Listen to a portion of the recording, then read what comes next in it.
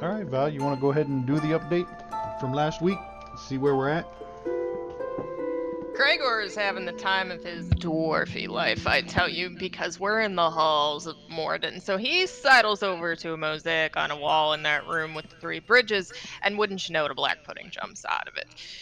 Krager's highly amused by this, starts digging around in his armor looking for a spoon, but failing that, decides to start firing guiding bolts at it, and we all start sledding down the corridor, with the exception of the Black Viper and the Loon, because, the last name War Dragon doesn't mean a whole lot when you're down in the tunnel. So, there's lots of combat. We discover, much to our displeasure, that slashing and lightning happen to cause the things to split. And so, even though we started with one pudding, soon we've got puddings the second, third, and fourth that we have to deal with. And Gothak, because he's a barbarian and because he likes to hit things with his axe, doesn't catch on to the fact that slashing them is a problem. So he just battle axes the daylights out of things and gets really mad that they're not dying. Kaz, on the other hand, is like, wait, I can just poke them with my rapier. So she does that a lot. It ultimately ends up going fine. But Bladebiter would really like to ask the dwarf why it is that their holy halls are so booby trapped. So we get done dealing with that, and then we've got these three doors to look at. So the first door is the one furthest to the south, and by some stroke of luck, the buddies from Dawn Camp are the ones who can get over there the most easily. Krager, because he's got those fancy jumping boots, and the Dawn Screamer, because he can fly. So they go in the room and they see an anvil and a fresco on the wall with a hammer in it. Kragor's like, oh, shininess. So he reads the anvil, he reads the hammer, and they both take a crack at it, and they come out and they look the happiest they've ever seemingly looked. We're highly amused by it. It is what it is. We decide to carry on. And they both got 10 temporary hit points each. And they both got 10 temporary hit points because the side of the hammer says, let the hearts be lifted in battles won. And the anvil, it read, let the hammer strike and the anvil ring. And so they both gave it a ring, and here we are. Vamir still thinks there's stuff gonna come out of the walls, so he's kind of looking around. But the Dawn Scream and the Forge Priest are just giddy out of their minds, so they carry on to the next door. The middle door is similar to the southernmost in that when a dwarf touches it, it just pops open like it was no big deal, so they go in that room. There are 4 rusted suits of armor. None of them have got a helmet, and there's an inscription with numerous dwarvish runes in the very back of the room, and it reads, a secret never before told will part Dumathoin's lips. Krager and Sid know that happens to be the Dwarven god of secrets, that he has a protective side. Krager checks all the suits of armor, doesn't really see a whole lot of anything, and so they come back out of the middle door. The northernmost door turns out to be quite the thing. So they get into that room, and there's a 10-foot tall painted statue of a dwarf wearing a mask and carrying a rather large weapon, and at his feet is an adamantine square with a pole ring in it, which Gregor says, a door, and this statue is the dwarven god of vigilance, also called Old Fire Eyes, and he's so awestruck that he's just like, sweet, let's yank on this ring and get down the hole into the vault. So he pulls on it and gets a little zapped. Sid's like, oh crap, things are on fire. So they try holding a shield up to the eyeballs with Sid pulling on it. No can do. Not happening. They're like, we need a can opener. They call in the barbarian. And there's a lot of talk about rope, and eventually he gets in there. Well, they pulled the shield trick again, and Gothak's yanking on that ring. He's a barbarian. He's huge. He's got an obscene amount of strength. He takes a closer look at it. It's not actually a door. So they all come back across, and it's like, well, back into that middle room where there's supposedly a riddle on the wall, right? Yeah. Krager goes in, utters something that he's never told anybody else ever anywhere, and a door opens up with stairs going down into a deeper cavern. So, down we go. So there's a spiral staircase that takes us 60 feet down. We get down there, start looking around, walk into a room where we can see some sunlight coming in. There are 30-foot ceilings that are held by columns that are carved of dwarves adoring their gods and other sorts of fancy things, and there's a giant trove of gold at the very center of this room. So we leave the Black Viper and Maloon by the stairs because they've been utterly useless to this point, and we sort of go on either side of those columns and start to enter the room. And lo and behold, this aged dwarf steps out of the dusty gloom holding a staff of intertwined dragons, one red and one gold. And his eyes are described as steady and bright and shiny. Krager greets him in Dwarvish and says, "Blessing Mordens upon you." And he's like, "What are you doing here? How'd you get in here? What's going on? I wasn't expecting anybody." Eventually tells us we should come back later after he tidies up because since he wasn't expecting anybody, it's very dirty. And he says his name is Barrack Clanghammer. And he says he senses others and tells us that they should come out. And so Krager says, there are these bad people coming. They're going to try to steal this stuff. We're down here to take this back to its rightful owner. And the dwarf sort of cocks his side and says, "Lord Neverember is the rightful owner. He's the only one to whom I will release the treasure." And Sid asks him how he feels about the Dawn. At which point, he mentions Tiamat. A Bladebiter's got a thing about Tiamat. So this piques her interest instantaneously, and she asks the dwarf in Draconic if he's the child of Bahamut or a child of Tiamat. And he says yes to Bahamut and no to Tiamat. Okay, that's fine. Bahamut is the metallic dragon god, the fatherkin, effectively, dragon of all metallic dragonborn, which would include things like a bronze dragonborn like Bladebiter. So she's like, okay, it's fine. He's not a chromatic dragon. I don't have to kill him instantaneously, because that's what she would have done had he been a chromatic dragon. But she also doesn't really think he's a dwarf, because reasons.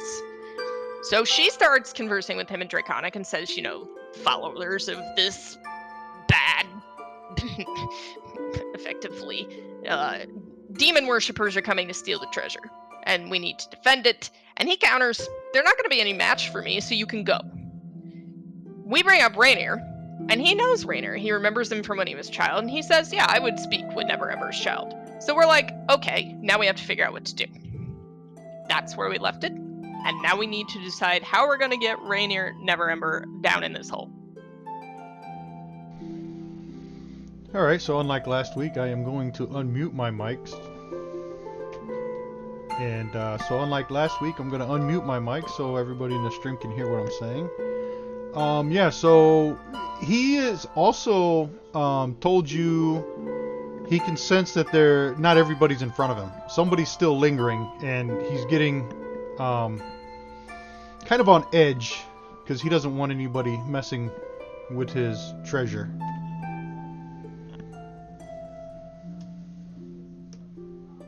Who is that? Who's lingering? I'm up with everybody else now. See, So no one's Oscar- lingering. And He, what's his? he what's runs her through face? the back halls. Oscar runs through the back halls and gets in front of him. No, I came right through the middle. Oh, did you? I didn't see which way you went. But now he's more comfortable that everybody's here. What about and the other two? There, Well, there. they're there. They're in front of him. Balloon and Viper came out too. Yep. They're back there. He could see him. So, come on, move. He tells you, you don't think you're just gonna come down here and tell me a story and let me, I'm gonna let you leave with what I'm sworn to protect, do you? Would it be helpful if I rested and cast a spell allowing truth to be told? No. Well, we don't really want to leave with any of this stuff. So, I'm cool with using the paperweight to go get the guy and make him happy. Because this stuff isn't ours anyway. So we wouldn't take it with us. So why don't we just get the owner and fix this up? I agree. We'll bring whoever he wants to turn it over to down here. We're done. Yeah.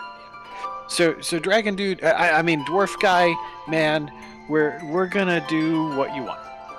We are gonna go get the true owner of this treasure, who is, you know, you know him, or at least his parents / predecessors / earlier people, since you appear to have been down here for a little while. But that's okay. We'll go and we'll be back before the next dawn. Very well. But what can I wait right outside while they go get it? Because I just want to be able to warn you if any bad guys come, and then if the bad guys come, I will come running in here and I will let you know that there are bad guys coming. And they have been cavorting with devils and demons. Specifically Asmodeus and the Shadows, and I really don't like them. So he says, do as you may, do as you wish, but you cannot stay down here. I forbid it. Sid, you might as well come with us. And do not return without Lord Neverember. Okay, Don Buddy, I'll go with you. It will have to be Lord Neverember's son. Lord Neverember is in exile, and we cannot bring him into Waterdeep. His But son will do. Rainier can explain that to you. Yeah. Okay, let's go get him. We go get him. Let's go get him. Time to go. Let's go. All right, so And let me in put... Go ahead. I was gonna say in Draconic, I say you are positive. Of course, you're positive. And I turn to watch. All right, let me move everybody back up to the upper level.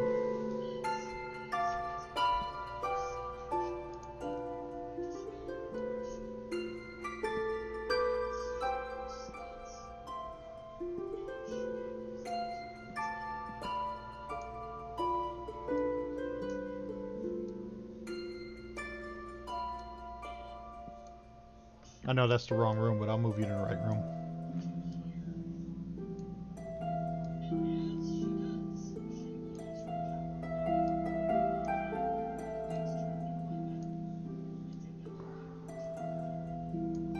Put Sid in a wall. Which map are we going to? Scroll back up to the one with the bridges, the middle room, where everybody came down. I just closed that looking for the other map. Oh, it's all the same map. Okay. Which one is it? If you double click on your token on your character sheet, it'll bring it back up. But I just shared it again just in case.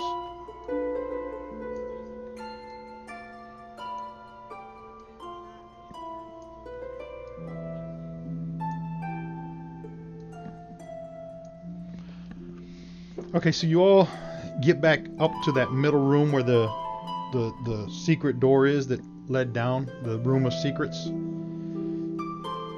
And your plan is to go find Lord Neverember or Rainier Neverember. Cragor, is it possible to reseal this stairwell? That's a good question. I examine it extremely. Is it at all possible? It doesn't seem so. No, it cannot be done. Oh, that would have slowed them down. We're gonna have to move quickly then. So Meloon speaks up, and he says, I will volunteer to stay and guard this doorway in the name of Vajra. I'll guard it with my life. I'm not sure that's entirely necessary. I rather believe that if they manage to make it down there, it's going to go poorly for them. I'd rather they not make it down there. Will anybody be willing to stay with me? I will. Is that Cragor? Yes. Good. A priest and I can hold this position. I'll stay as well then. So Vermeer and Gregor is going to stay with Maloon.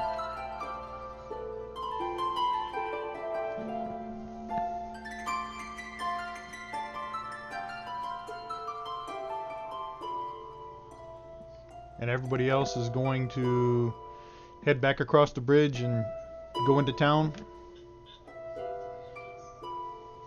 Before we split from, Yeah, we need to finish discussing just to make sure everybody's square. Gregor, can you heal up the 2 people who are wounded? I cannot. I'm out of first level spells. I have 1 second level spell that'll recharge. Well, 1 left. They'll recharge in about an hour. Yeah, you guys can take a short rest. Well, let's heal someone up and then we'll take a short rest. Who needs the hit points the most?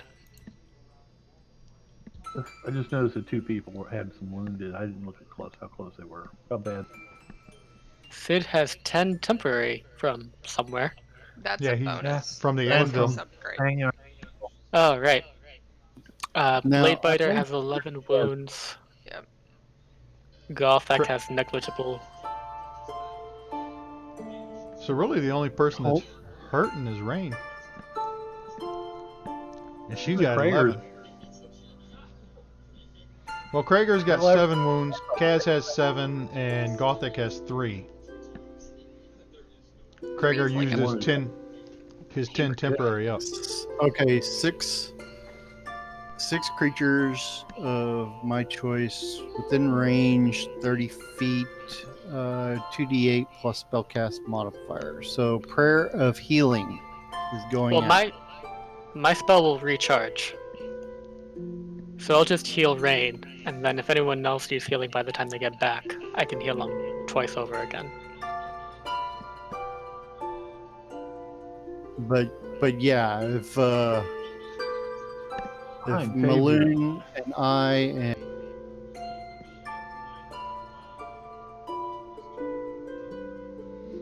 how bad off is Rain? I'm down 11. And I can using a second level slot will do 2d8 plus 5 healing.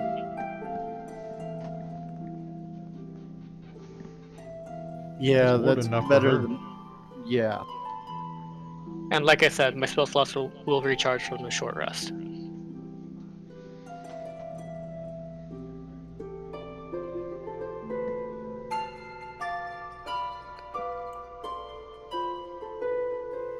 Boom.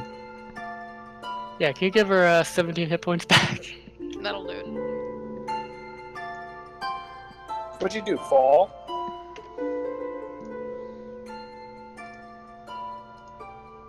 Alright, she's back down to 0 wounds.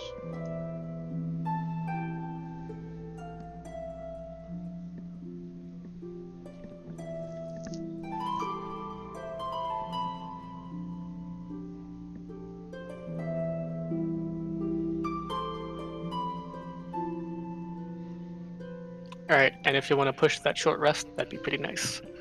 Yep. Are you guys resting in the dungeon or moving out? I mean, I guess it depends. If Sid benefits from a short rest, that might be a good thing.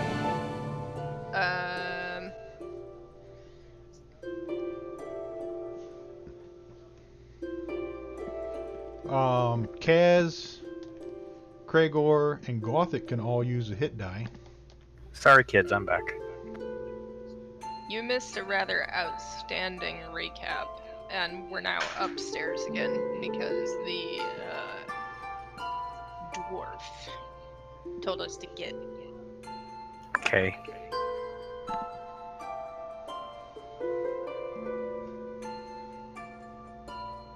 And we did.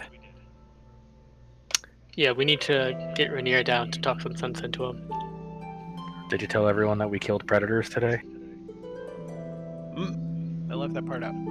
Oh. Yeah. Me and Panda killed lots of predators today. So once you log in and get your character, it's a short rest, so you can use a hit die to get your hit points back. You're down by 3. I wouldn't even bother with a hit die, honestly. Yeah. I'll just give myself I'll just give myself the points back for that. Well, no, you have to use a hit die. Oh right. Yeah, it's a short rest. What I'm saying is, like, if you're down 3, I wouldn't even bother using a hit die.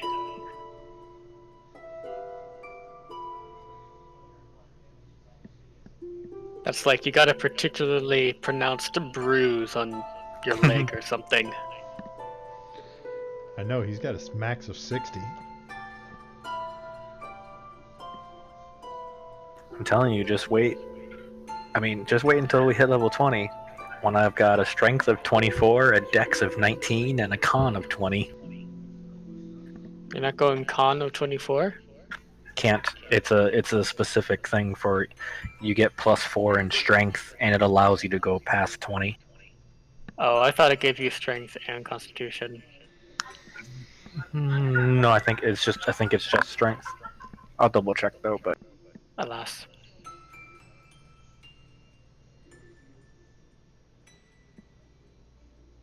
how do we use the hit dice? Just double click the HD at the bottom. The HD die at the bottom. Yep, and it rolls 1. There you go. Bitchin'. Good job, you healed 3 hit points. Right? Your modifier got that. You know what it was? It was not a bruise. It was a toothache, and my muscles in my mouth pushed the cavity right out of my tooth. Ding! Precisely. Right, It made that sound too. Kaz, Sid, I'm in and I've got my character, so Oscar, and Rain. So those out on the bridge, you guys have exited the vault, and you've exited the vault, and you're off to go find Rainier, who usually hangs out at the yawning portal. So instead of getting a map out and going through all that, you let me know what you're gonna do.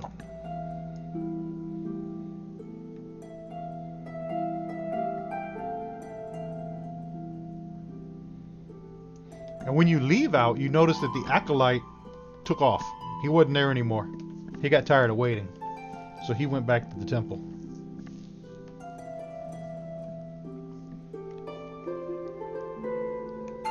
Sid and Vamir are really gonna have to have a chat with them about their level of acolyte devotion when we get done with all this.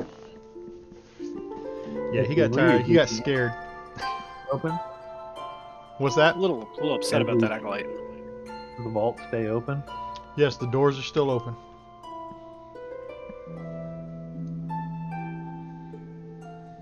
Black Viper, what are you planning to do? She said she will wait in her tower, in what's her name's tower, for your return, and escort you back down. The tower's gonna Makes- close at least, right? What was that? Or the tower's gonna close at least, correct? Oh yeah, the front doors. She can close. I mean, yeah. What's her name owns the tower. So we get back to the yawning portal, and Sid is very excited about being this close to the completion of what he thinks is the biggest job of his life. He'll find out later that this is just a blip, but is what it is. And he runs in and he screams, "Is Rainier here? We have urgent dawn business for him!" So you see Floon come walking over, and he says, "Haha, Rainier took off, and he should be back in about an hour."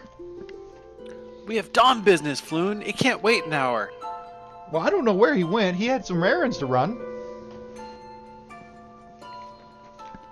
Why don't you join me for a drink?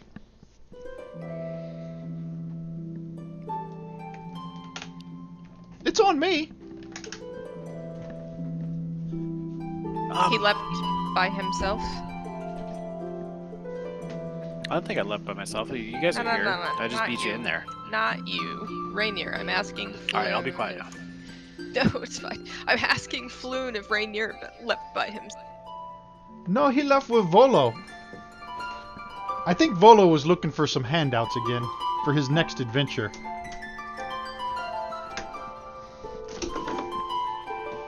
Rainier probably took him to some nobles to get some money.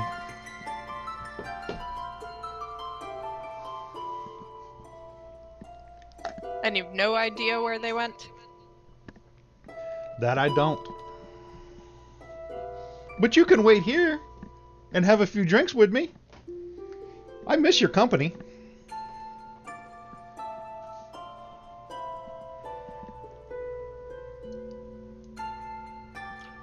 Okay. Sid hasn't drank this whole campaign, but he decides that now is the time because he's feeling particularly good, and he says, "I'll take 3 of whatever you're offering and share it."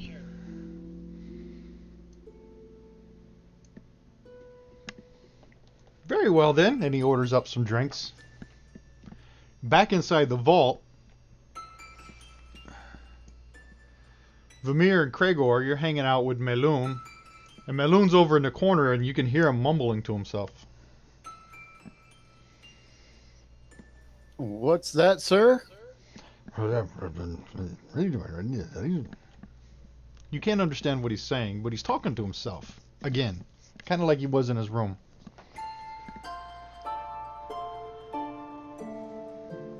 I walk over and I put my hand on his shoulder. Or arm. As far up as I can reach, if he's not sitting or kneeling. And say, what troubles you? And he stands up and he says, that's none of your concern.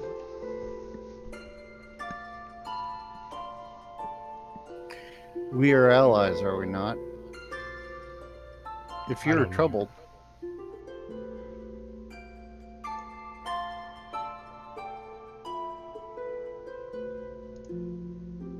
if you need assistance, all you need to do is ask. I don't need no assistance.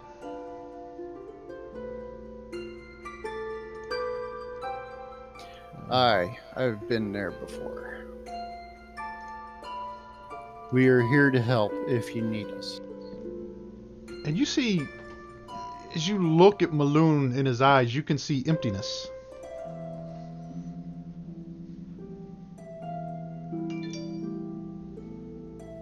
Empty.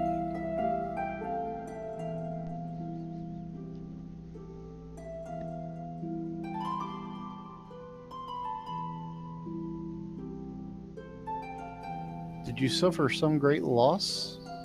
You seem distant. No, I'm fine.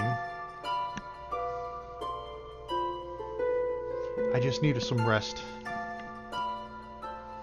Hopefully they'll be back soon with Neverember. Yes.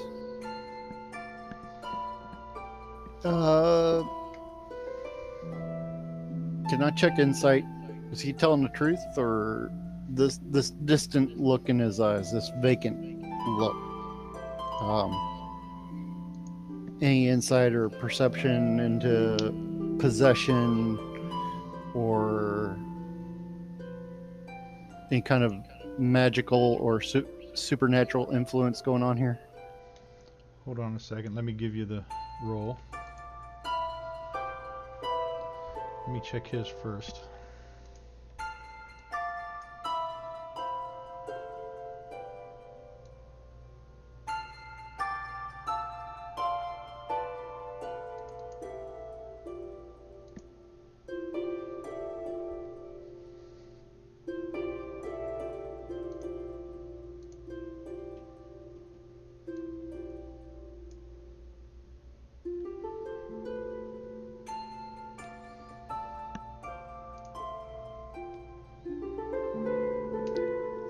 Yeah. You get the feeling that he's probably being truthful. That he's not being troubled. Okay. Well, I'm going to keep an eye on him as I move back, and I'm going to keep an eye on the door with my back against the wall.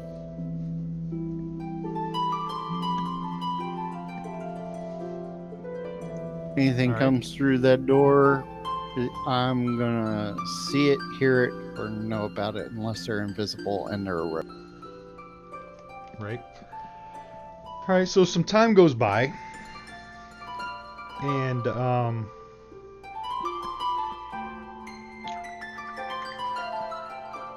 Rainier Neverember returns to the yawning portal. So we'll flash back over to the yawning portal. And he walks through the doors, and Floon announces to the table, "Hey, Rainier has just come back. Rainier, come here. They've got news for you." So Rainier strolls on over to the table, has a seat, and orders a drink. And he asks, "What can I do for you?" Well, first we have to do a test to see if you're really Rainier. So, tell us something about us that only Rainier... Well, I don't know. It's pretty well known that you rescued me when I was kidnapped by the Xanathar Guild. Yep. And when the Xanathar Guild mistook Floon for me, and Floon says, yeah, I remember that. That was a bad day for me. And what's my favorite thing in the whole world? Rainier says, chocolate? Uh-oh. No, I'm just kidding. You're a lover of the dawn, of course. Okay. I was really worried that I was going to have to punch you there, real Rainier. Real Rainier. Okay, my buddies here better explain to you what's going on, but we got some good news and some bad news.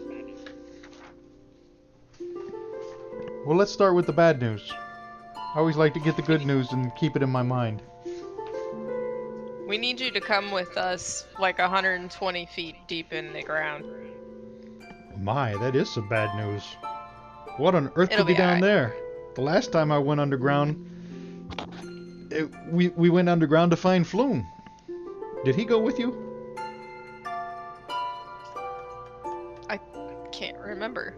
I Maybe. can't remember if he went to the sewers or not. We'll pretend like he did.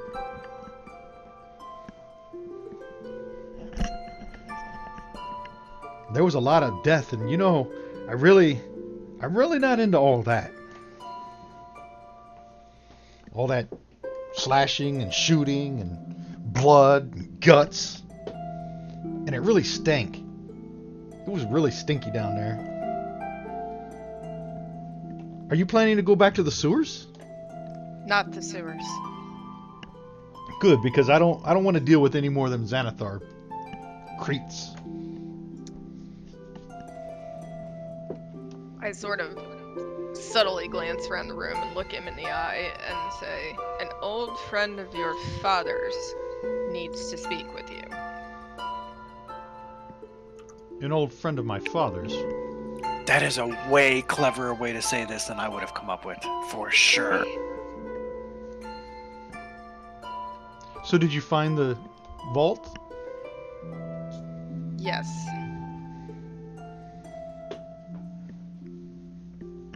Who wishes to speak with me? I really don't know any friends of my father's. He certainly knows you. He remembers you from when you were a child. He appears as an old dwarf. My father had a lot of friends. I don't believe he was what he appears to be, He's not. but he is as good as he appears to be. What do you mean? You're talking in riddles. He doesn't appear what he seems to be. Okay, so it's this dwarf thing. He's guarding the treasure. We think he might be a dragon. Because he spoke Dragon Man to me. And like I know how to speak Dragon Man, and he speaks really, really, really, really, really, really, really, really, really good Dragon Man. And he wouldn't let us do anything with the horde until you showed up. You're talking nonsense now. My father didn't know any dragons. Did he know any short people? He knew plenty of dwarfs, but no dragons, I can assure you. Did he know? Okay. So if you know what a dwarf is, then maybe you know what a dwarf that isn't a dwarf looks like. And this was definitely maybe that. Let me give you a check here, hold on. You're giving Sid? No. Don't give Yep, Sid a check. Sid's trying to persuade him. Oh, good. Sid should get a penalty of -1 to his roll for chewing into the mic. With disadvantage? Yep. Oh, Morden. Sid is going to use an inspiration on this.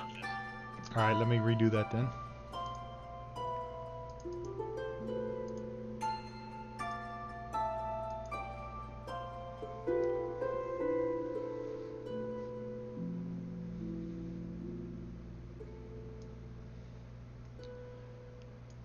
So Rainier, he sits back in his chair and he says, I can assure you my father didn't know any dragons, but he knew plenty of dwarves.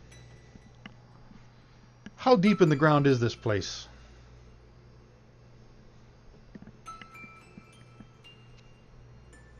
And what would you have me do anyway?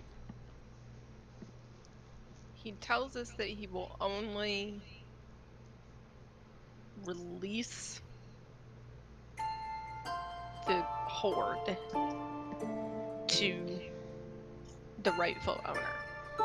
He says that Lord Neverember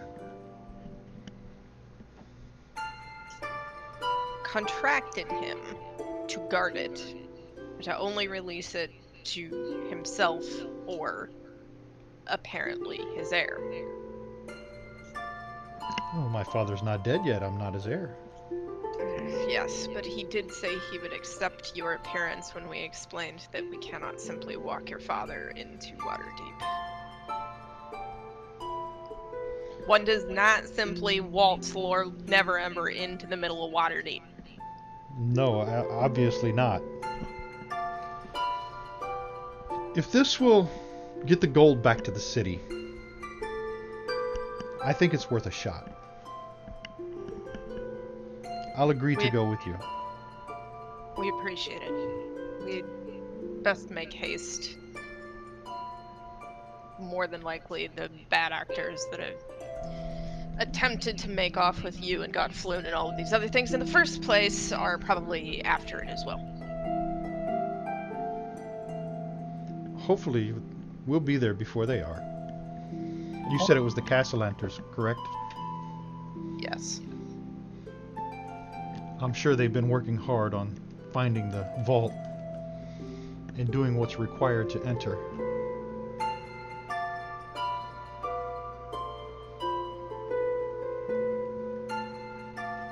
So what was required to enter?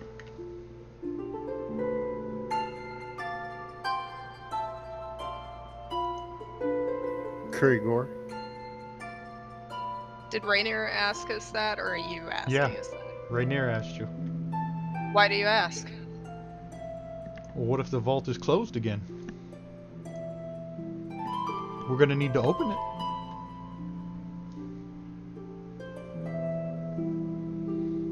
You mentioned there was some keys that you needed before, correct? Have that covered.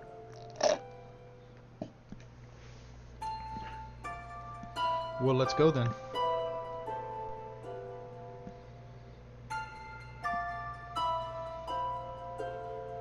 Okay, let's go. We go.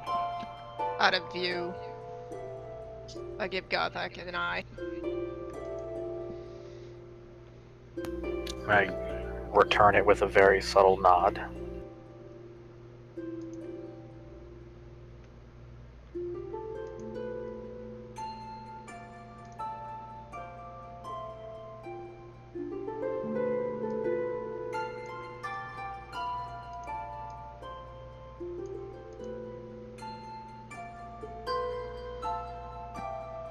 Alright, so you guys are heading back to the vault. That's right.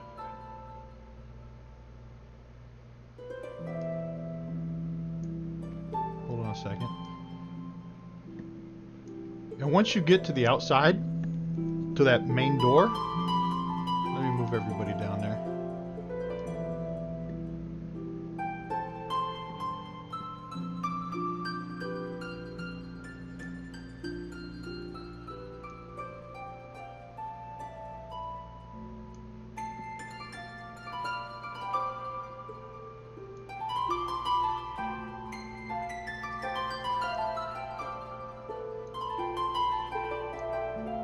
First, when you get to the tower, the Black Viper is standing in the foyer, and she looks at Rainier, and she says, "Who have you brought?"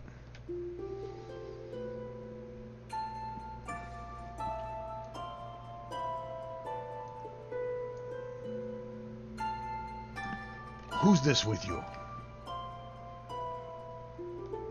Who do you think it is? "Is this Rainier Neverember?" Yeah, this is Rainier. You know, I like it when you speak all dark and mysterious.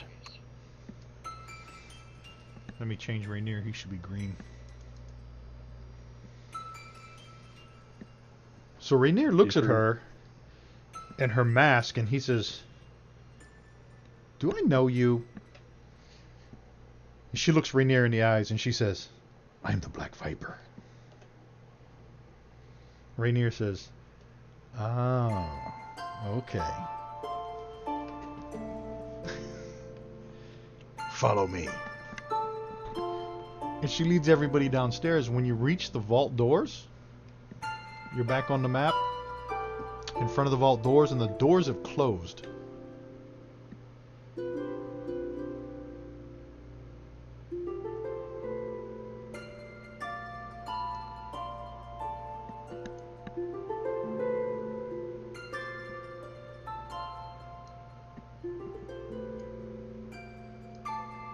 Crap! Well, I don't remember what we needed to get in here. I do. Right, part of the problem is, well, I guess Krager's still got the you-know-what on him. We don't have some of the We other don't have things our we need. son's blade anymore. We don't have Cragor. Yeah, that's pretty much.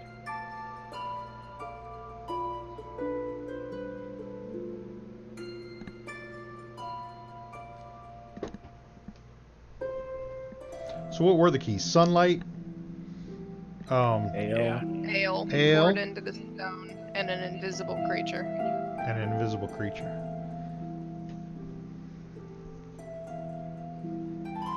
So Yes. the Black Viper looks at you and she says, "You didn't bring the stuff to get back into the vault?" No. Closed when we left it. We kind of figured that since the door was open when we left, the door would be open when we got back. Wow. Doors normally work that way. At the Dawn Fort, at least. They must have closed when I left the tower. I had to run an errand. What errand could you have possibly needed to run and leave the vault unguarded? That's Black Viper business. It's my business now. Oh, he made the Black Viper business his business, bitch! I had an important errand. Somebody needed to have something.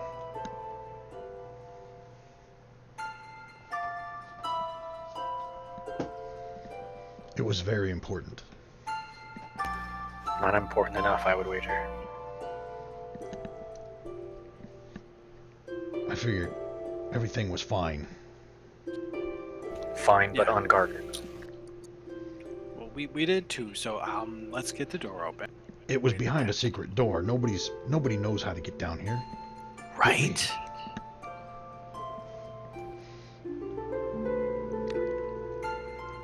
I'm as baffled as you are. So let me talk to my tall, muscular friend here. Hey, buddy.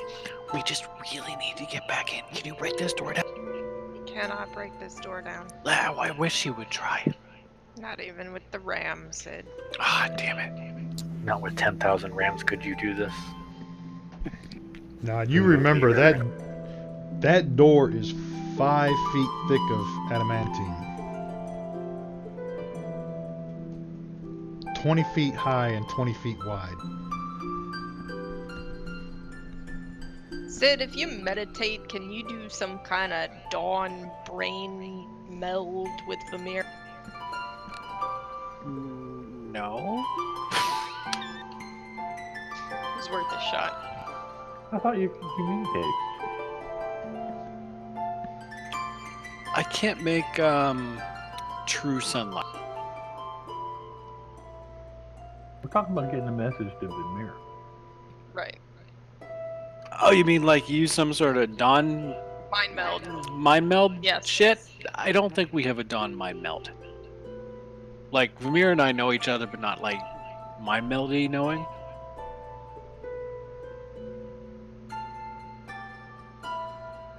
I could try it. Let me meditate in front of the door to see if anything brilliant comes to Sid. Why don't you clutch your clothes? I'm gonna talk to my coin while I meditate. What if he meditated so poorly he caused an eclipse? Yep, that's what Sid is gonna meditate in front of the door to try to figure this out. That's the card we're playing. And thus we're doomed. We might be anyway. Can the people inside the vault make wisdom checks to determine if our friends are taking too long? Good question.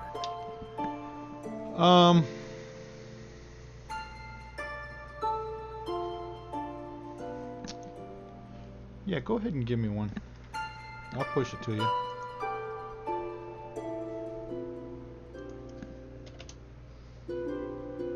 That is Vamir, Gregor. Vamir and Kragor hidden.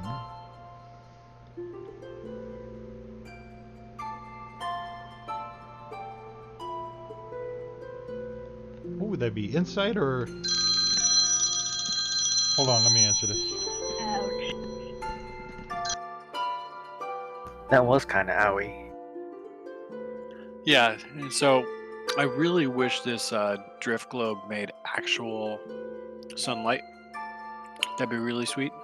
Can Yeah. it capture or absorb actual sunlight short term? Nah. Also have the invisible and the Okay, what check was it? hail. Wow. You wanted to do a wisdom, right? Wisdom. Maybe insight, maybe intelligence, I don't know. Probably I wisdom. reach out to him with my mind. Do a wisdom check.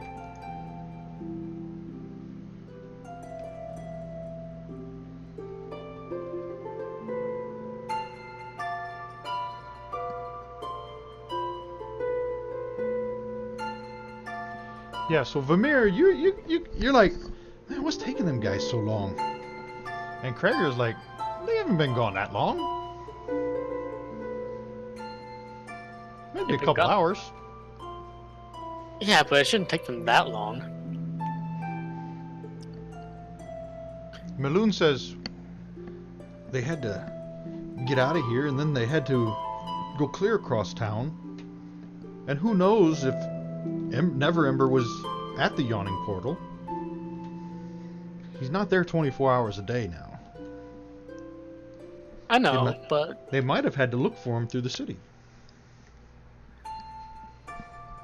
And then I you just can get see this that- feeling, he said, you know? Shh. I don't think they've been gone that long.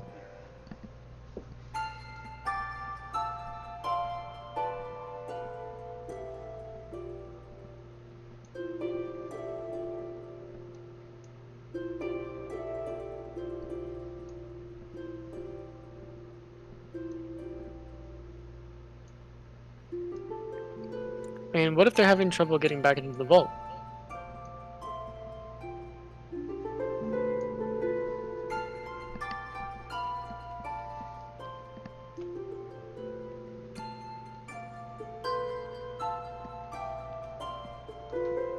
Well, the vault shouldn't have closed, should it?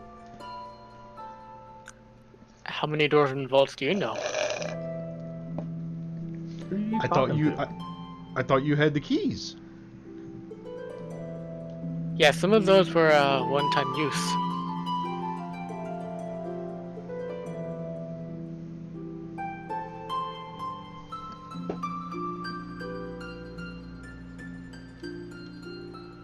We should go check the door as a group. I don't think it's a good idea. To go and check the door. I think we need to stay here and guard the entrance. The entrance is the door.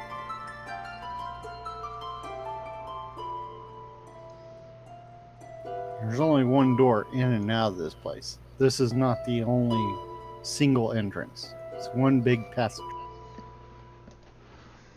So, on the outside, what's going on? As this conversation is being had on the inside. Sid's meditating really hard in front of the doors, and meanwhile went downstairs to get a Diet Coke. I don't know. Ideas?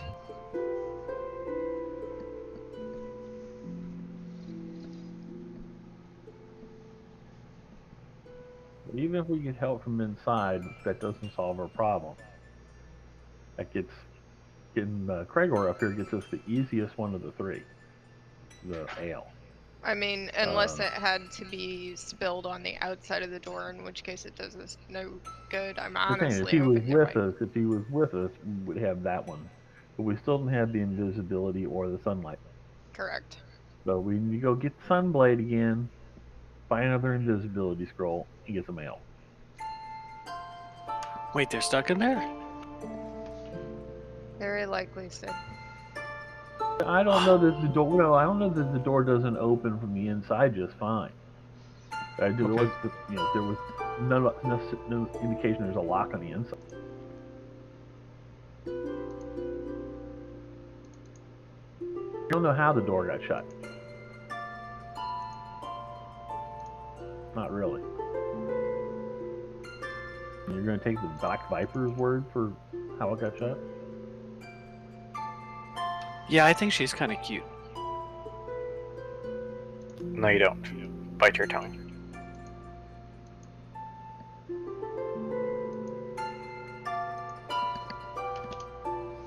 Can we bang on the door to let our friends know we're out here? I just pushed everybody to roll, except for the people on the inside.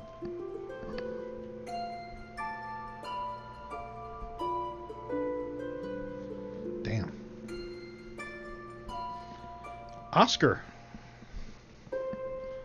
That's me. you're looking around, and you notice that there's some mirrors laying around. I'll do it that way. Okay. I know what to do with the mirrors. But there's no, like, you know what the mirrors would have been for is to get sunlight down there, but there's like something, there's no sunlight coming through. So it's as if somebody set up the mirrors and then removed one. Somebody else has been down here and opened the door. That's what I'm seeing. In this case, we need to send the fastest person we have to go buy a scroll and a cask of ale. Hey, And a mirror. Black Viper. Black Viper. Yes. Bad idea incoming. Can you make yourself invisible? No. I'm a thief. I'm a thief in the night. Yeah, okay. It It was was worth a really shot. good for that. I can hide.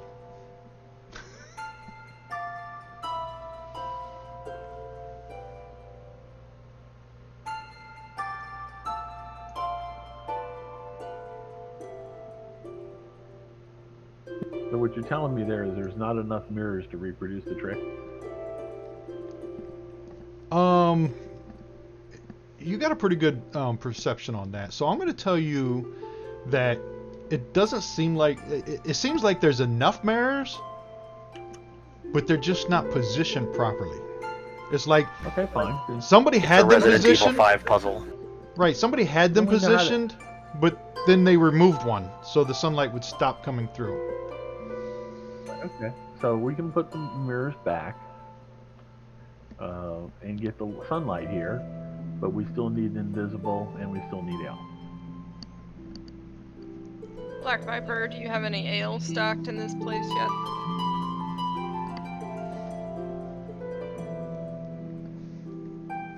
Let me go check. Okay. And you don't happen to have a scroll of invisibility somewhere upstairs too? That I don't have. I know of. So she takes off running down the halls. And while she's gone, Oscar's looking around. Do you have something like a mirror? Does anybody have something like a mirror in their inventory? Or something that would be shiny enough to reflect light? You're saying that we're missing a mirror. That's what I asked in the first place. So Right. I don't have anything.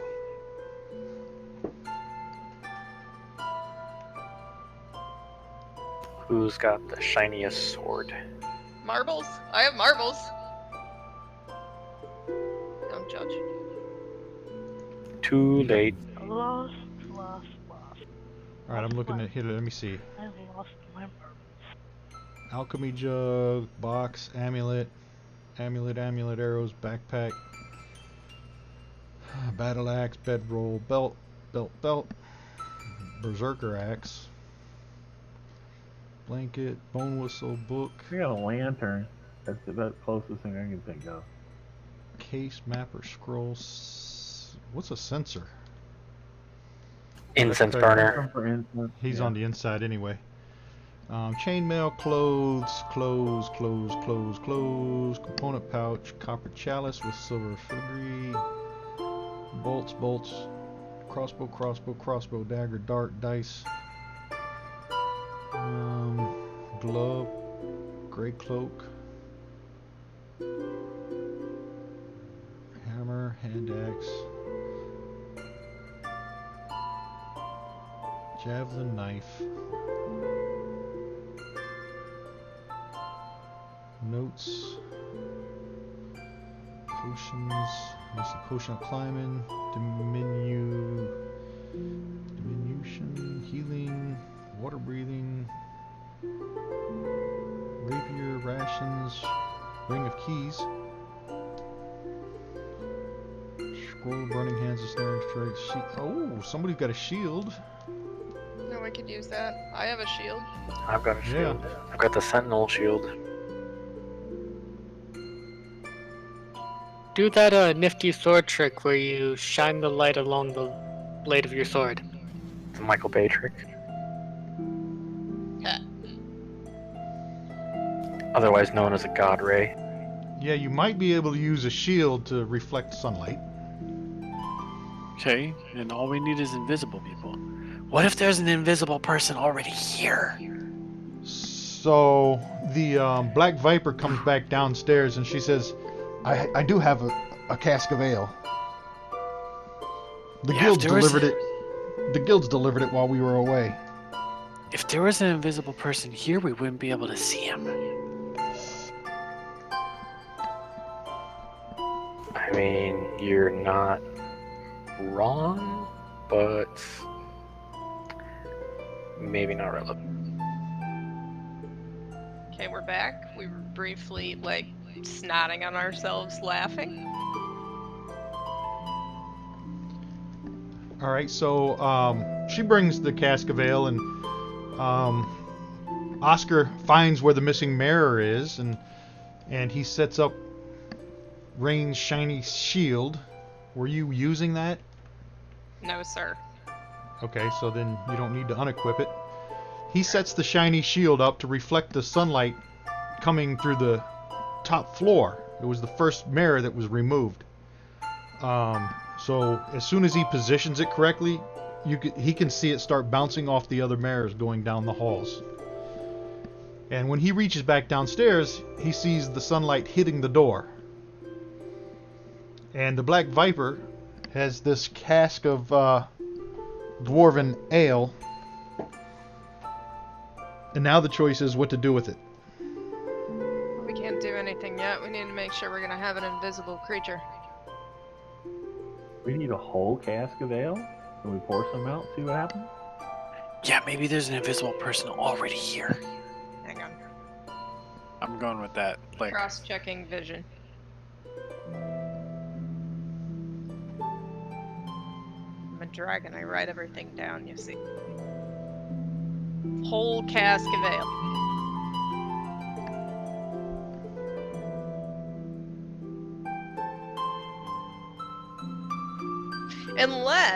Unless Krager was implying that it was opposed to being utterly enamored and awestruck by his gods, and that's why he missed the fact that the door was not a door in the floor underneath old Fire Eyes. That he was sampling the ale and it wasn't quite full. Okay, so P.S. You Shout asked- out to Krager for shining up my shield. well, the Black Viper is going to say, she's going to step forward and say, well, we dumped it out last time. Maybe we should dump it out this time. And as she takes 2 steps forward and gets within 5 feet of the doors, before she dumps it out, the doors start grinding open. I put my hand on my axe. I meditated so good.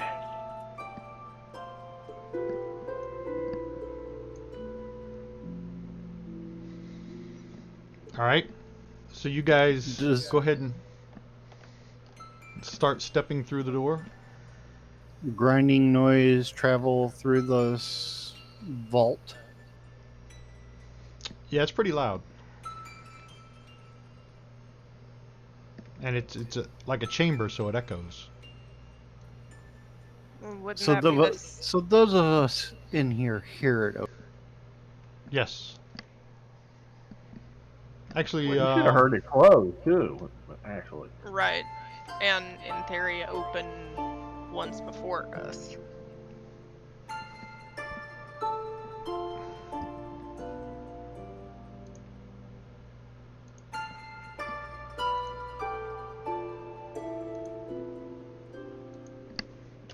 I'm still a little baffled by this door in that. Alright, go ahead and give me a moving the perception mirror check. made it close.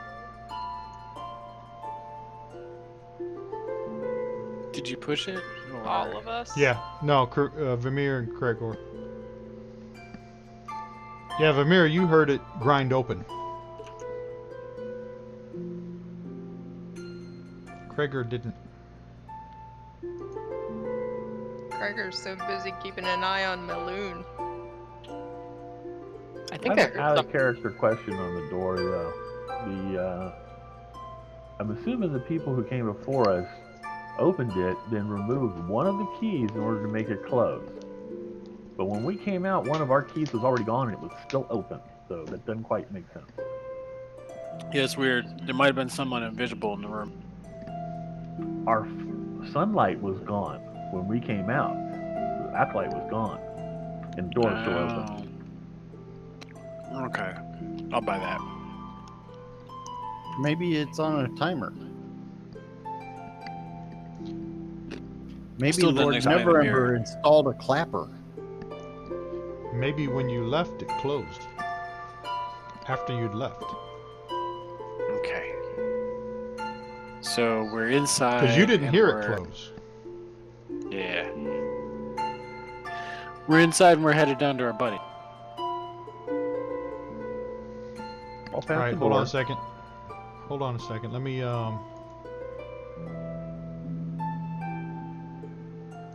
Oh, the tokens are already locked. Let me reset that.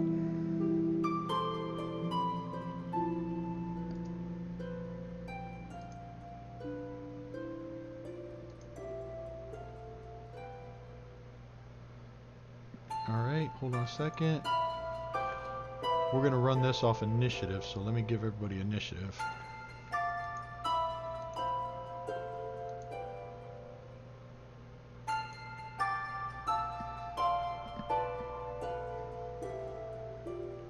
Holy crap.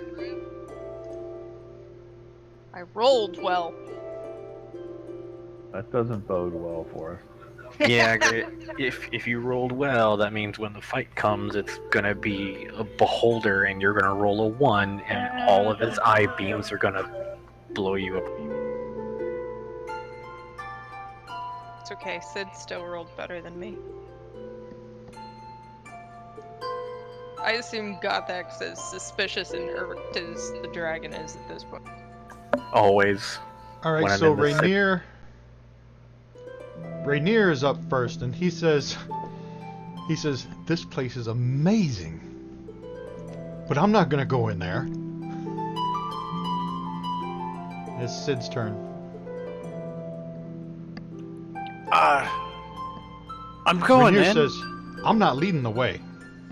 Sid will lead the way. He is so excited. It's time to go. So go ahead and move your token so I can approve it. The acolyte's still on the tracker, by the way. He's up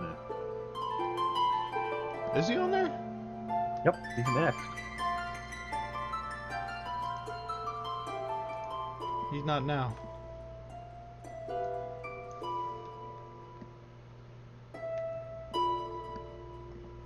Alright, Sid, so once you get there,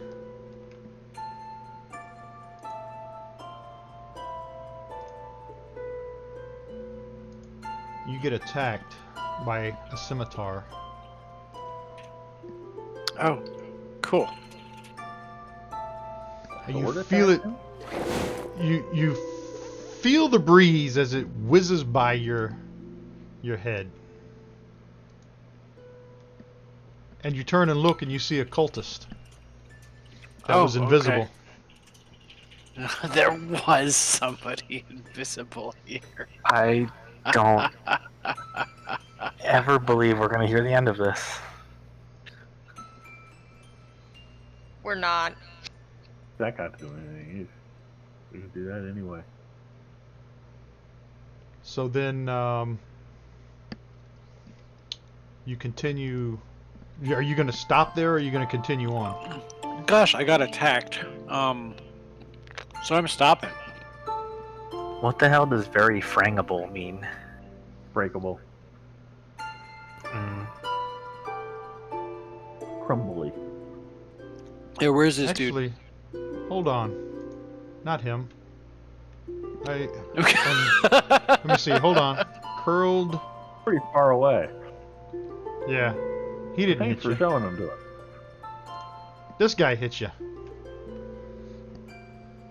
Okay, well, then I see him there because he attacked me. And I'm gonna punch him. Alright. Not gonna keep running.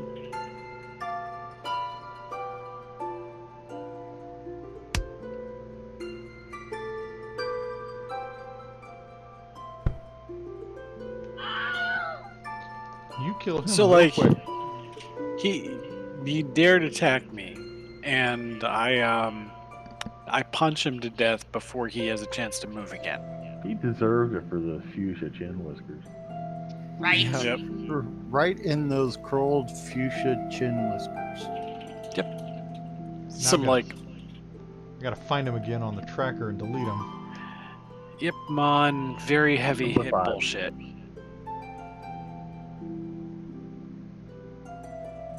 There he is. Alright, so he's dead. Real quick. I yell back, guys, there was an invisible dude. I killed him. Now we can see him. Gothic, you're up.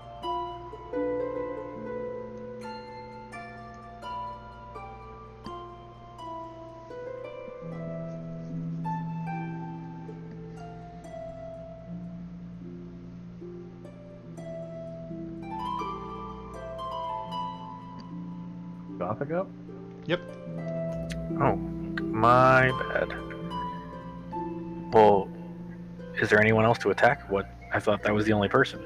Why was the are we only following? That was the only Yeah. person we could see. Because it's not the end of everything.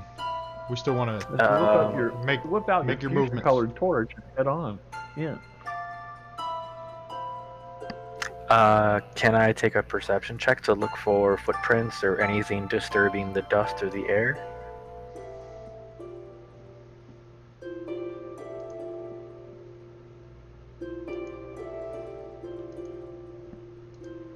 I've been hunting predators in my other game, so now I'm doing it again.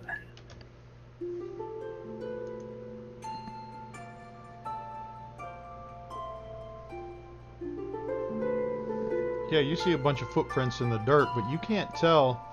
I mean, you guys have been in and out of here, and there's a number of you. So I don't So they see could- any. they- I don't they see any could be tracks your- of footprints that all of a sudden stop. No, they could be your own footprints from when you went in and out. And the dust isn't all that bad on these floors.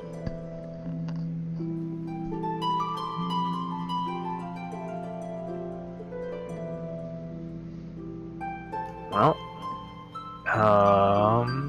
I guess. Shit, I got nothing. So you can move in. Yeah, I'll move in.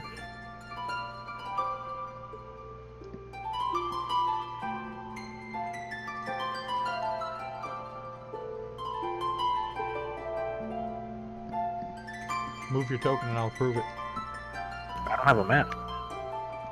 You don't Click have a on your- map. Click on your token on your character sheet. Yeah, if you ever lose a map, just double click on your token on your character sheet and it'll bring up the map that token's on.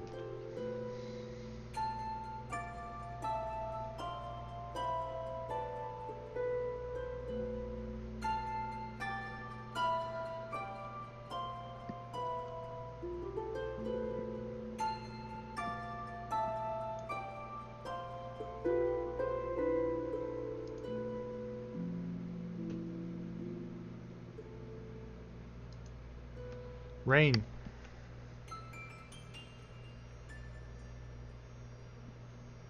I'm gonna move up there. Next to God.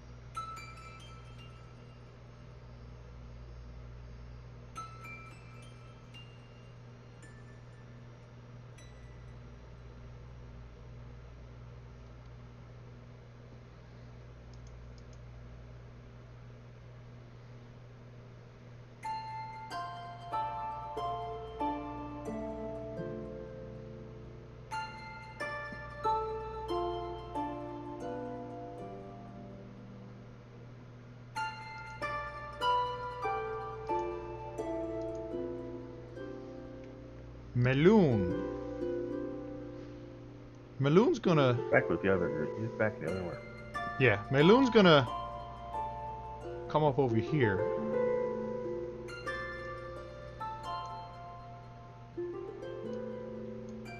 And he's looking confused, let's say. He looks confused.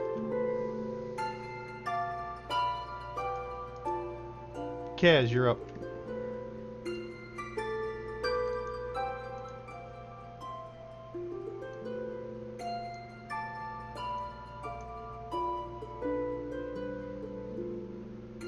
Where did my guy go? He's down at the entrance where the big door is on the bottom of the map.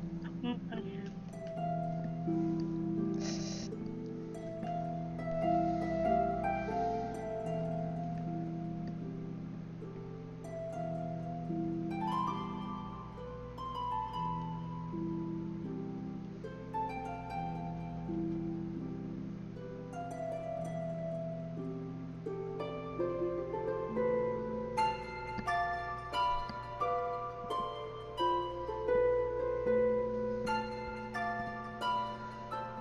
Are you done?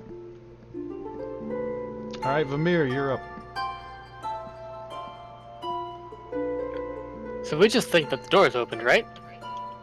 No, I yelled. Oh yeah, you're not with us. Yeah. You heard the door grinding.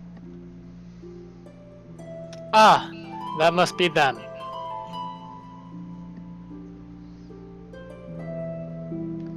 And the Black Viper.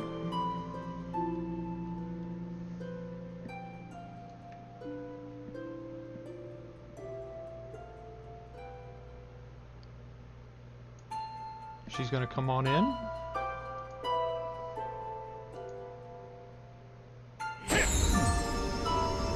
Kragor.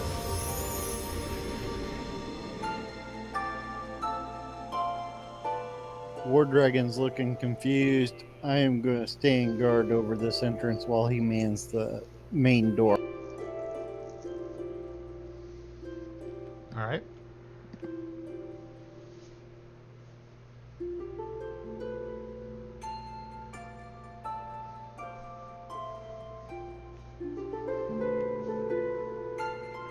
You gonna pass the turn or do anything?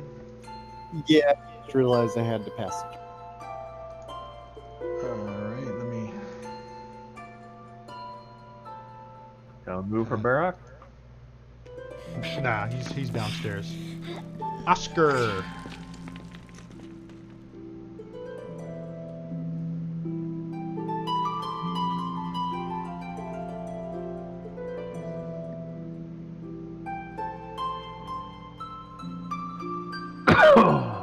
Moving a I'm dash. hidden. Yep, and I'm hidden. Alright.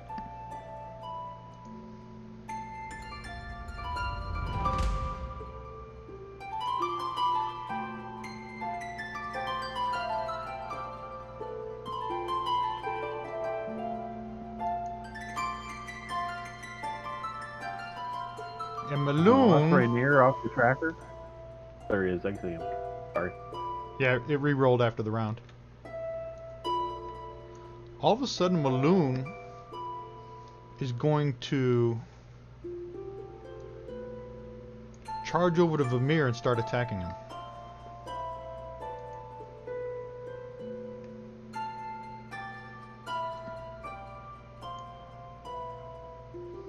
And he swings that mighty great axe, and he misses Vamir.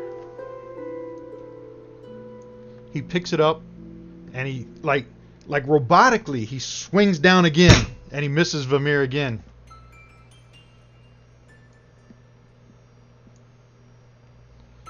He does it a third time, but this time he connects. I'll cast shield.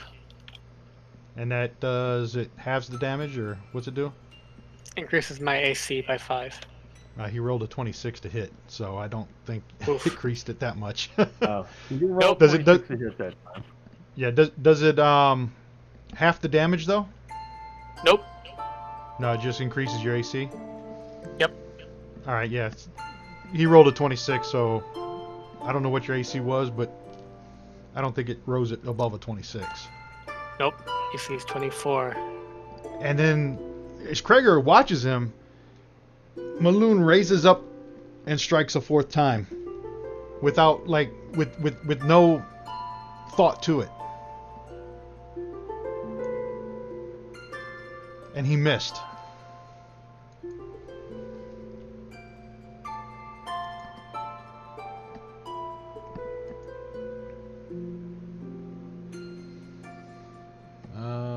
thing at?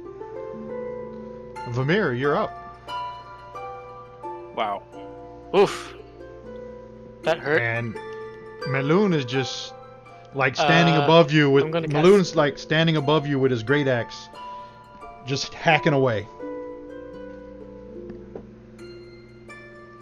Yeah. I'm gonna take the disengage action. All right. Actually, no. I'm gonna take the dodge action. Okay.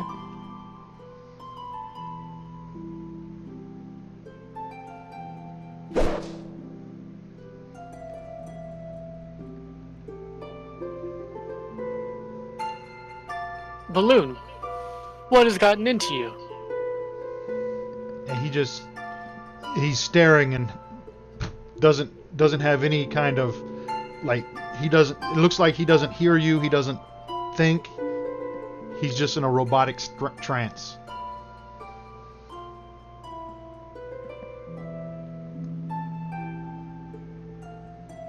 And we're back down to Gothak. All right.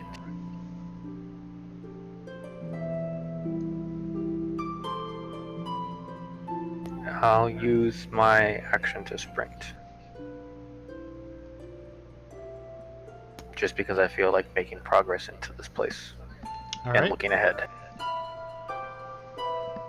Oscar?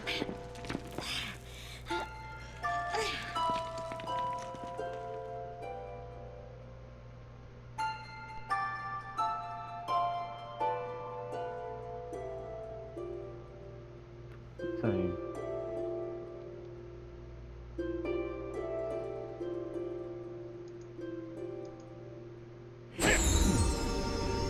Gregor.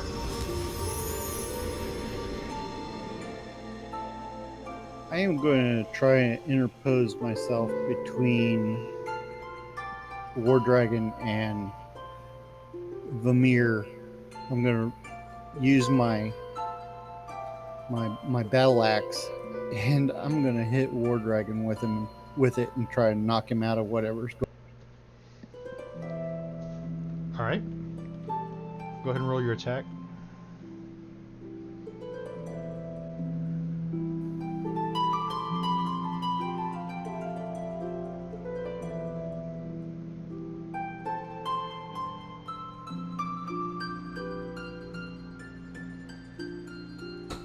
And that's you swing your battle axe at him, and he as he's raising his axe up, it connects to yours, and you miss him.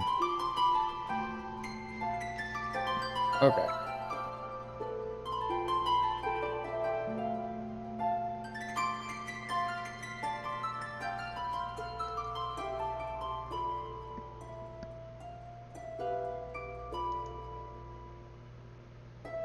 I did pass my turn, right?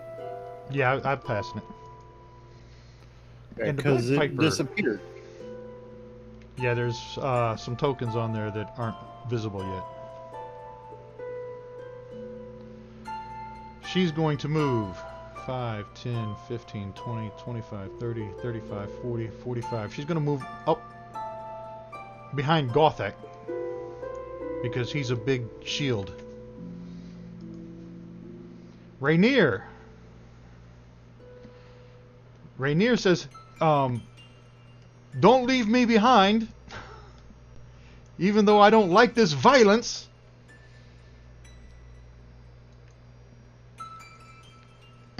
Kaz, your turn.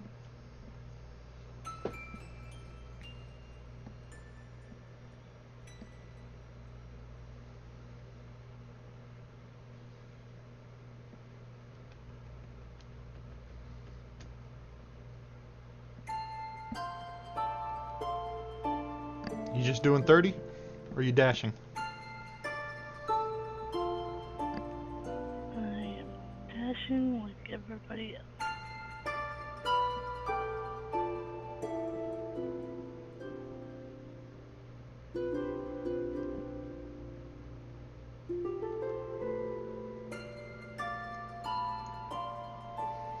Alright, pass your turn. Ring.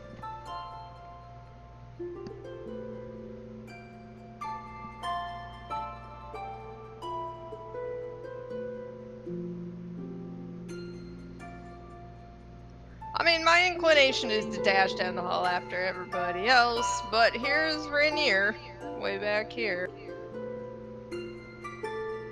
Just pick him up. I was thinking about that. Like, Oh, he's gonna keep up with you. You can see he's scared. He's And he falling has behind no already. He didn't move very far. this penchants for turn. violence.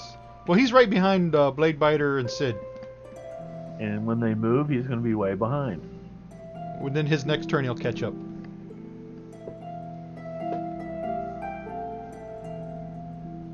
Or the next round.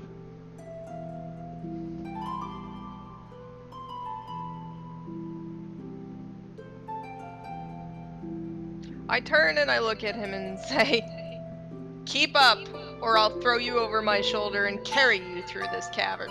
And then I take off and I catch him the rest. Oh, trust me, Dragon. I'm gonna keep up. You're not gonna leave me laying around in here alone.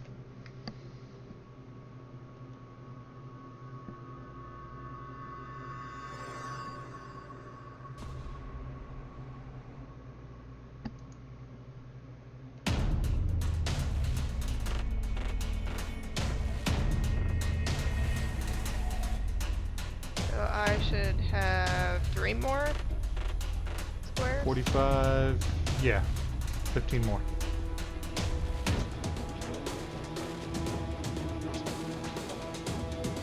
Alright. The Monkey Man. All right. So I turn to Rainier and say, "Will you walk with me? I will stay by your side." And he says, I'll be right behind you.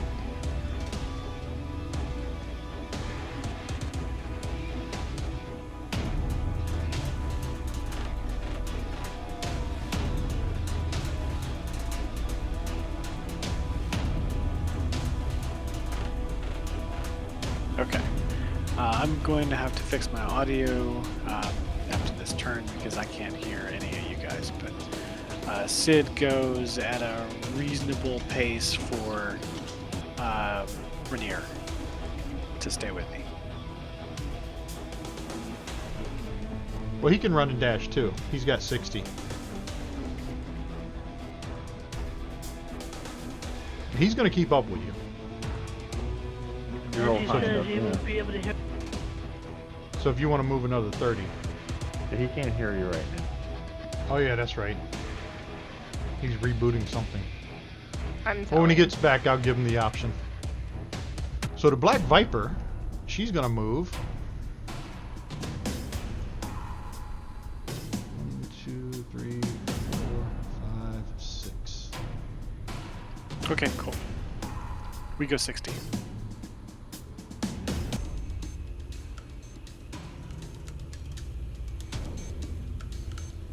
Trying to keep everybody in squares.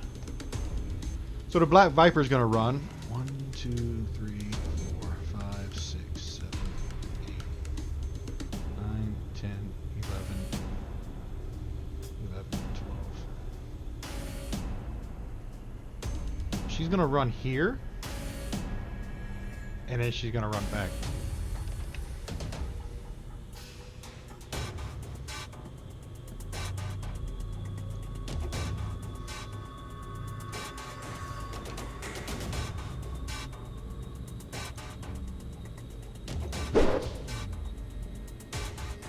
Gothic.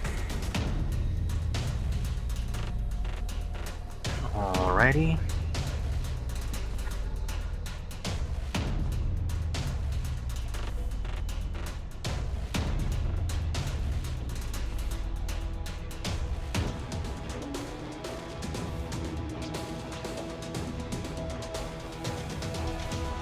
When you get about there, you can kind of see around that corner there's another cultist. Alright, I can't use an action but I'm going to continue running so that I can be shield bearer in front Do of two more said squares. person. I hit that was 60. That was Yep, that was 60. I counted it out though. You didn't have to go around the black viper. Oh.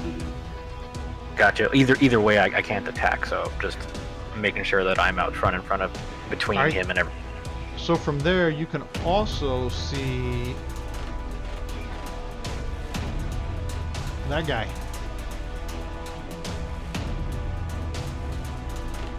So go ahead and pass your turn. Vamir.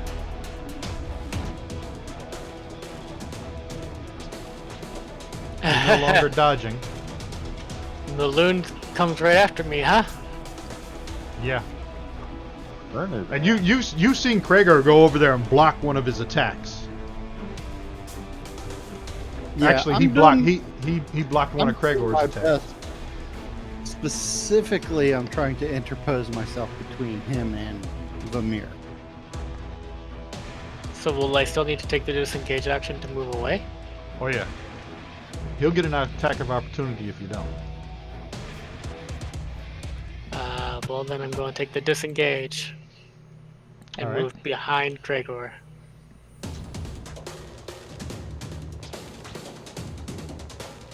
All right. Anything else? You don't have a bonus spell or anything? I'll go ahead and cast Hex on him as a bonus action. All right.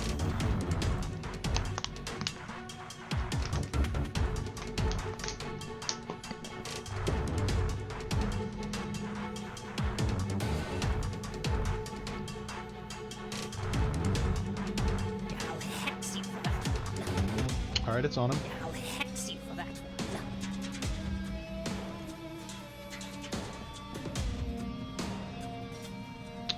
All right. Meloon. So Meloon doesn't like the fact that Kragor stepped in his way, and he's going to turn and look at you and robotically do the same thing.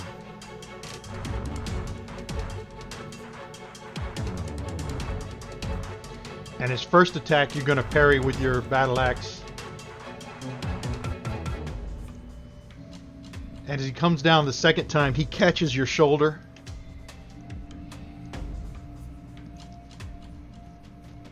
And through the plate pauldron you have, you feel the pain of his battle axe crushing into the metal. He swings again. And this time, you dodge out of the way and he misses. And he goes for that last swing and he connects. And he connected down on the same shoulder, so it hurts even more. And he's doing this with no expression on his face at all. No anger, no nothing. Rainier! Rainier turns around. No, he doesn't.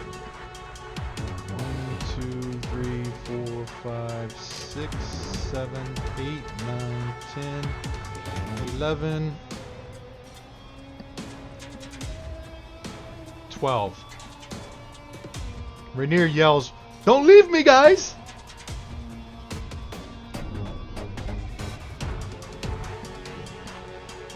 Kaz, you're up.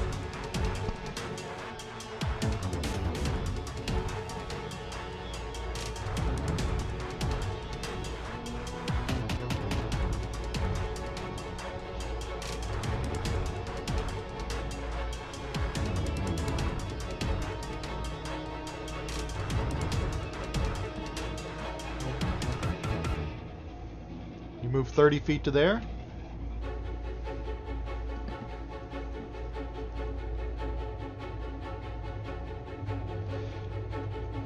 And you guys know, because the Black Viper, when she ran up there and saw that cultist and ran back, she yelled at Gothek as he came around the corner. "I'm no tank!" Kaz, you're going to move there. That's your dash. I don't think I can see the bottom cultist yet. Yeah, Gothic. She saw her from there. And so did Yeah, Gothic. you can. Your dash is a bonus action, right? So you can still take an action. Yeah, you're 30 feet from that cultist, and you have line of sight. Okay. Hopefully it won't hit. Got.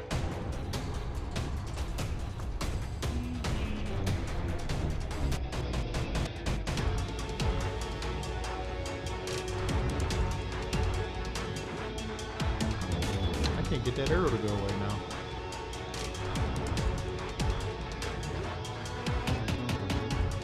Okay, it's moved there. That's fine.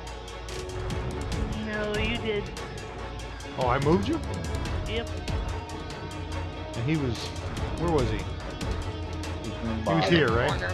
Bottom corner Yep. there? No, Right he's there? actually straddling all 4 squares, but that's good. Oh, yeah. I want to keep him... Actually... Oh, yeah, I see, because the hallway's kind of split. Alright, yeah, you can take a shot from him. You don't get any sneak attack or anything. Why not? Nobody's engaged with him.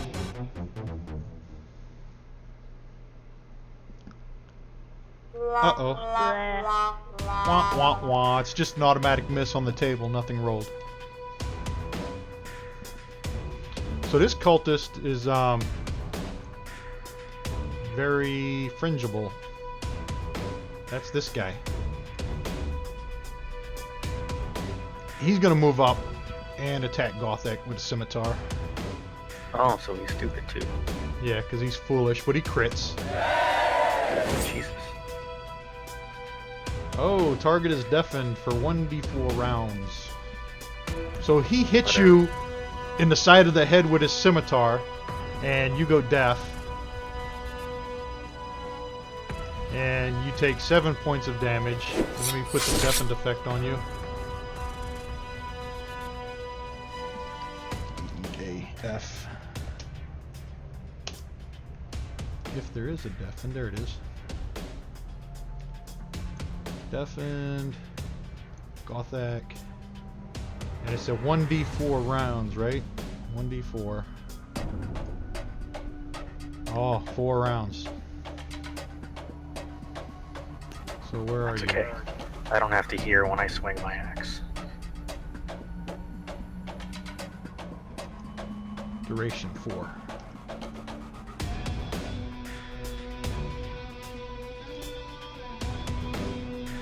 Alright, and that's the end of his turn.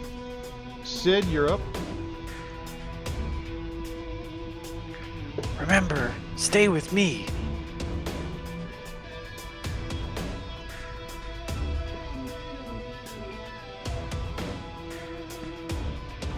We're gonna be right here.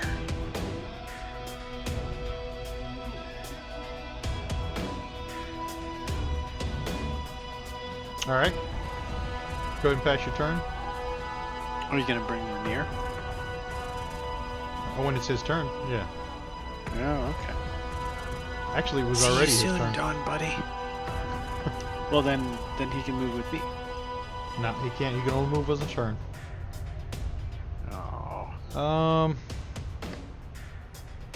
How do escort quests work when you roll like this, dude? I don't know. I haven't done one. We're doing one now. Where is this guy? Ah. He is going to come down to here.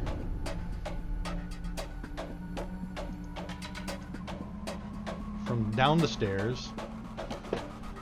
And he's going to multi-attack. 2 melee attacks, okay?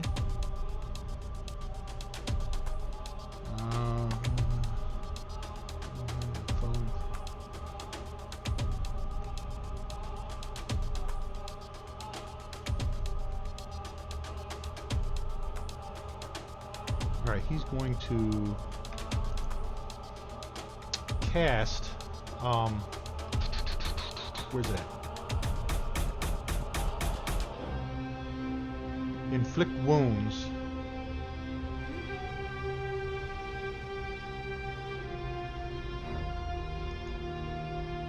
level 1 spell, but he's going to cast it second level. The damage increased by 1d10 for each slot symbol. Alright, he's going to cast Inflict Wounds on Gothic.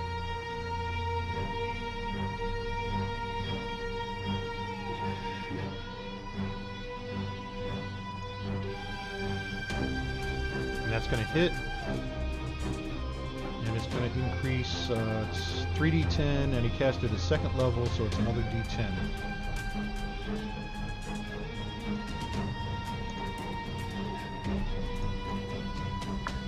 Alright, and so when that damage comes in, I'm then going to use Goliath's Stone Endurance to heal 1d12 plus 3 to self.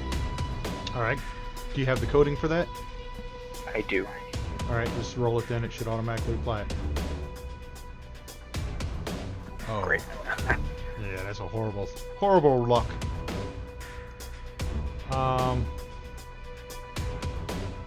worries. That was a level 2. I'm gonna have to keep track of that. Cast 1 level 2 spell. Alright.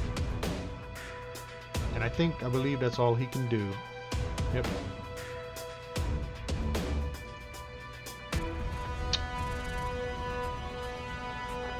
Unforgiving Grin comes around the corner, and he's going to make his scimitar attack on Gothic as well. And he's going to fumble, and it's just an automatic miss.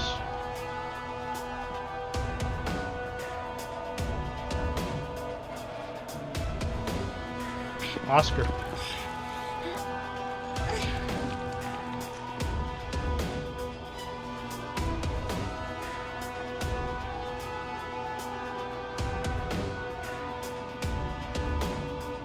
Show you those guys from that spot. Where are you? Right behind these calves.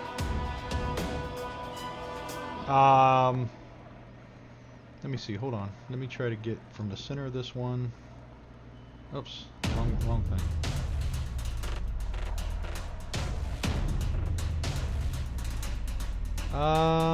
Yeah, I think you can get the unforgiving guy. All right. I think you got a line of sight on him. All right.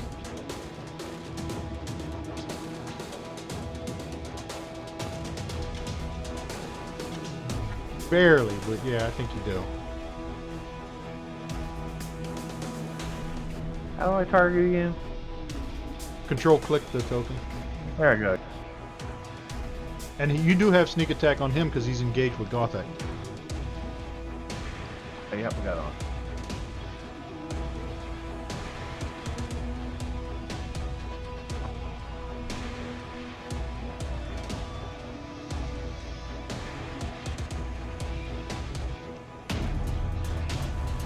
And because you take your shot at him, and because it's such an odd angle and Gothic was in the way, it kind of bounces off Gothic's shoulder and misses him.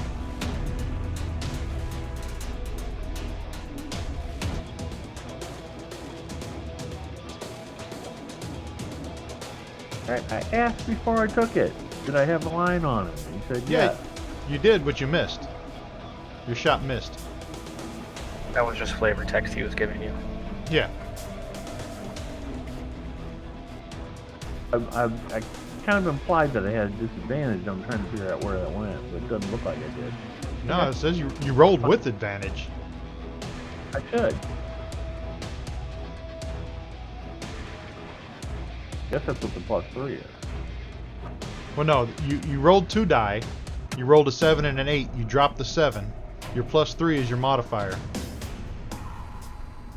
So an 11 missed him. I got 2 die. I got 2 rolls to get my 1 number. That's what my advantage was. Okay, Yeah. got it. If you read the chat, you had advantage. I'm looking at the chat. I'm just trying to figure out what it means. Yeah, we're you had good. Go ahead. advantage. Rolled 2 and dropped a 7.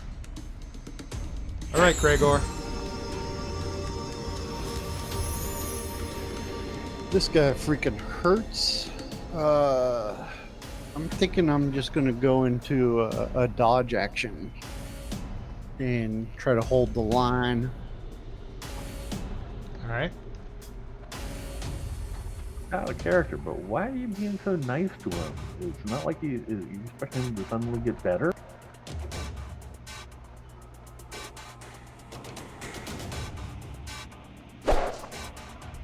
So that should give me a little bit more defense. Yeah, that'll give him disadvantage. You could just go for non-lethal strikes and try to knock him out too. And that would be my action. All right.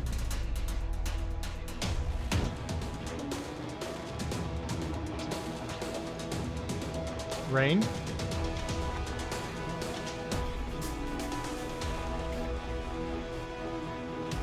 Bear with me and let me move my token before you execute it so I can keep track of where I'm at. All right.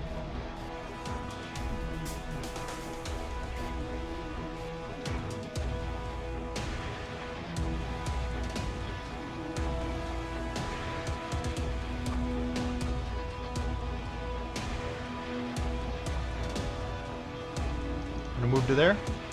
Please.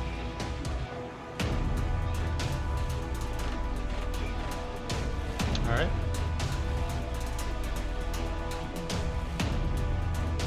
Back to the top of the round. Sid.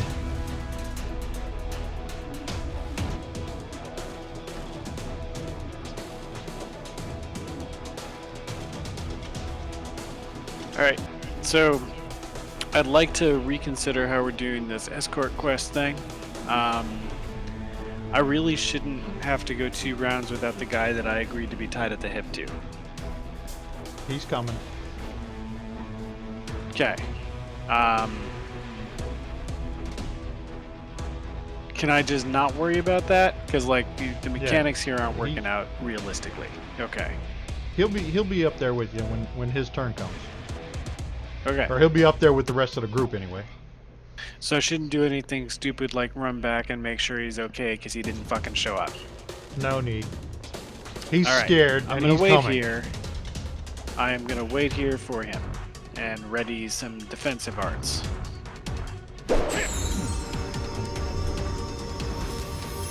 Cragor.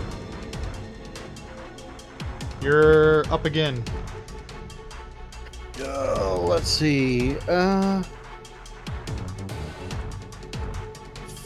Fuck it. I'm gonna Dodge take a dropped. note.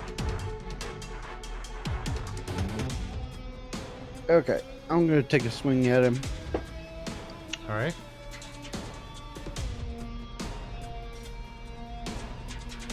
I've still haven't targeted, so more than guide my hand. Oh, fuck.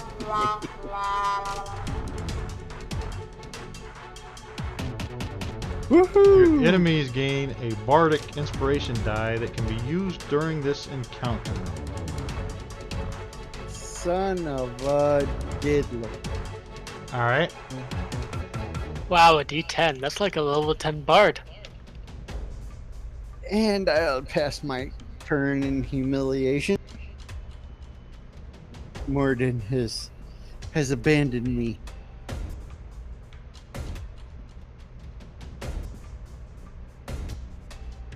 Oh, that's fantastic. I mean, but like Maloon is like off in La La Land, so it's not like he can even think up a tune to whistle, you know. Kaz. I don't know if bardic inspiration works quite that way. I don't think you have to whistle. Shh.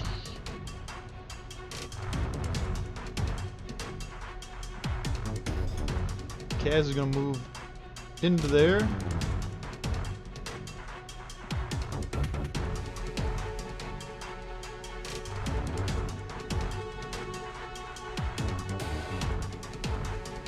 Okay, I guess I'm not going invisible or...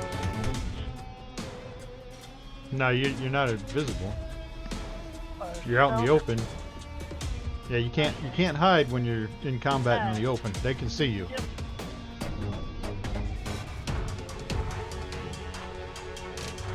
And that is a hit, and you get the sneak attack because he's engaged.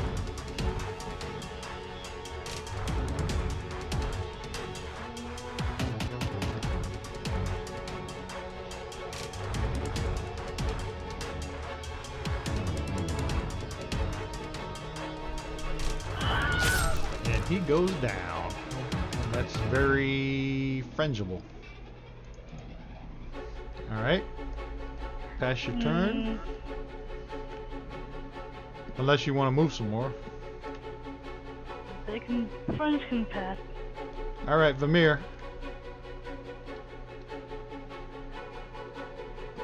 Alright, I'm going to use my bonus action to Hexblade's curse this guy.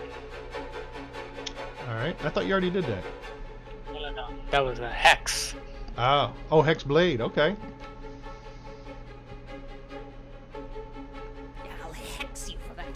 I'll hex you for that one. And then I really hope this works.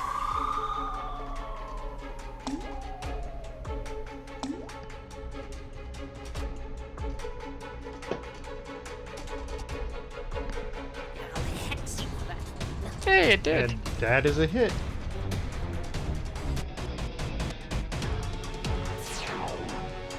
That's solid.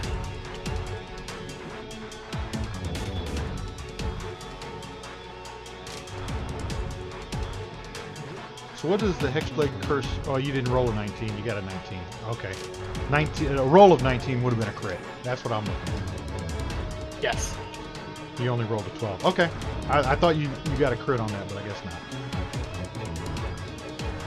Alright, cultist, unforgiving, uneasy, unforgiving grin guy.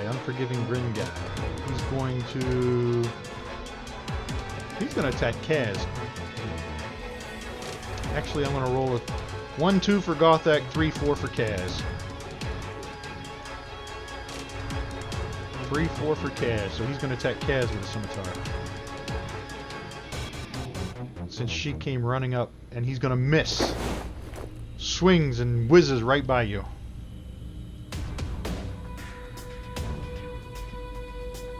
And this guy, Raven Black, where is he? Alright. He's gonna move.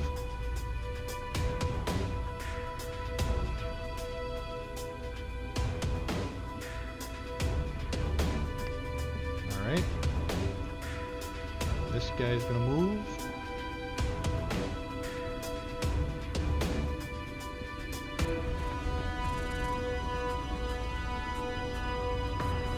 And the Black Viper's turn. She's gonna come up.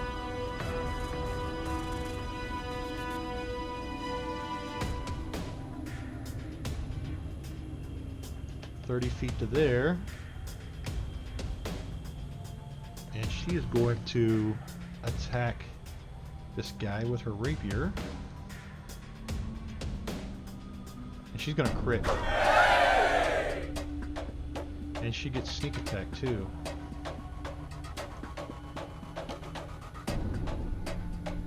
I don't know how to And apply she this. charmed him. You charm your target as per. I don't think he's going to last long after I apply the sneak attack. To self. So drop that on herself. So it That's should how you do it. affect the next guy. That's not what it. You charm your target. She has him targeted. So damage. Yeah. He gone. How many hits? What? And that's the end of her turn. It was a crit, so it doubled everything. That's fair. Her sneak attack is 4d6, so that's 8d6 just for the sneak attack. So she's level 7 or 8. Got it. That's why she wasn't bothering with the little guys earlier. It wasn't worth her time. Alright, so Rainier's up. And you can hear him back there. Sid! Sid, where'd you go, Sid? What, is he not taking the dash action? Yeah, he is. He didn't move last turn at all. Yeah, he did. He did not From move last top of turn the order at to all. bottom order. Yeah, because the reorder of the initiative, it looks like he didn't, but he did. No, literally he- last turn he did not. He ran past you. He Thanks. moved before Yep. you, and then he moved after you. Right. So this one, what is this one? This is not him.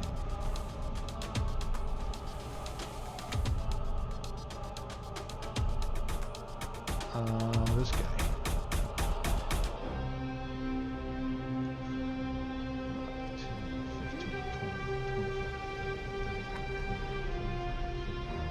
60.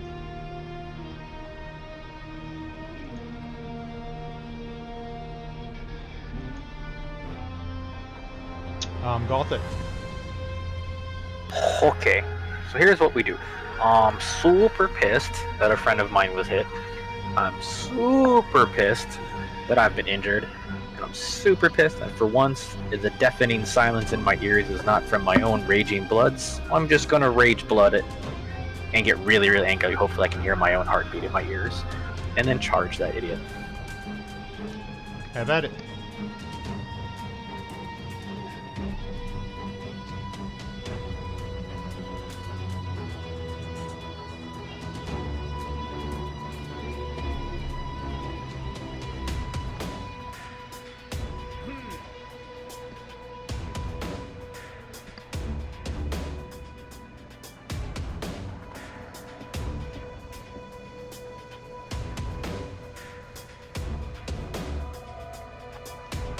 And that is a hit. For 18 points of damage. And you swing your battle axe at him and you hit him and he gets knocked up against the wall and blood starts gushing from his arm. Isn't that also supposed to get a 1d4? For what? Radiant damage. It's applied. If you look in the thing, it's on the Oh, okay. Oh, it's a 1d6. Cool. Yep. So slashing magic 1d10. Radiant 1d6 plus 2. Alright, pass your turn. turn passed. Not that guy.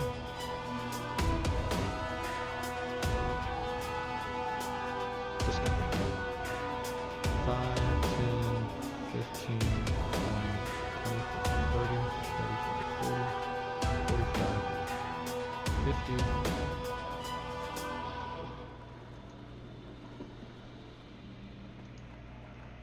I'll hex you for that. Melun.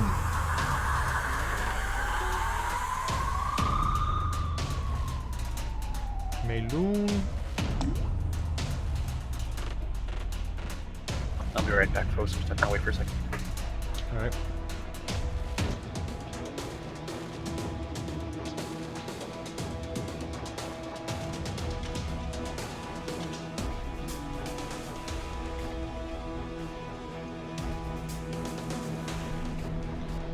Melun's gonna take another swing at Kregor.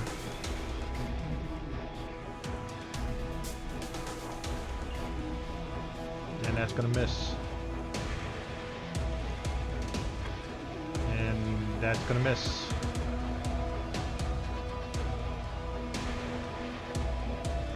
And that's gonna hit.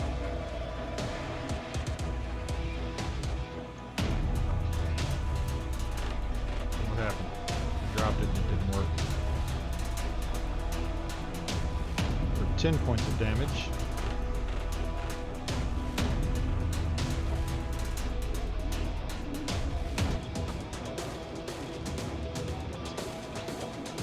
And then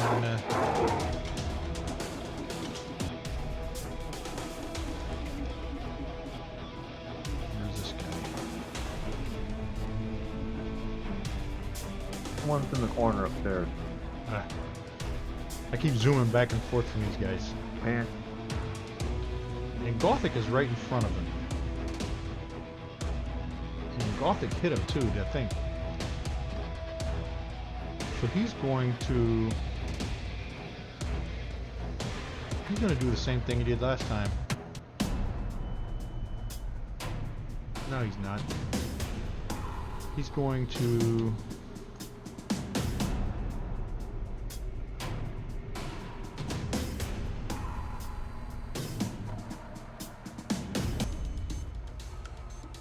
Alright. He's going to attack Gothic. Makes 2 melee attacks with his dagger. Try to poke him. And that's a hit.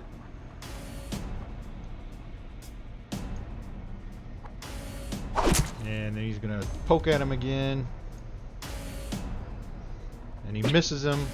And then he's gonna bonus cast Shield of Faith. Wow. And then the dwarf is not there. Oscar, you're up.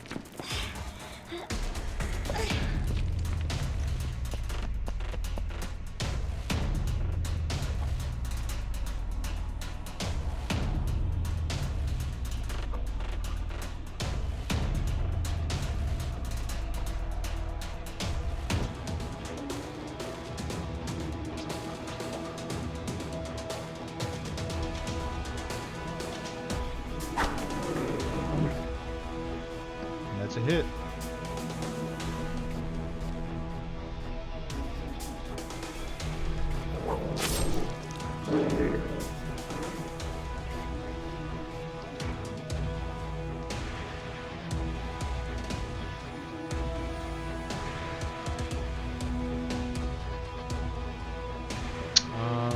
Concentration. He failed his concentration, so the spell he just cast expired.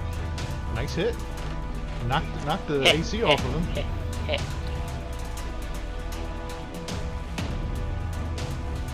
All right. Pass your turn.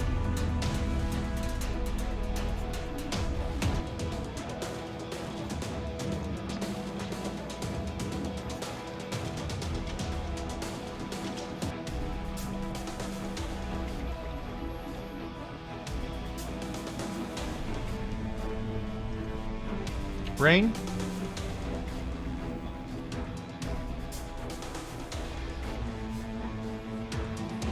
Can I get to that cultist?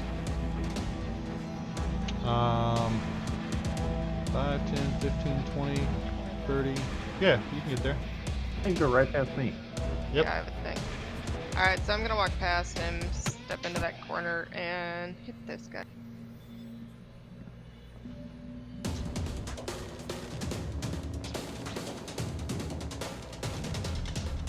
The first time you throw a fire breath, I am gonna yell out, "Cook this fool." That's gonna be a while. I know. Don't you deal slashing damage? Or is it lightning? I'm lightning. She's got lightning. I'm a bronze dragon, but eventually it turns into this, like... Yeah, It she may as split well the be fire. split Let's- the pudding in half with lightning. Right.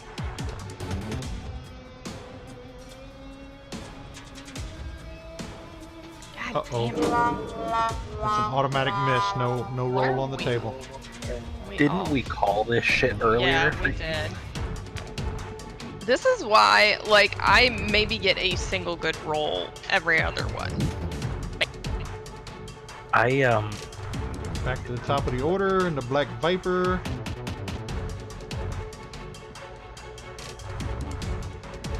She can't get in there to attack anything.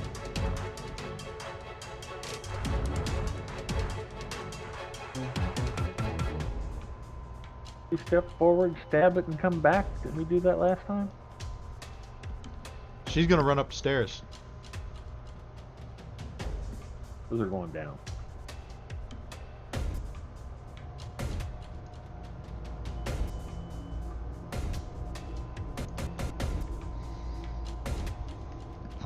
Boom, boom, boom, boom. Gothic. Do do do.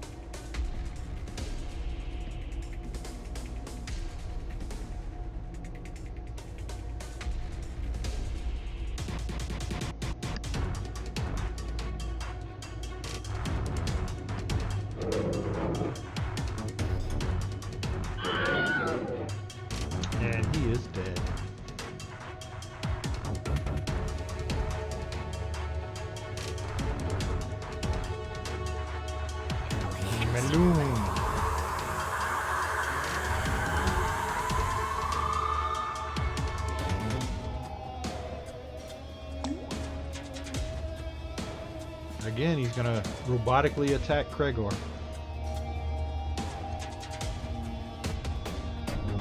And misses. And misses. And hits.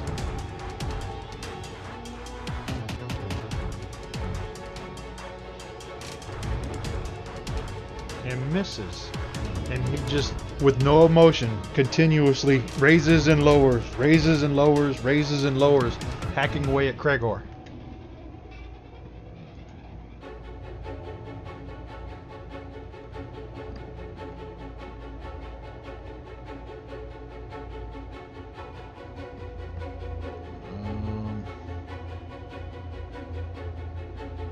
This guy is going to move.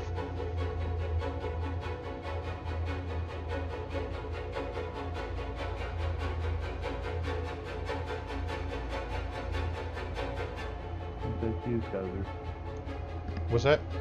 Oh. I think you're up. Yeah, I'm moving somebody.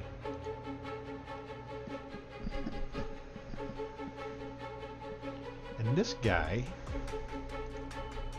let me see.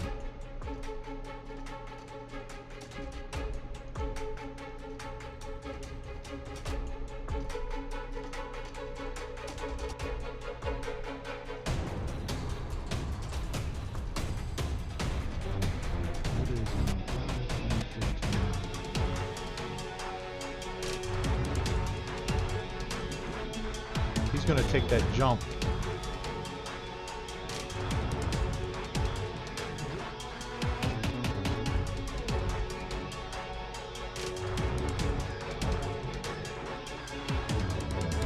Fail. Oh, he makes it across. Boo.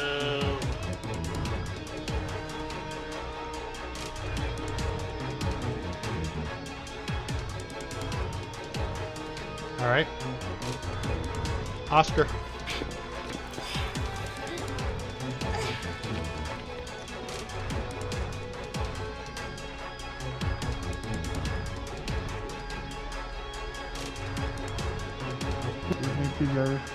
Other spot. It's 20, and then let me put you upstairs.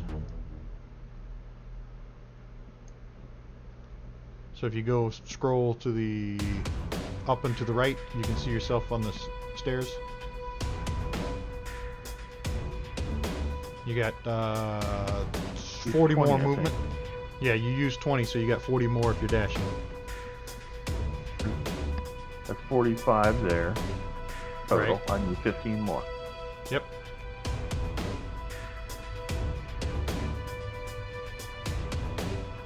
Do You just move grab it? the 'Cause box. I can't. Yeah, Yeah, grab I that box can't at the end grab of 20. You can't grab the box at the end of the 25?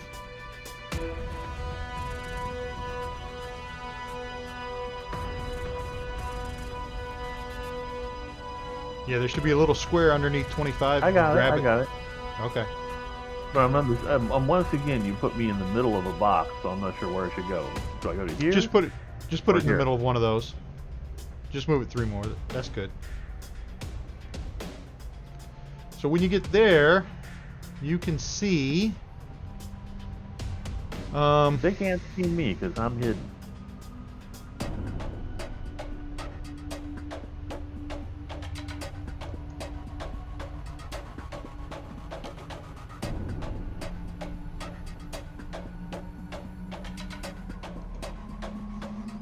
And I believe that's everybody. All right, pass your turn. I don't really have a line of sight on any of these guys, do I? Maybe this guy down here with the practical hat. Yeah, probably the practical hat guy. Well, you dashed, so you don't get an act. Well, you got a bonus action. That's right. Your bonus dash.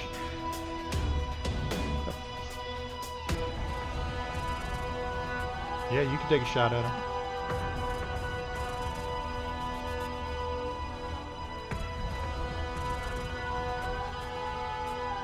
And that's a hit. And you shoot him with a crossbow. He Short definitely bow. can see you now. I don't All get right, sneak Patch. attack for that because he hasn't been engaged, even though he can't see me. Right.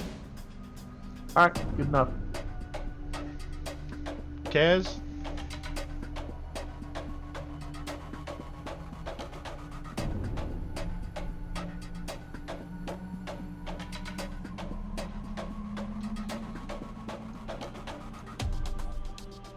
Really?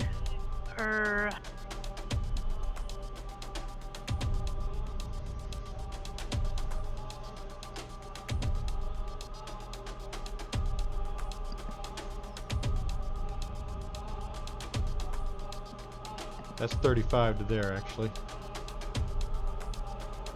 And then I'll put you on the upper map. Yes, please.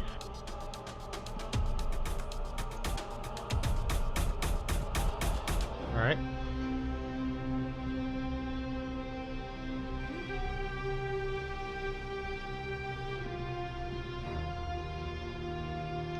You gonna move further?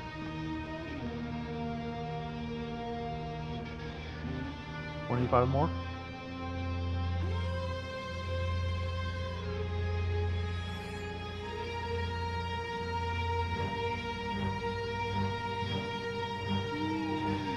Okay, thank you. Did you find it? Yep. All right. You pass your turn to Vamir.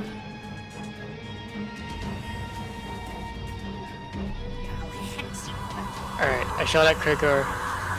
Krigor, disarm him! And then use a bonus action to heal him. All right. You heal Kragor for 8 points. Yay. You see some of the bleeding stop, Oof, and this your is Eldritch Blast fast. missed.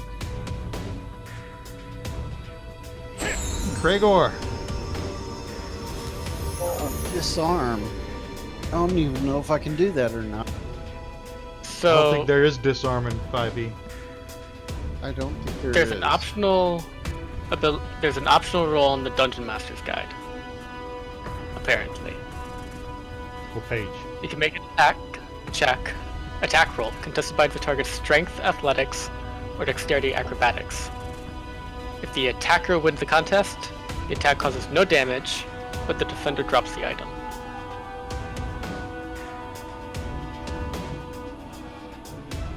Yeah, but all you'd have to do on his turn is pick it back up.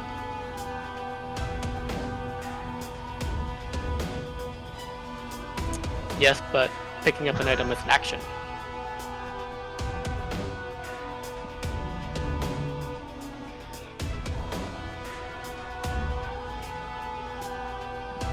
All right. Up to you. If that, I haven't read it, but if you say it's there, I'll believe you, and we'll roll with it.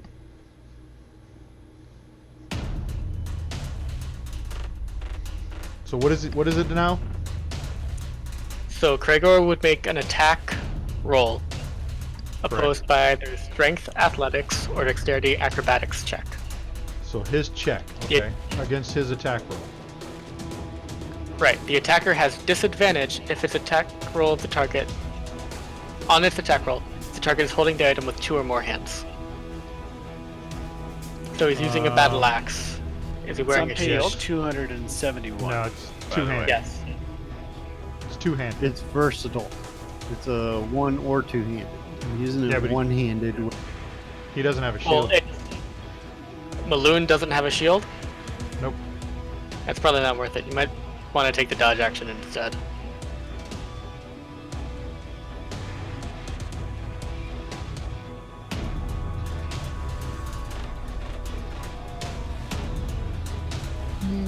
Let's see. No, I'm going to call on Morden to give me strength in this fight, and I am going to attack Maloon again, hoping to break whatever spell he's under.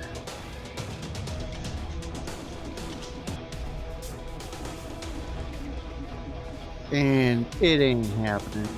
And that was a miss.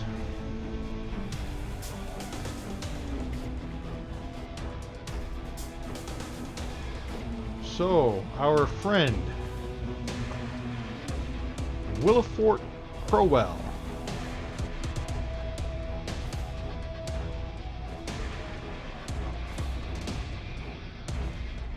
He's giving commands to these cultists to tie off the ropes, drive the piton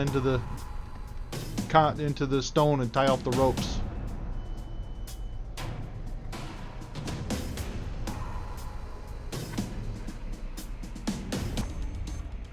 Cult fanatic practical hack. And this guy is going to cast. How far? Let me see, let me read this.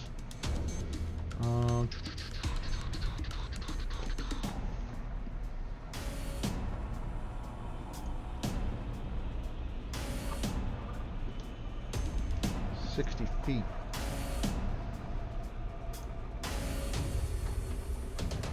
One, 2, 3, 4, 5, 6, 7, 8,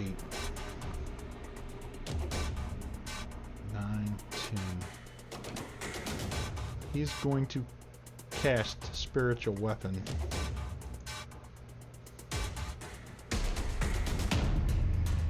So let me get a token for this.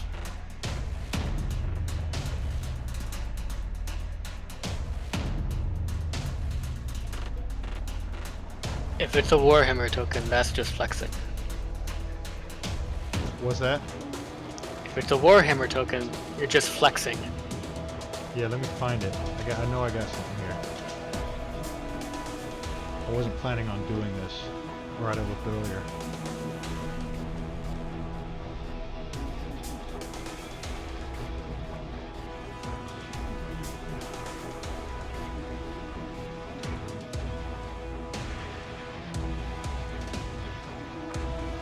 Let me search.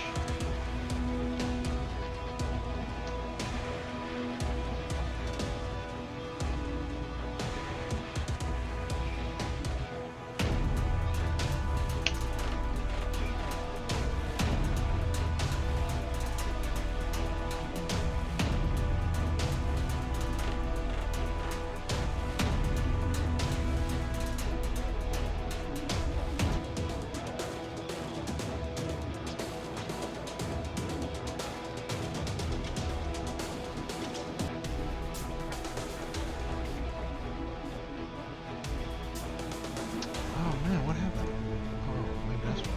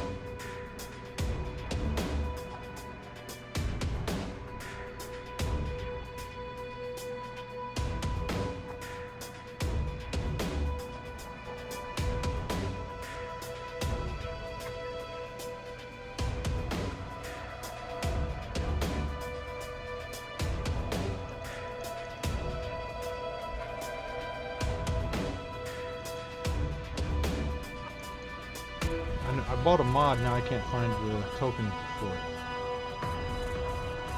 Let me find something else.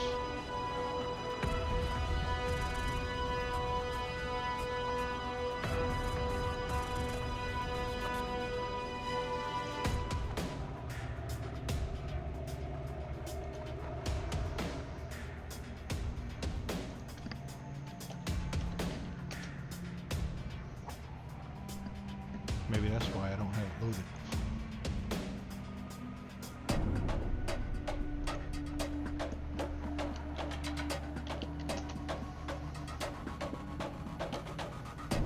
There it is.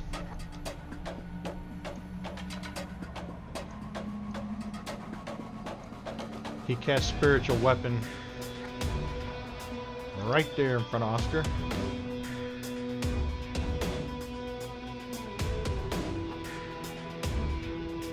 I must interject. Someone on Facebook made a painting of a golem made out of bags of holding. It would never run out of ammo of any sort.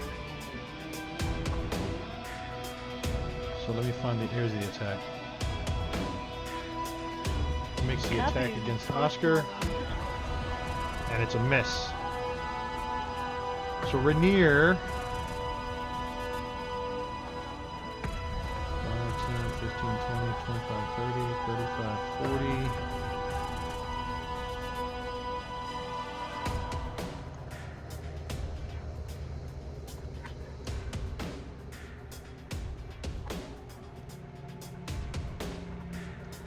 $45, 50, 55,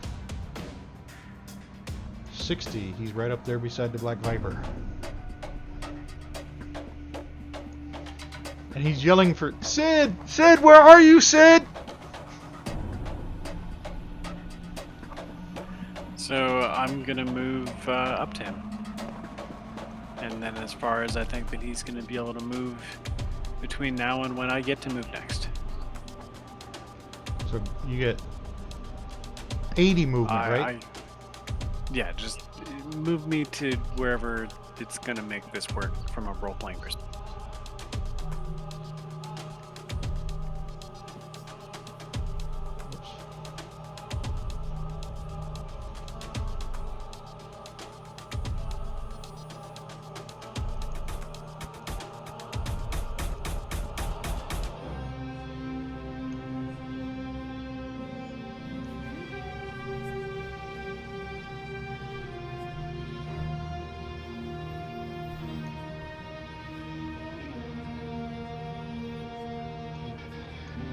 Exactly 80. Well, in reality, I have never left his side. Alright, Cultist, Raven, Black Handlebar. Where's that guy? Black Handlebar Mustache.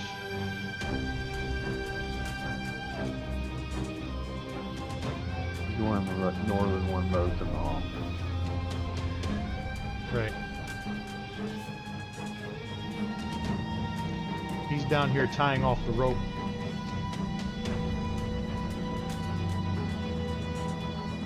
Rain? I'll go down the stairs and get into that next room. So it's 20 to the end of this, and then just move me to the.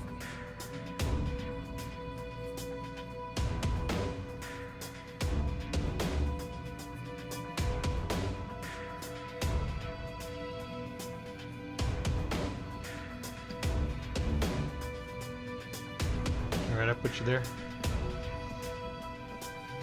So if I take the rest of my movement, I'm going to be right up next to Oscar.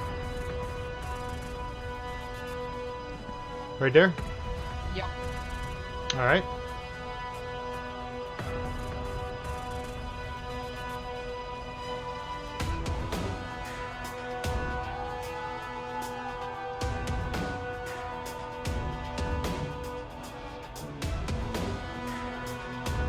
He's gonna move to there.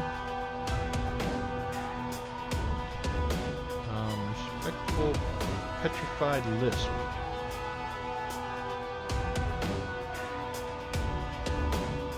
He's gonna move to there.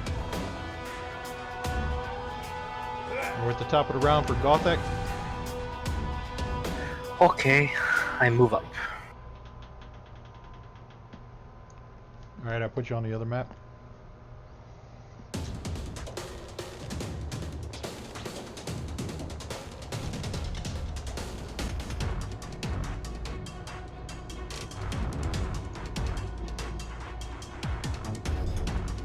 You got more movement from there?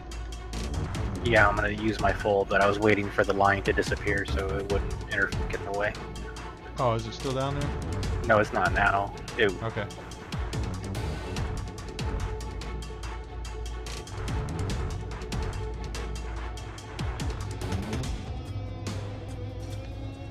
Is that the end? Yes. The Black Viper. 5, 10,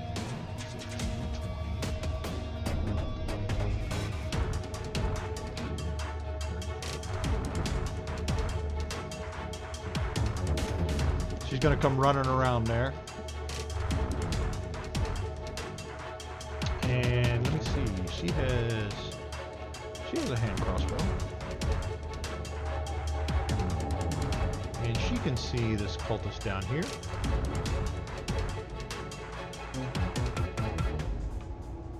So she's gonna take a shot at him and miss badly. Willifort. He's going to... Is this guy gone yet? Cultist, enormous chin strap beard.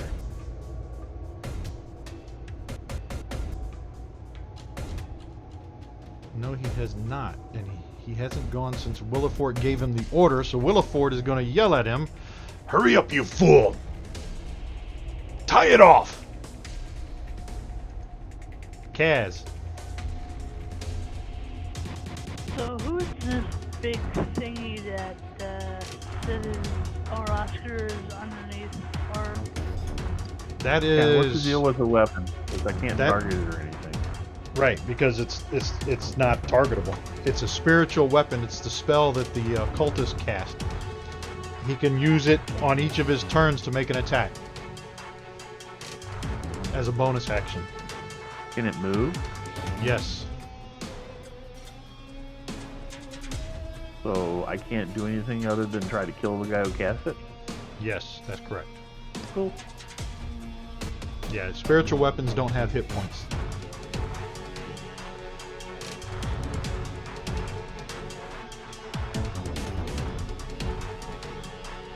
How far can it move? I believe 30 feet. I'll just outrun it. Yeah, I have to look. Kaz is going to move 30 feet to there.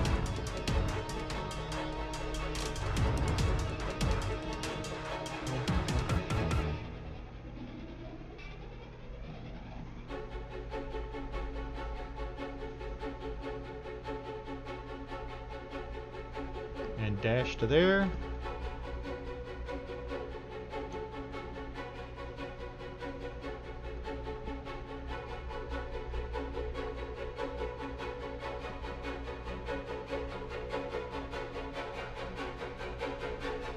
Can't do anything else. Yeah, you can take a shot at that cult fanatic because you're a Alright. rogue. You can bonus action dash. So you still can use an action. Or you can dash again. And that is a hit. For 6 points of damage.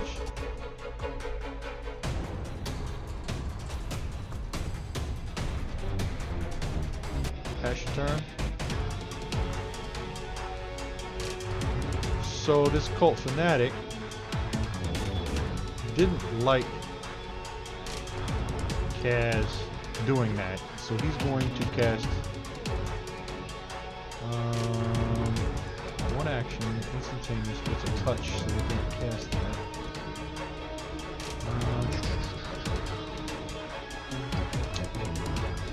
He's going to cast Sacred Flame at Kaz.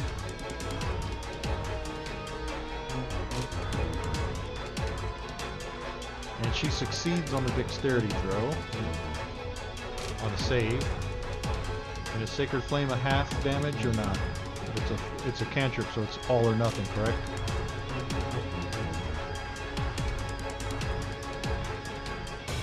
Yes. Loading aside any damage? I'd say Yep. he's alright. So he misses with the Sacred Flame, and then he's going to attack Oscar with the spiritual weapon.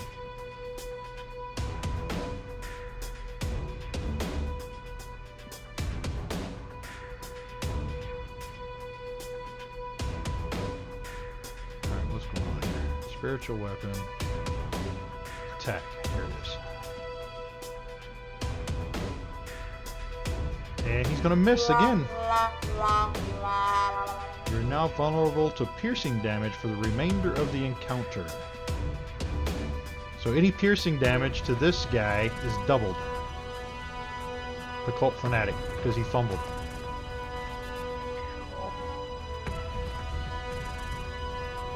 Sid.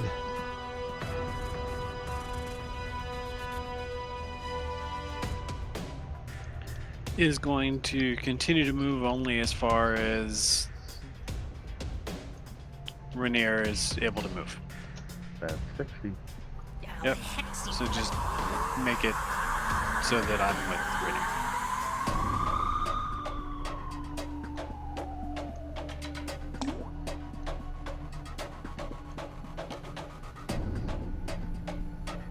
What are you doing now?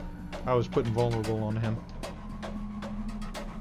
Yeah, just make it so that I'm moving with Rainier as this progresses in a escort type of way. All I've right. decided that he's my buddy. All right. Vamir.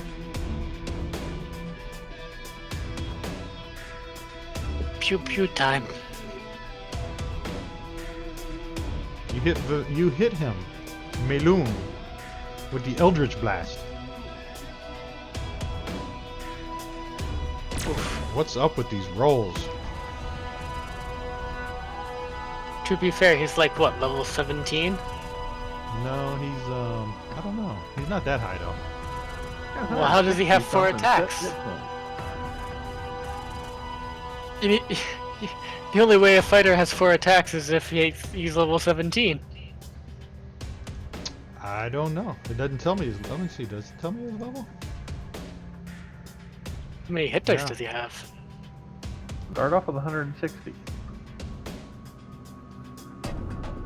Like, that's his hit points, but how many hit dice? That'll tell you his class levels. Unless he's, quote, a monster. Where they have arbitrary hit dice. Yeah.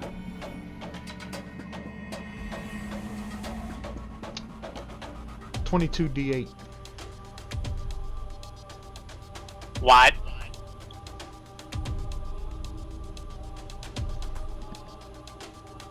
Come again? D8.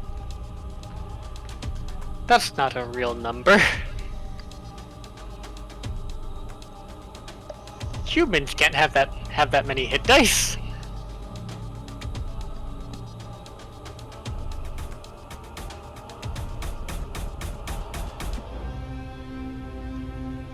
The fact that Kragor has gone and stood in front of this bastard and gone toe to toe with a 22d8 and lived this long is amazing.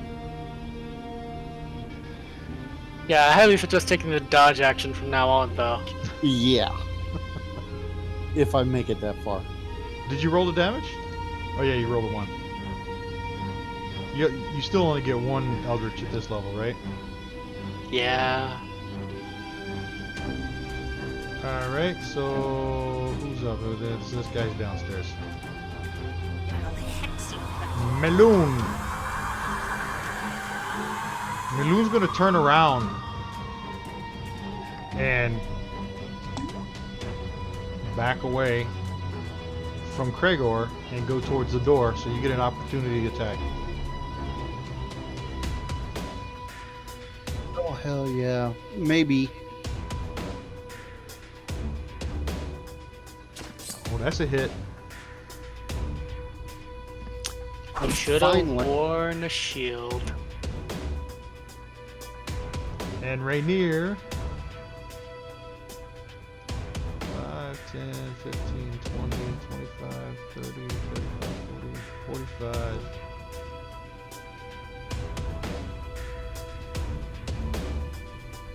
Rainier's gonna move to there.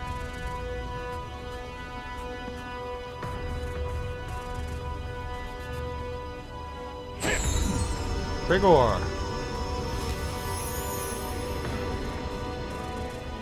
Well, let's find out how good his saving throws.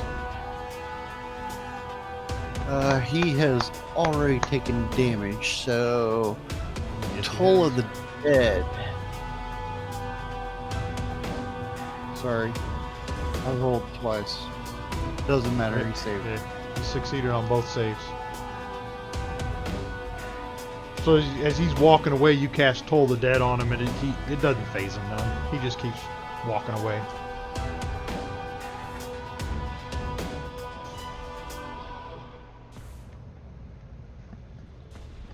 Are you gonna move or pass your turn. Was that my attack of opportunity, or was that my... No, your attack of opportunity was when you swung the battle axe and hit him. Oh, that's right. Okay. That was your regular turn. Over to Oscar. If you move away from that spiritual weapon, it does not get an attack of opportunity. It's not a person. It doesn't get a reaction.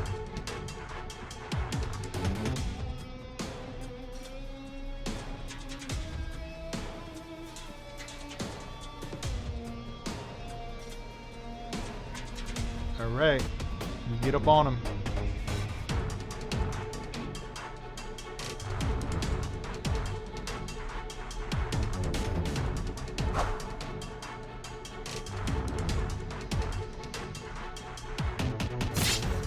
Three points of damage.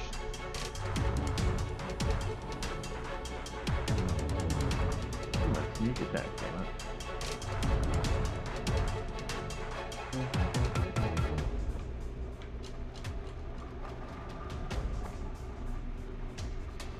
it. All right. Flat lip hair. Yeah, he can't do nothing yet because the rope's not tied off. He could turn around and cast something at Oscar, but he's more interested in trying to get across this bridge. Raven, black handlebar. It's not him. Black handlebar, he's the one right below the guy who was shot. Or just dead. Oh, I gotta zoom out. Yeah, he's done tying off his end. And he's gonna move to make his trek across.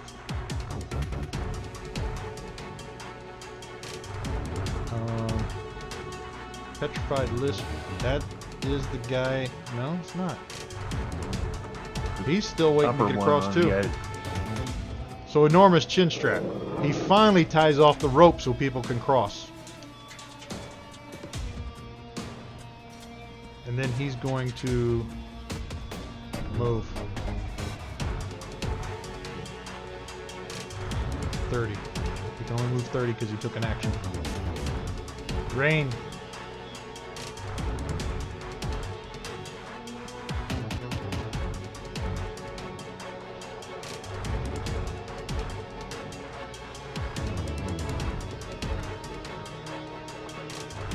I'm gonna run right past this weapon, and I think I make it to.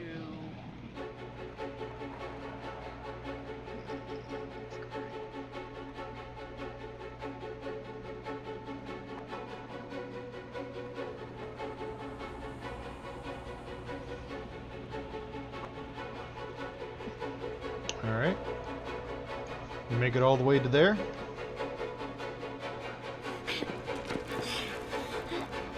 Top it around. Oscar.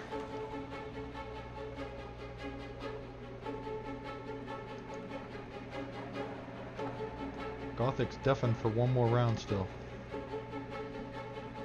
We haven't heard him any yet. No. My ears still hear how awesome I am. There's a critical. The target suffers the damage roll for this attack. And it doesn't matter because he's dead. And that was a practical hat. Yep, send that spirit weapon. Yep. So the spirit weapon disappears.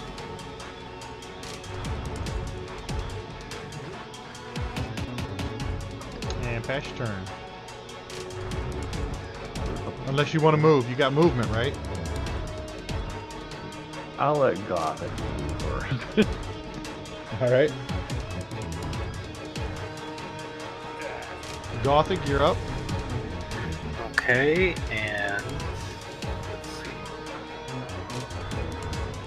I'm going to run and dash, get as close to the enemies as possible. Alright.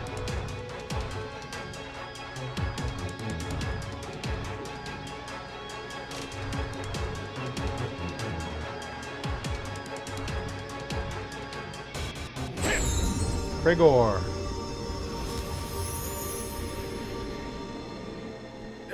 Let's see.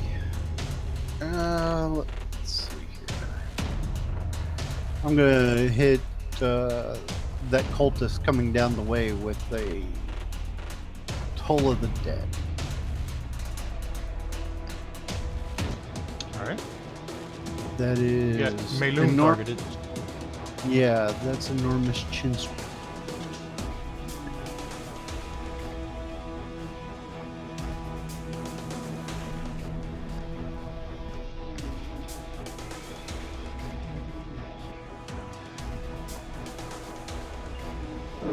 Ooh, almost a crit.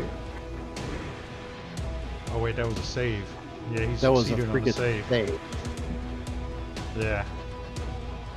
No effect on him. And it's turn. Meloon is gonna go attack him.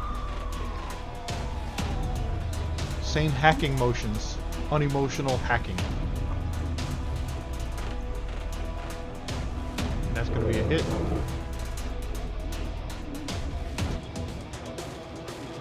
And he's dead. Good lord.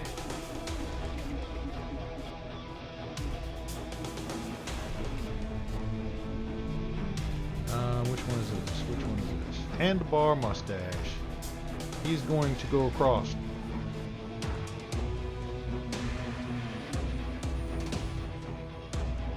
"60 feet.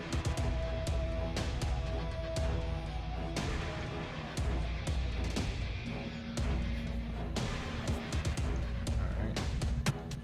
The Black Viper.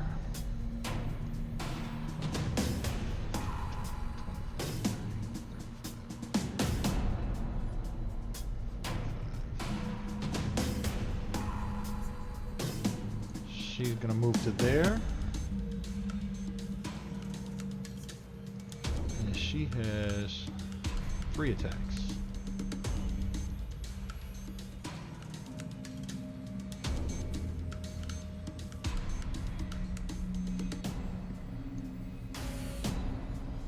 And she's gonna miss. Hit him.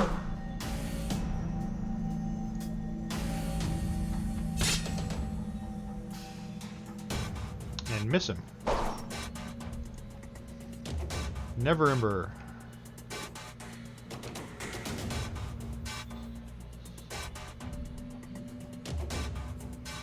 He's gonna move to there. Willifort is gonna move across.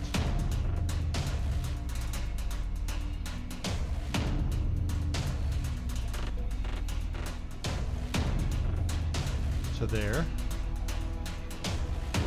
What is this? No.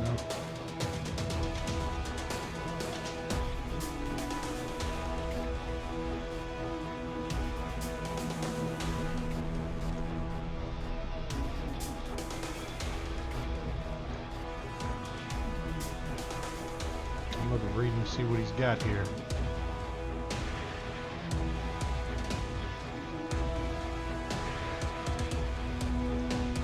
That's all he can do. Flat lip hair. He's going to attack the bite with inflict wounds. And it's going to miss.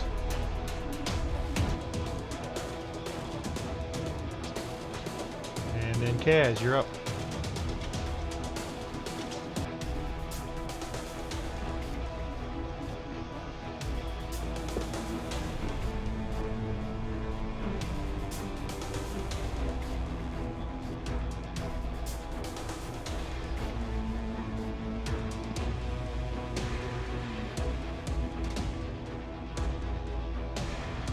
Alright, you're gonna move to there.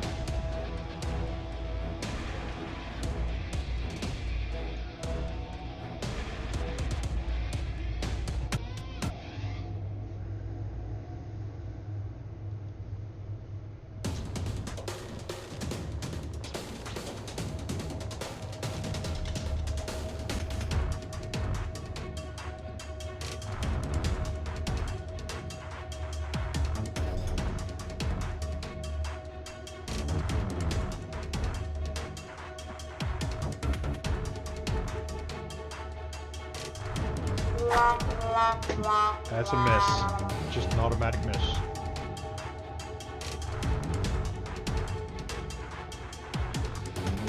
Sid, you're gonna move up behind Rainier.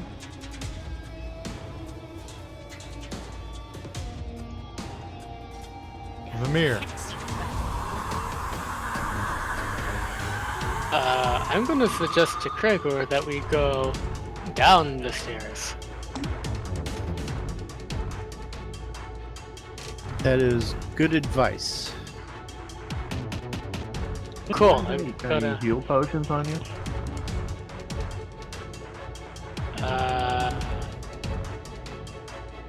Hypothetically, I think I should have consumed this, but I just didn't mark it. How far were them stairs? There was 120 feet down? Is that what it was? 60. 60 feet? Okay.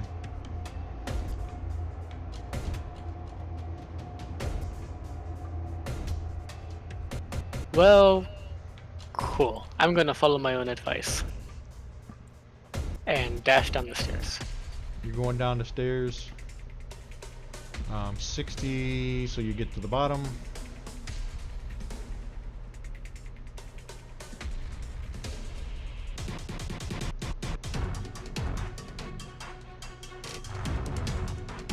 All right. Rain.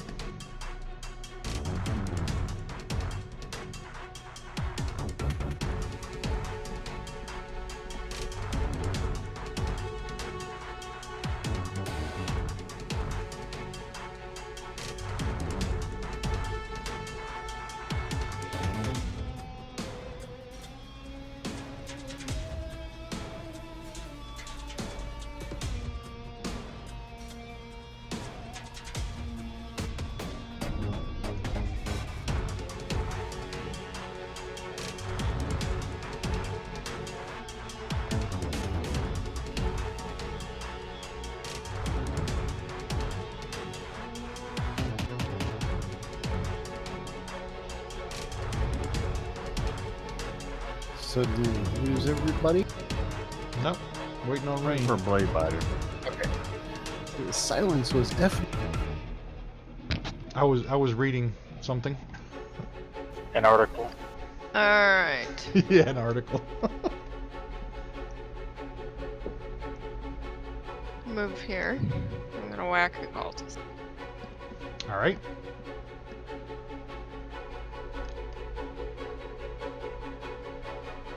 Flat lip hair. Nobody likes flat lip hair.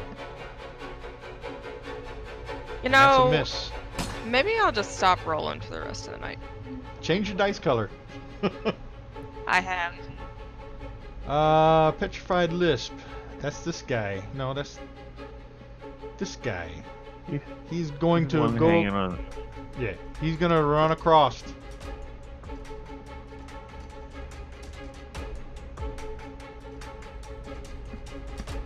So Kaz gets an attack of opportunity on him.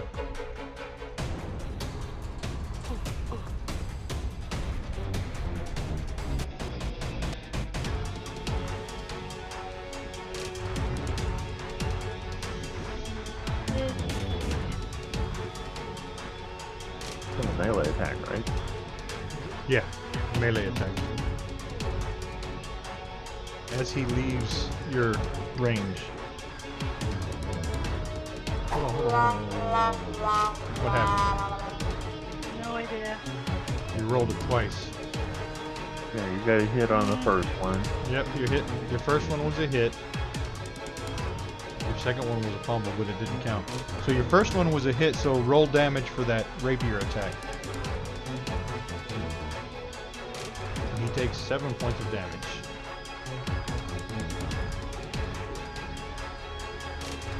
And we're back at the top of the round, where Rainier is up. And he's going to move to there.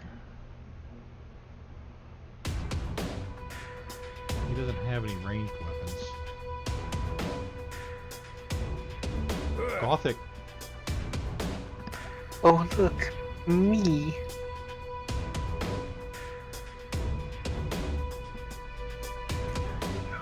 I don't know what I should do.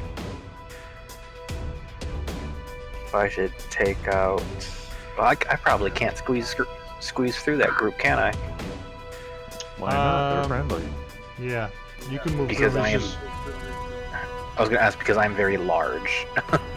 It's difficult terrain. Counted as 10. 10 per square for that one. Yep, going through them.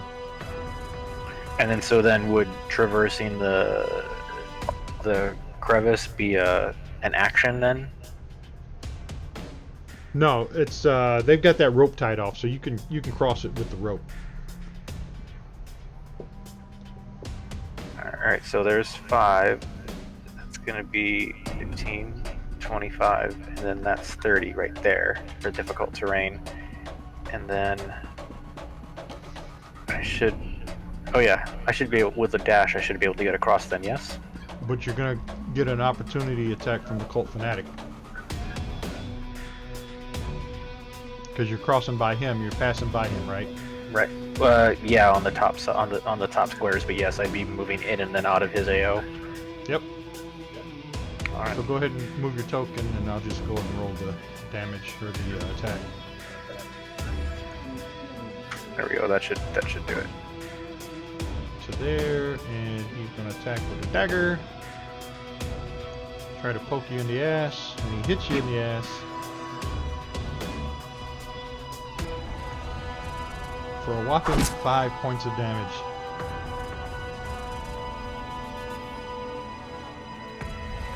So you pass your turn. The cult fanatic. Well, it just poked him in the butt. Yep. Who's he gonna attack? 1, 2, 3. We'll go Black Viper, Rain, and Kaz. 1, 2, 3. Kaz.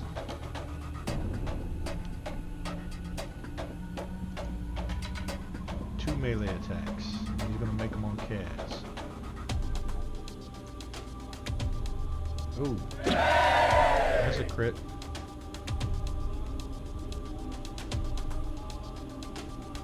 For 6 points of damage.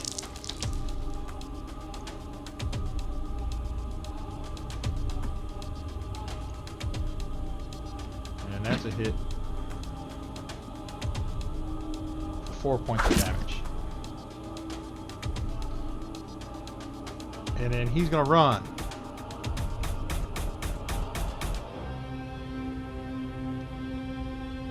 So everybody gets an attack of opportunity. Wait. How is he going to... I mean, I'm loving that they're getting an attack of opportunity, but I'm on the very, very edge of that precipice. He's attacking me from on top of the rope. Yeah, attacking me from on the rope? No, he's not attacking Oh, you. just trying to move in. You're attacking him. They get an Got it, attack. got it. He attacked them, and then he ran, trying to cross the rope to get to his friends. And you're on the He bridge, so foolishly he's on the ran rope. right up next to you. So Gotcha, he's gotcha. in bad shape. Gotcha. I don't think he's going to survive these 3 attacks of opportunity, though. So Kaz, go ahead and roll an attack on him. Melee.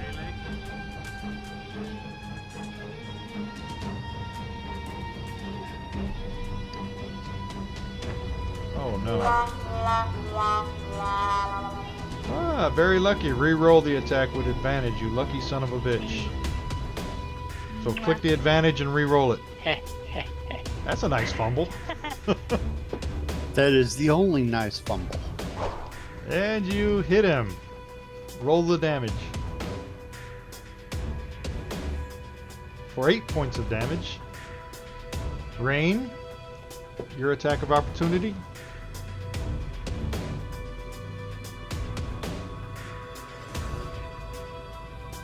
That's just a normal roll, correct? Yep, melee attack, yeah. Come on, baby.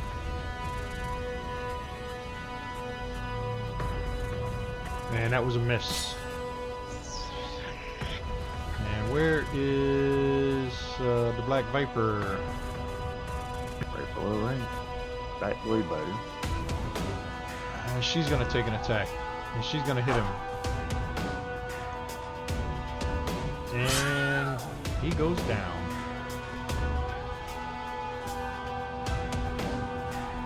I'm giving my dice to Val.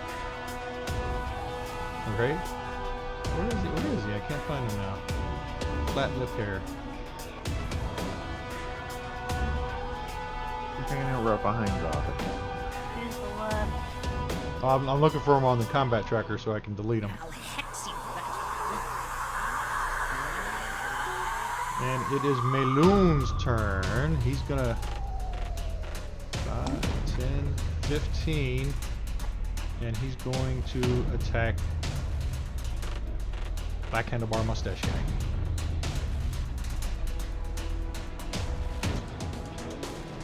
And he's gonna crit.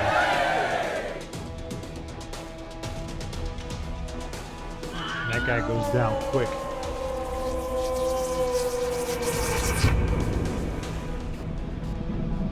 Pretty nasty crit. And then he's gonna, yeah, it was. And then he's gonna stare off into space as he sees Gothic coming across the ropes. I'll hex you for that. Vamir. Doesn't he get multiple attacks?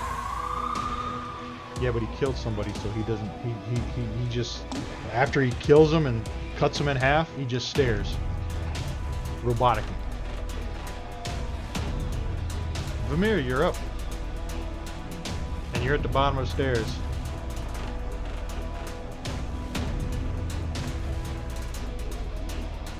Hello, friendly dwarf. I hope you had time to clean. We have many more guests.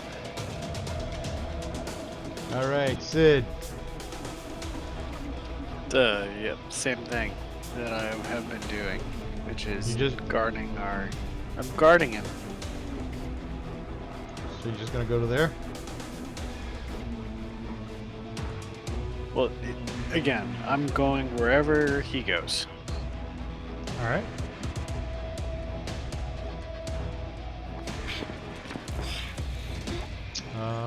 Oscar.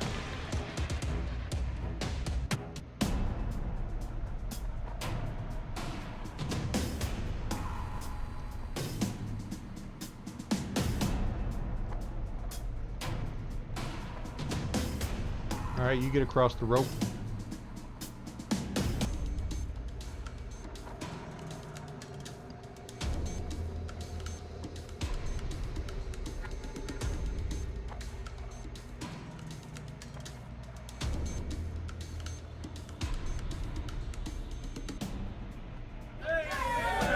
Critical hit.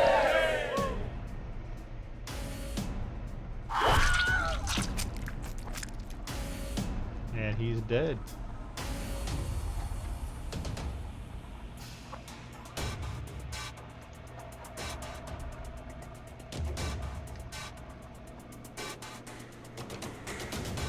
The Black Viper.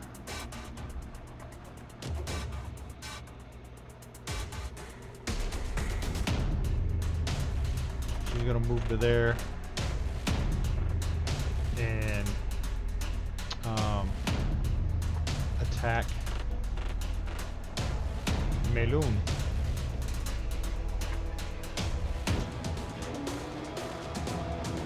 And she's gonna miss twice. Willifort. And he notices all his cultists and priests are gone. And he's going to attack Meloon in the name Asmodeus. Willifort makes 2 melee attacks. Okay. And that's going to miss. And that's going to hit.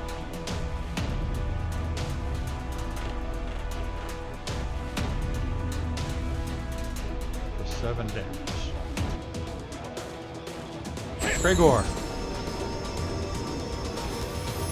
I'm gonna break down and cast one of my 2 second level spells. I'm gonna cast Prayer of Healing on myself.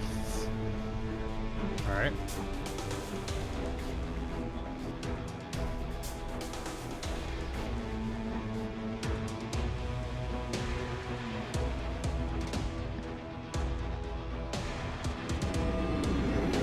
feel healthier. Yes. And I'm going to guard the entrance to the stairs. Rain?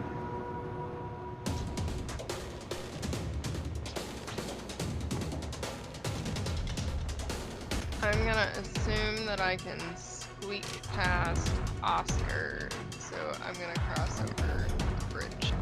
Alright.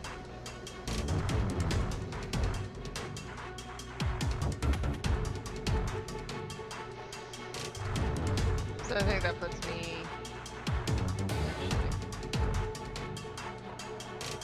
I don't think I can actually make it quite across.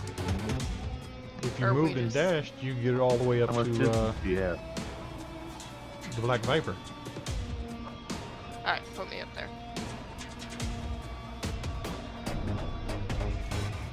Also, you're not allowed to say her name normal talk. The Black Viper. That's better. Kaz.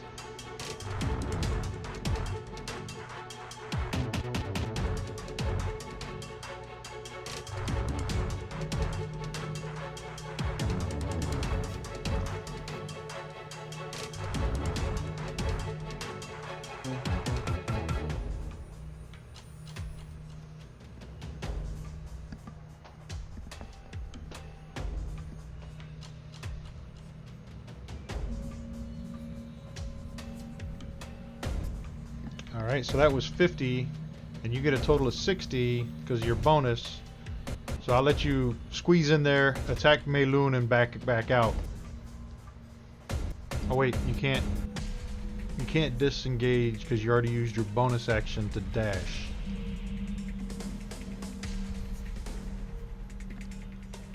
It's still range attack, isn't it? Yeah, you can still shoot him.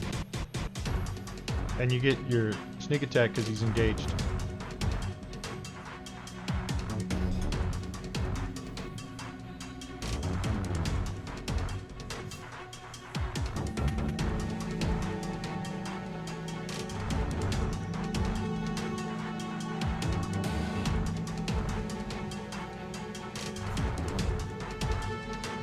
And that was a miss. You guys gotta start hitting him.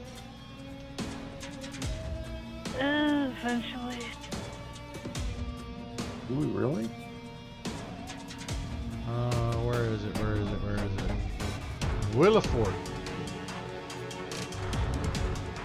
Even Willifort was missing him. That's a miss.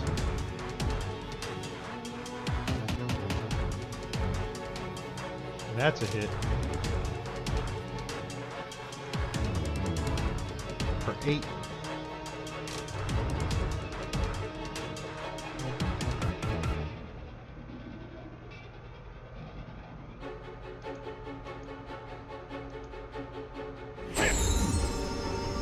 Gregor.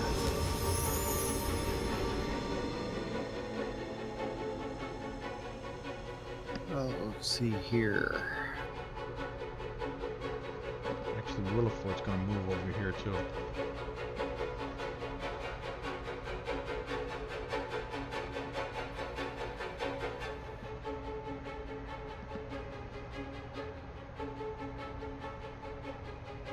Has Wilfort taken any damage whatsoever? No, he has not. Nobody's attacked him yet. He's attacking Mayloon.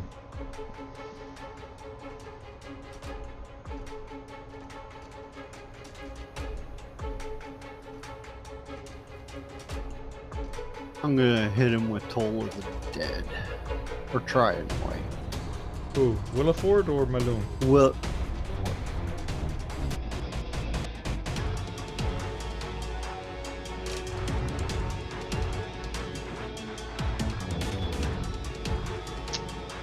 He failed. Woo! He takes 3 points of necrotic damage. And he is on the board. And I shall resume my defensive position. Zamir.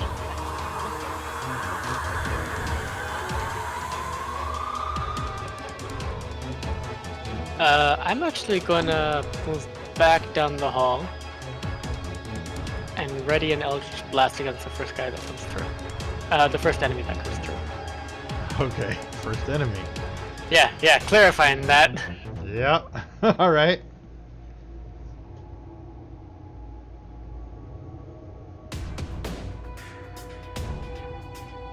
Black Viper. She's going to attack Melun. And she's going to hit with her sneak attack.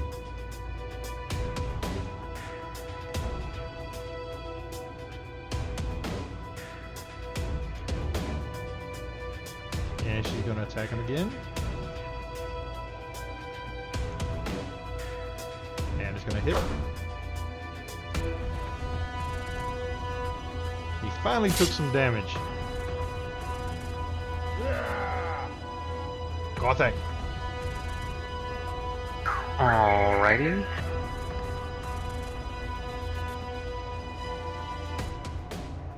Perfect. I can just barely get to him with 30 feet. All right.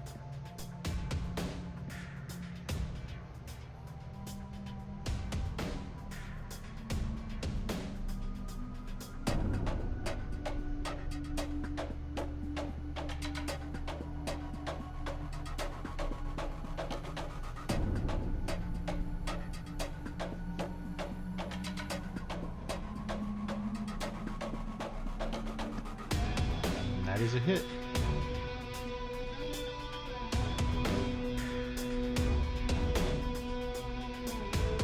All right. I'll hex you. Melun. 1, 2, 3, 4. 1 is the Viper, 4 is Williford.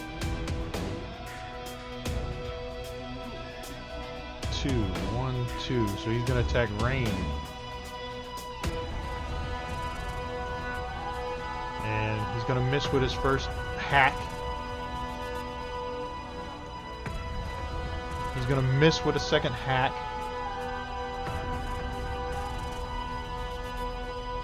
Miss again.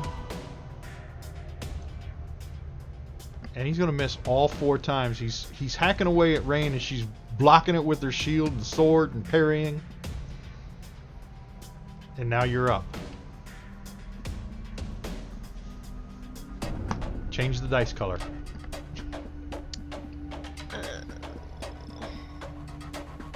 She got my dice for the moment. Let's see. Melun's the only one I can technically get to right now. Right. But who I'd really like to whack is Williford. Can I squeeze past them? Probably not without Melun taking a whack at me. Is he making attacks of opportunity? I don't know if he's had the opportunity to do it or not.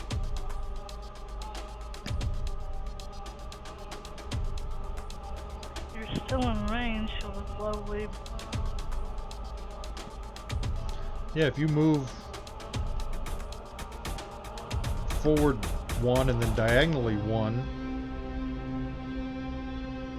you never left his range. That's true.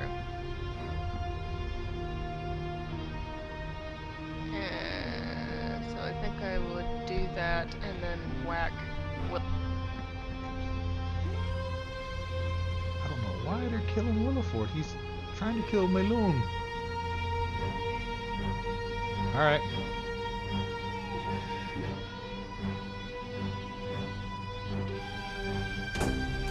That's a hit. For 8 damage.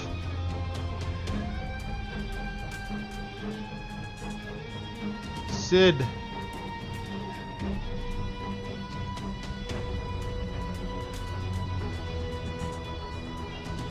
And it's the same answer, Bob. Alright. Oscar. Way more.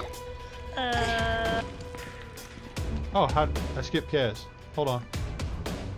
Rude. Kaz. You're gonna move there, okay. Arctic acid targeted.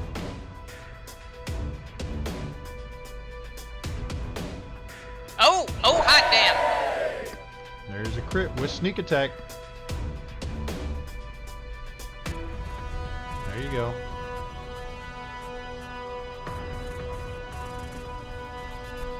Oh, that hurt him. He felt that one.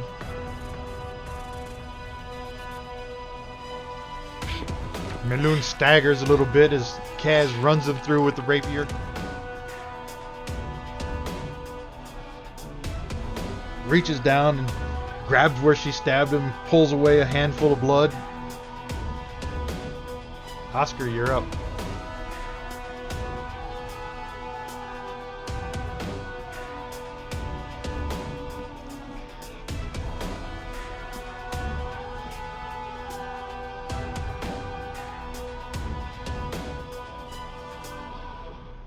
Here, I'm gonna move 15.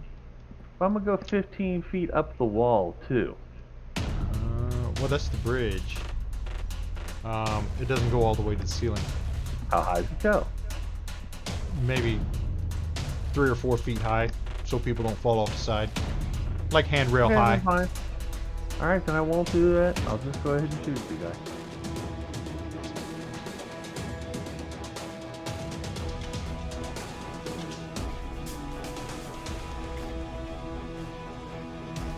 I'm not just trying to clear my line of sight. Critical. Your allies receive advantage on all attacks and saves versus the target until the start of your next turn. So anybody that attacks Maloon until Oscar goes again gets to do it with advantage. No, I didn't attack Old Maloon, I attacked his little Oh, Willifort. Oh, okay. Anybody attacks Willifort until Oscar's next turn gets advantage.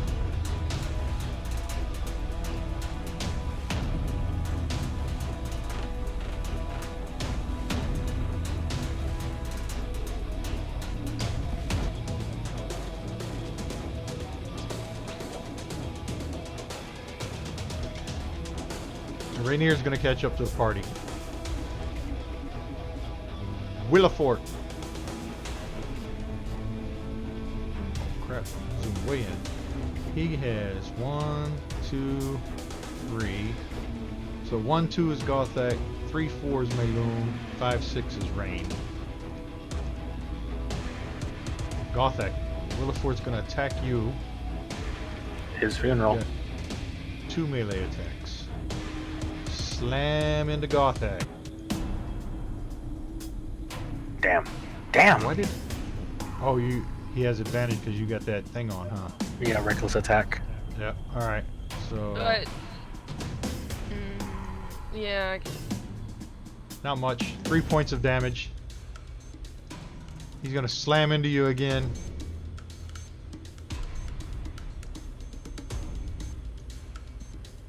For 3 points of damage. Maybe he shouldn't slam into Gothak anymore. That's I what like he how thinks to himself. I partially resisted automatically. Yeah. You got rage on or something, right? Fuck yeah, I do. Yep. Ah, he the went- Black Viper. he went deaf and decided he'd had enough. Yeah, that death should have come off of you by now, I think. You can do that. Yeah. Black Viper is going to attack Meloon again with the rapier. And that's going to be a hit with the sneak attack.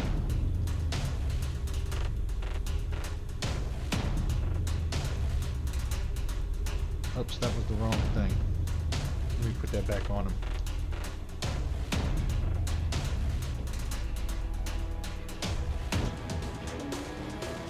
Uh, 23. Where's Meloon? I gotta put that back on him.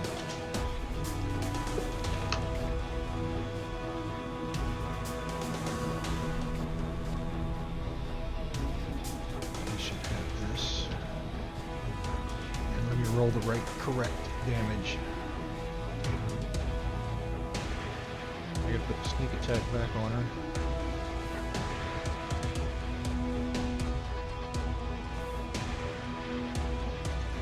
That's the correct damage. 21. And she's gonna attack him a second time.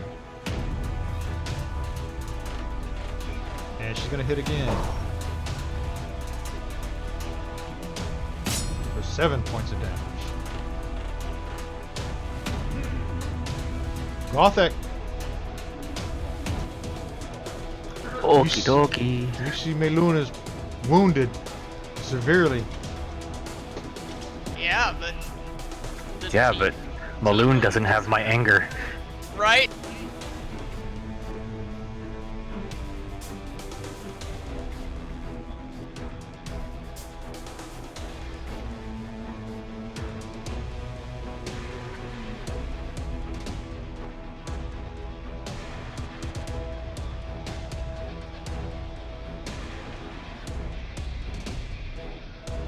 Wow. Miss. Shite. You swing X better, man. The one time you didn't use reckless attack. I did. Right? Oh, I failed Oh with a dang. He dropped a 3 Wow. and rolled a 5. As Willifort says, the Castellanters will have your head.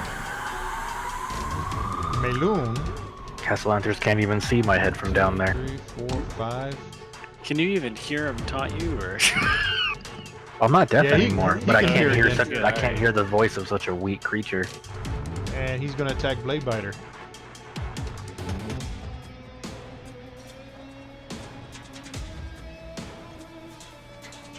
Miss. Hit.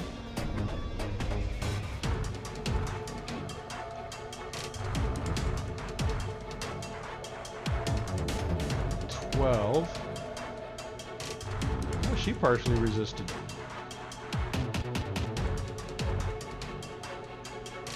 Is he slashing?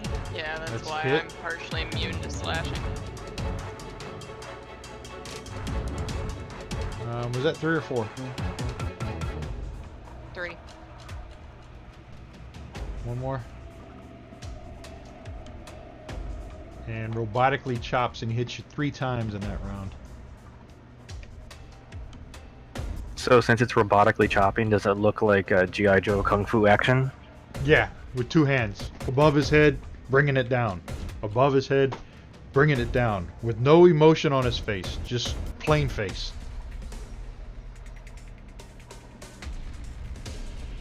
Vamir. Nobody else has joined me? Nope. The friendly dwarf character hasn't come over to see what the heck is going on? Nope. This is gonna be a really boring turn. You mosey over and say hi. Well, I'm expecting cultists to come pouring out of the stairwell. Probably Yeah, you don't know they're all dead. You still think they're all up there. Kaz.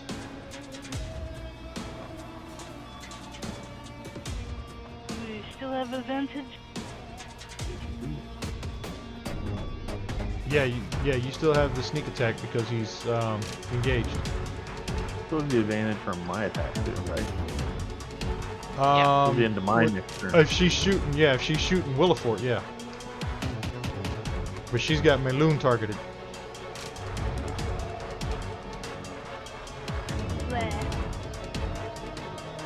Alright.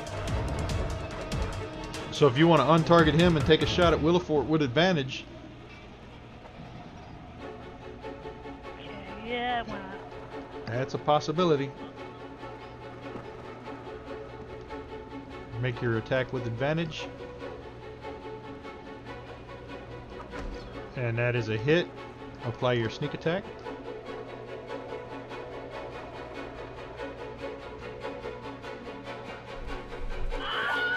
And with that, you hit Willifort right between the eyes.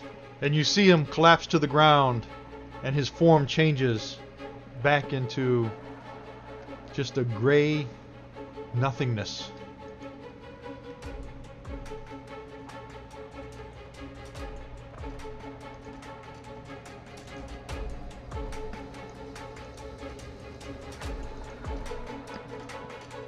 And that's what he transforms into. And his dying last words were, "The Castellanters will have the gold, and Asmodeus will kill you all." No, I didn't like Asmodeus. Rainier is going to stay where he's at because he's pretty comfortable and feels safe. Oscar?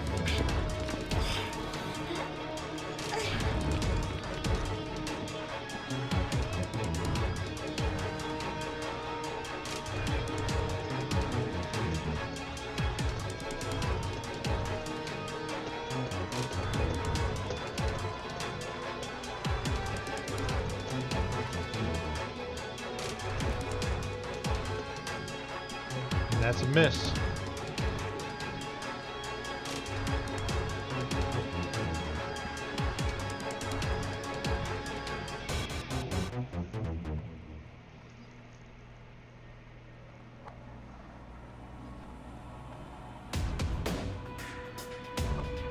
Rain?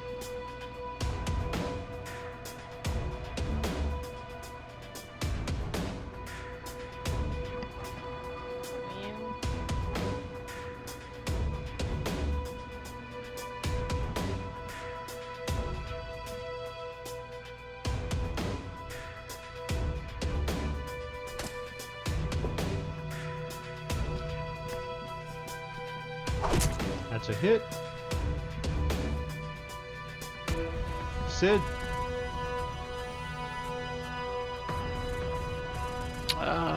Is there any other danger going on other than Maloon himself?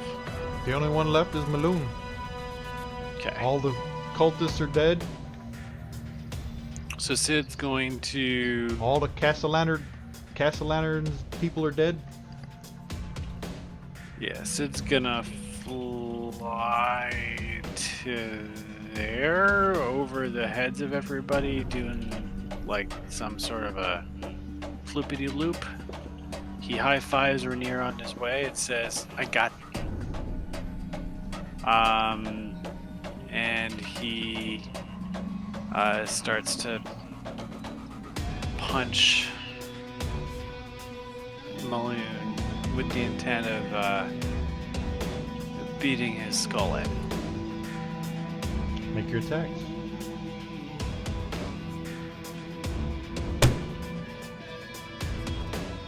That didn't work. That didn't work. We're spending some key here, folks. The hell is that dice doing? I don't know, but it's spinning, isn't it?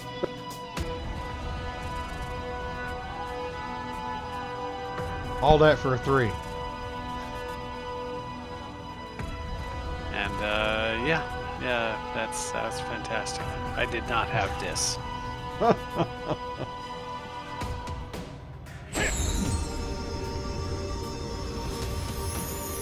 Gregor.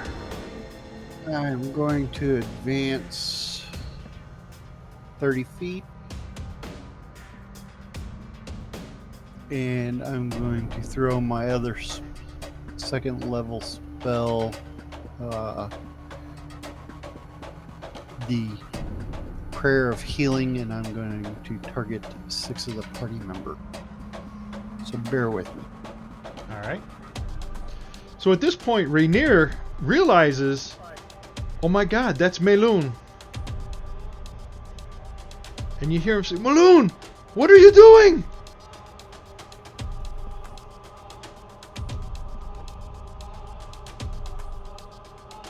"You're killing my good friend, Maloon."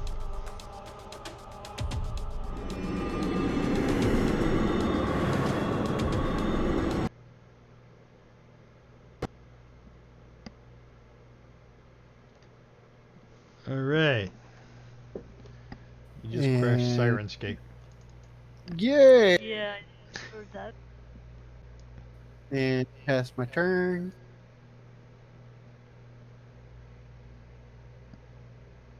All right. I'm officially dry of spell.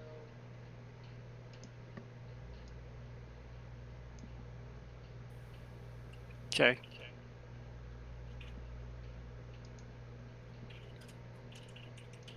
Starting to feel kind of sad for Maloon.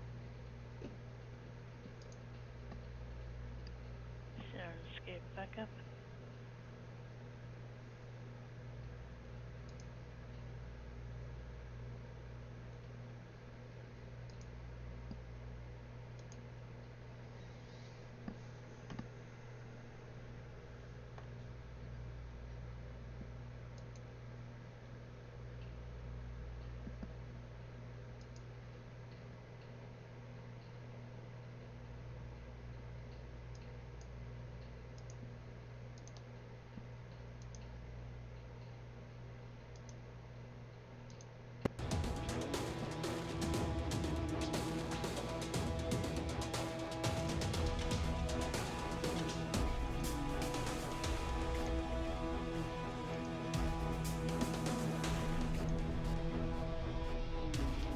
All right. So what's going on?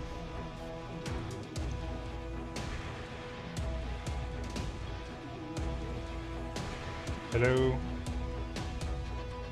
All right, I can't hear anybody. That explains that. Ah, there we go. I can hear you again. Yeah. Lots of different issues happening at the same time. All Comms, right. combat tracker. There we go. All right. So Cragor cast prayer to healing. Healed a bunch of us. Past my The black- turn. Black Viper's up. She's going to attack Meloon. And hit him.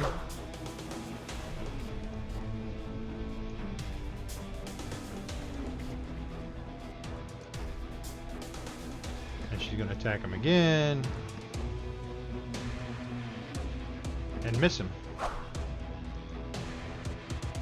Sid is up. Punchy, punchy, punchy. Can you knock him out?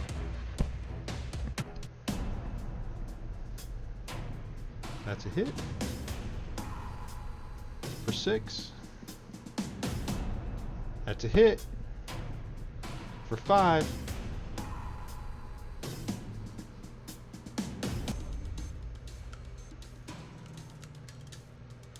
That's the end? Yep. Alright, Rainier. Rainier's gonna stay where he's at, and he's in shock that you're killing Meloon. He just doesn't understand what's going on.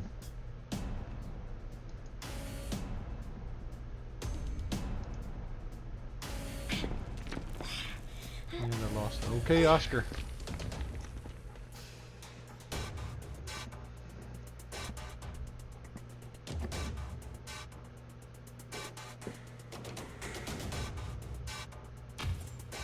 And that's a miss.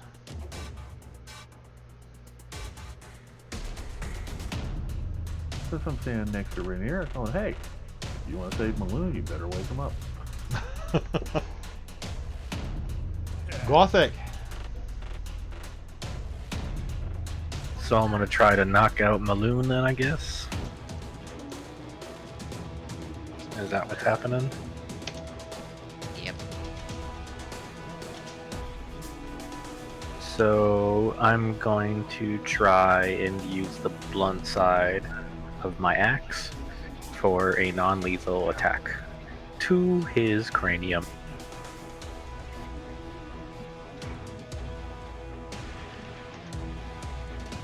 Well, Jesus. There goes Maloon after I ducking under my. Alright, Maloon is 1, 2, 3, 4, 5, 6, 7, 8, 9, 10.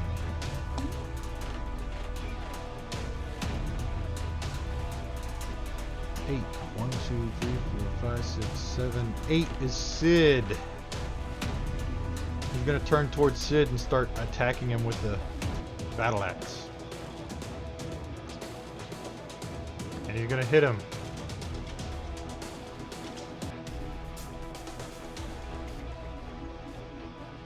He's gonna attack him again, the second time. He swings and he hits, connects.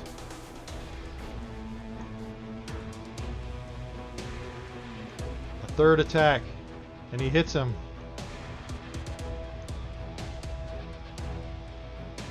And then he picks his axe up and swings it down again.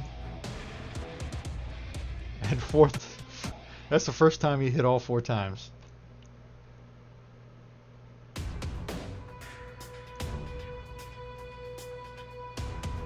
And Sid staggers.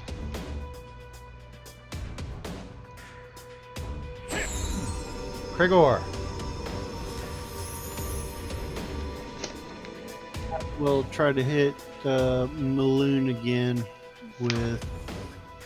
Good lord, I gotta clear my targeting. With Toll of the Dead as soon as I clear out all the targeting.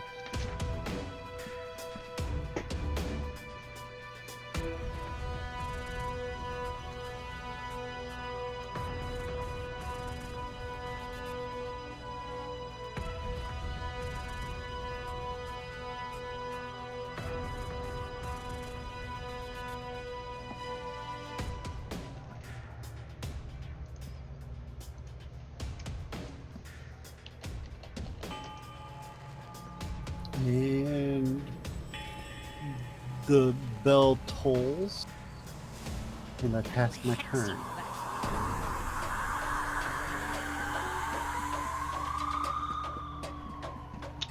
All right. Vamir, you staying down there? Haven't heard a reason to come up. Okay.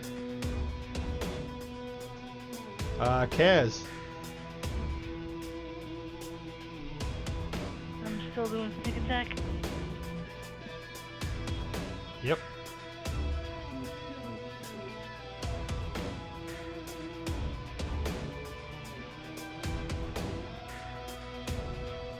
And that was a miss.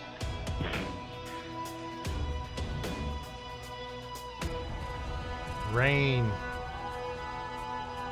With all the bad rolls you've had tonight, all you need to do is hit him.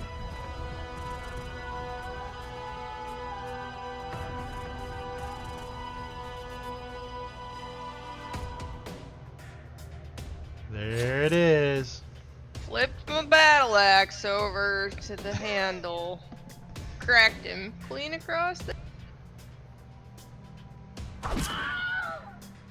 and knocked him out. And as he falls to the ground,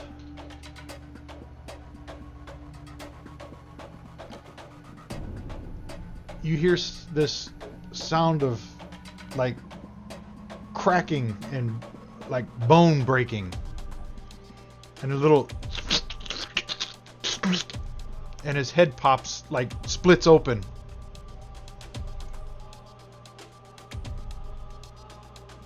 And this little guy comes crawling out of his head. Ooh. So let me roll his initiative.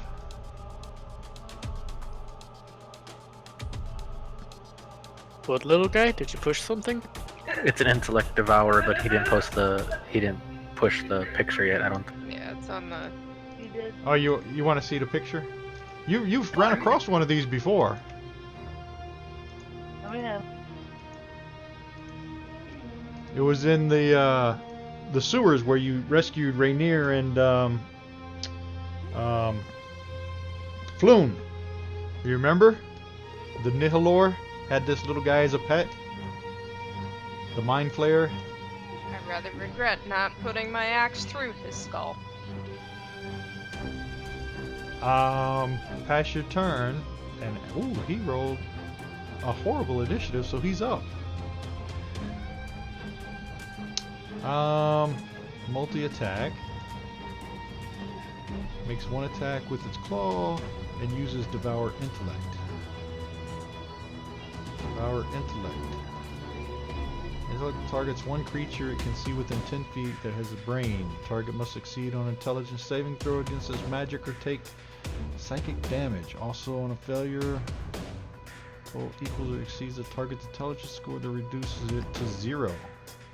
Alright, so he's going to...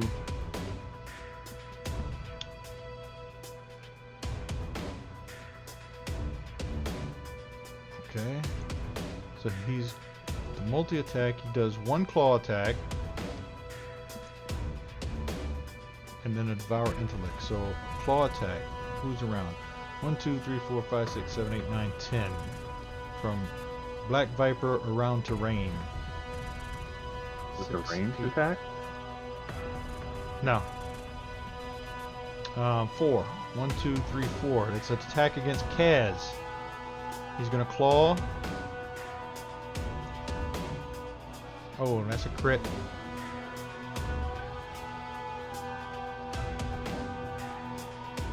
All enemies suffer disadvantage for their next attack. So everybody has disadvantage against him for your next attack.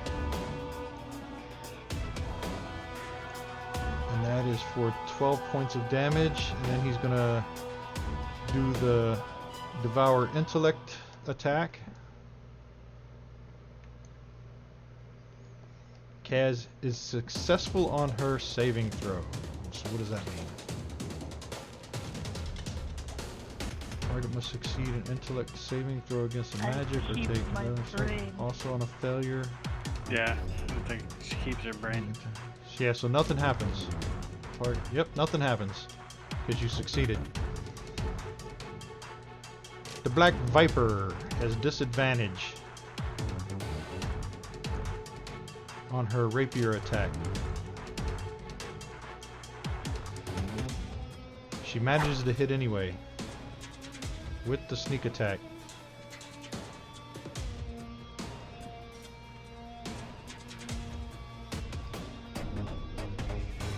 And she's going to attack a second time at disadvantage.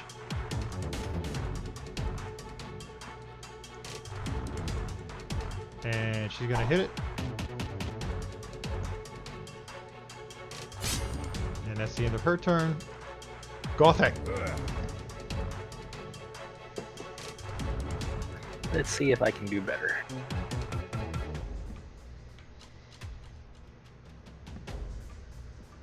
That's a hit. And you slice this little brain in half. It's a good As thing because Goth- those things are nasty. As Gothek intended.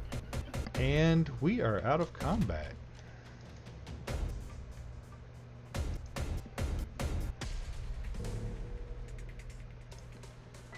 All right. 11 rounds of combat. So, I'm assuming you guys want to take Rainier downstairs, eh? Yes. Yes, we do. Alright, let me move everybody down there. And then I'm gonna find a pillar to sit down next to and rest.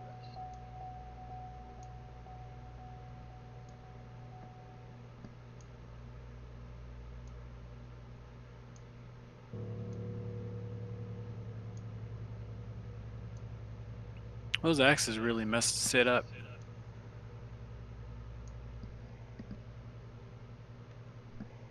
They messed up Cragor too, so don't feel like you're left out there. No. Okay, I'm gonna unlock the tokens so you guys can move about, position yourselves how you want.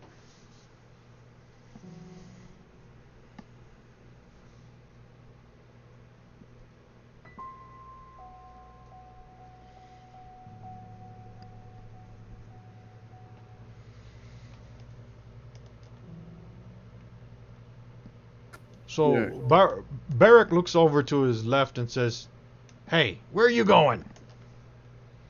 As he sees Oscar moving around that side.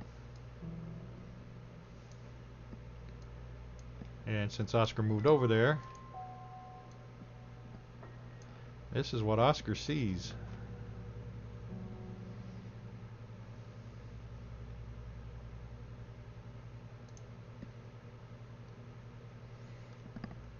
And the dwarf says, "Get back here, fool!" That looks like a little horde.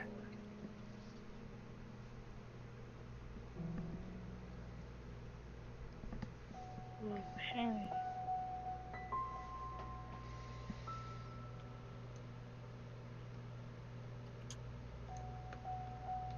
He's gonna move over towards where Oscar's at.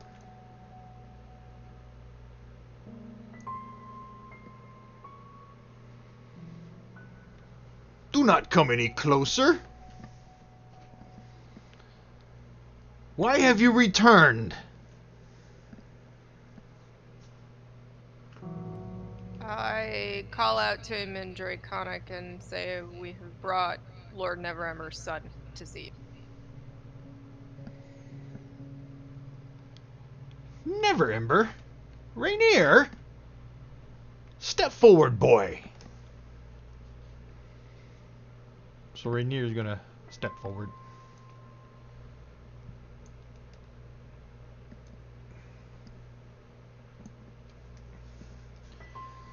Ah, you've grown. You've grown since I've last seen you. Rainier says, well, I don't remember you. He says, I remember you.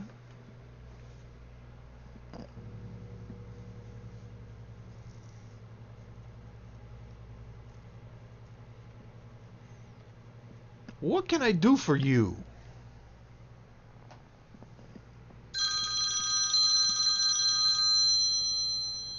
Hold on a second, I got a call.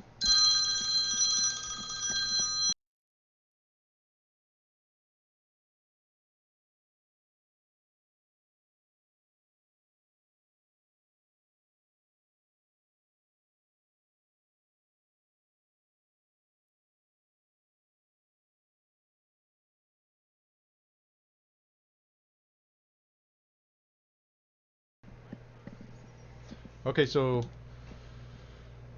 Barrick asks what he can do for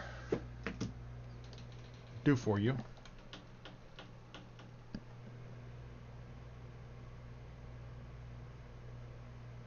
Hello. Yep, we gotcha. Oh, okay. Isn't he talking to the NPC? No, he's talking to the group.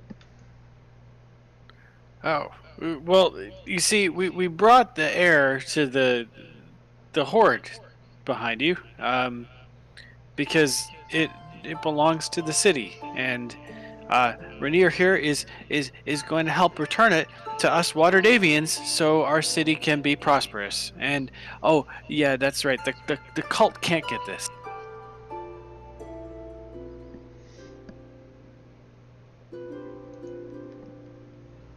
The cult, you say?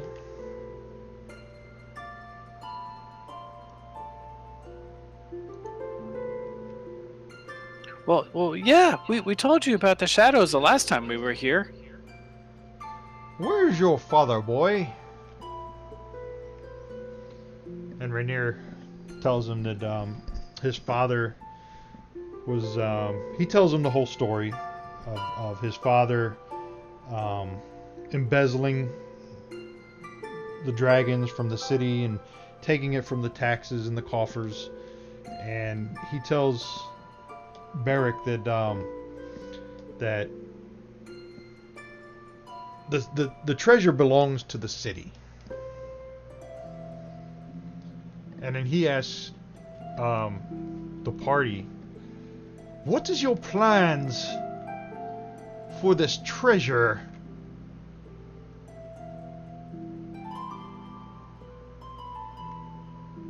It will be returned to the city per our previous discussion.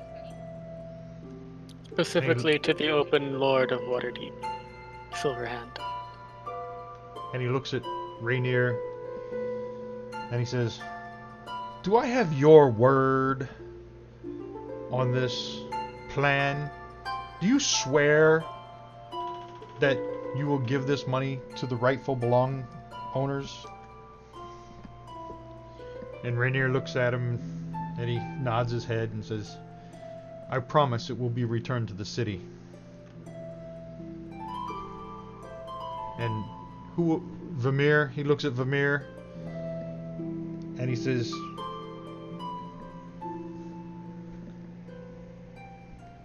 "You're going to give it to Miss Silverhand?" Yes.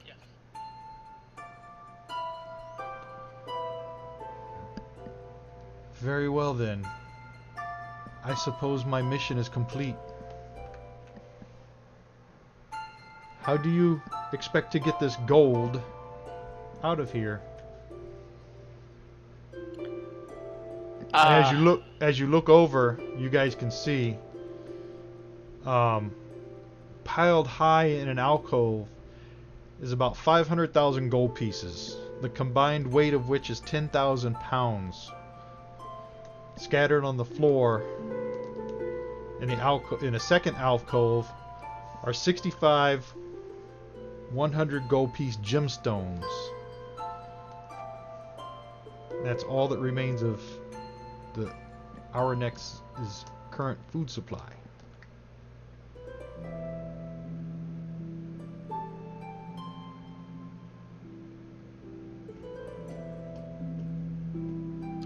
Well, Sid certainly hasn't thought that far ahead, so y'all figured that one. I was under the impression that Maloon would be sending a message to the Blackstaff in order to summon transportation. Alas, he had an intellect devourer in his head. A lad, actually. See what I did there? I do. Yep, nobody's laughing though. I know. Now would be a good time for that little magical bird. Well, let's go up and see if Maloon had some sort of means of communication. So you're gonna go back upstairs and search Maloon?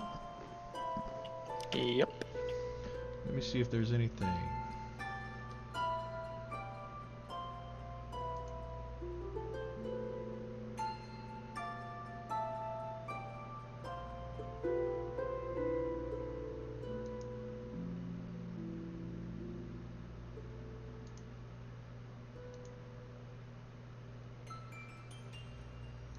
So I'm going to look at the quote-unquote dwarf and I say, although you've turned over control of the horde, can we prevail upon you to assist in our guarding of it until the city secures a way to transport it out?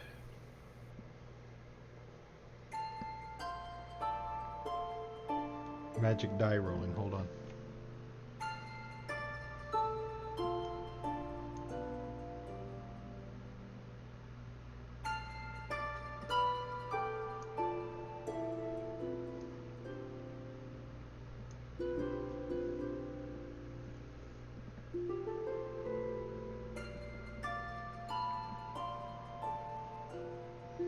Good Lord, when's this thing gonna stop? What did you hit? I'm rolling loot.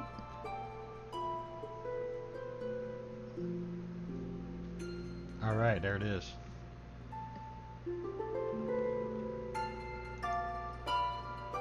So let me put this in the party sheet.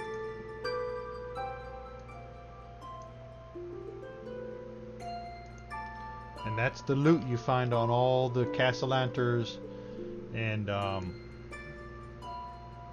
Meloon doesn't have anything on him other than that battle axe.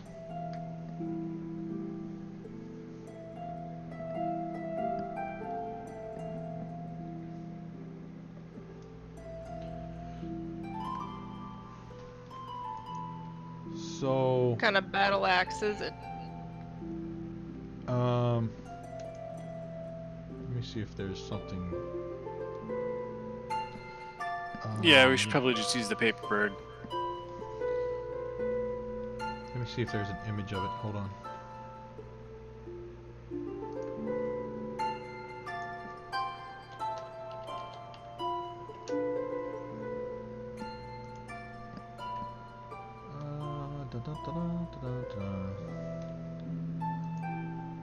Image. Drowning portal.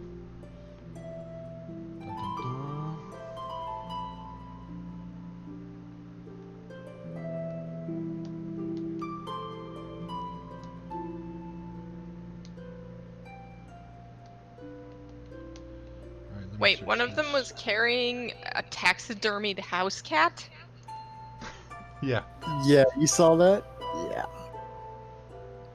It was his practical hat. Maybe I it bet was it a maybe it's secretly a figurine of wondrous power. I mean, it probably should go in the bar. That seems a bit tacky. Not disagreeing. Is it just me, or does 900 gold pieces seem like a lot for the party coins?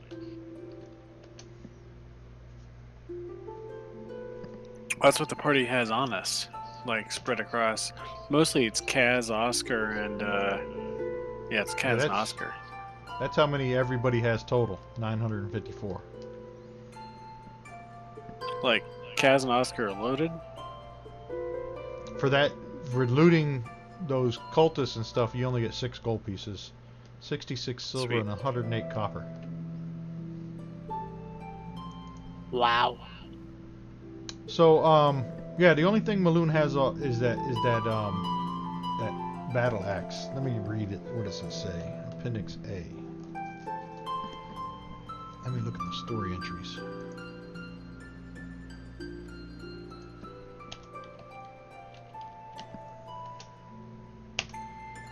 No, there's nothing in there either.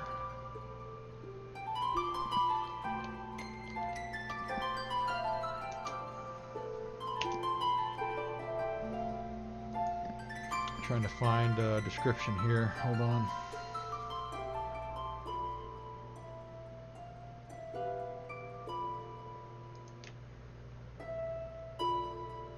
There's no appendix.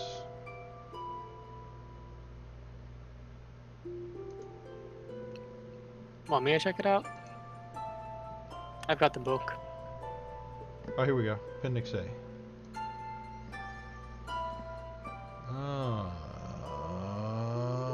And there is no picture, of course. Now it's a battle axe.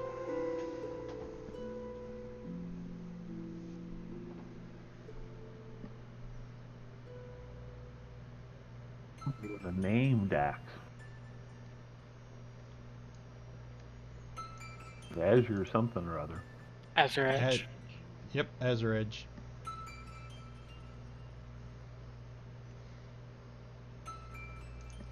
So, if you want to take that axe down and ask the dwarf about it, maybe.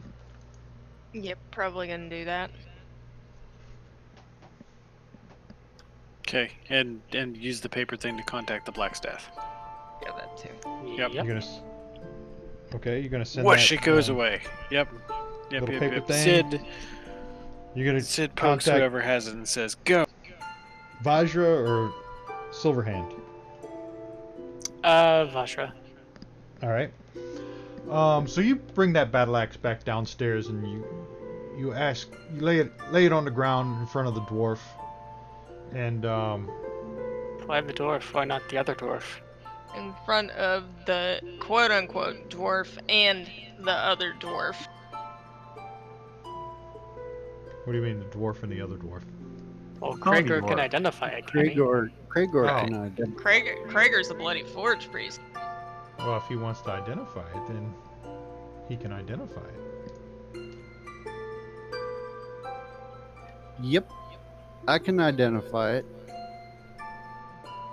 It's a ritual.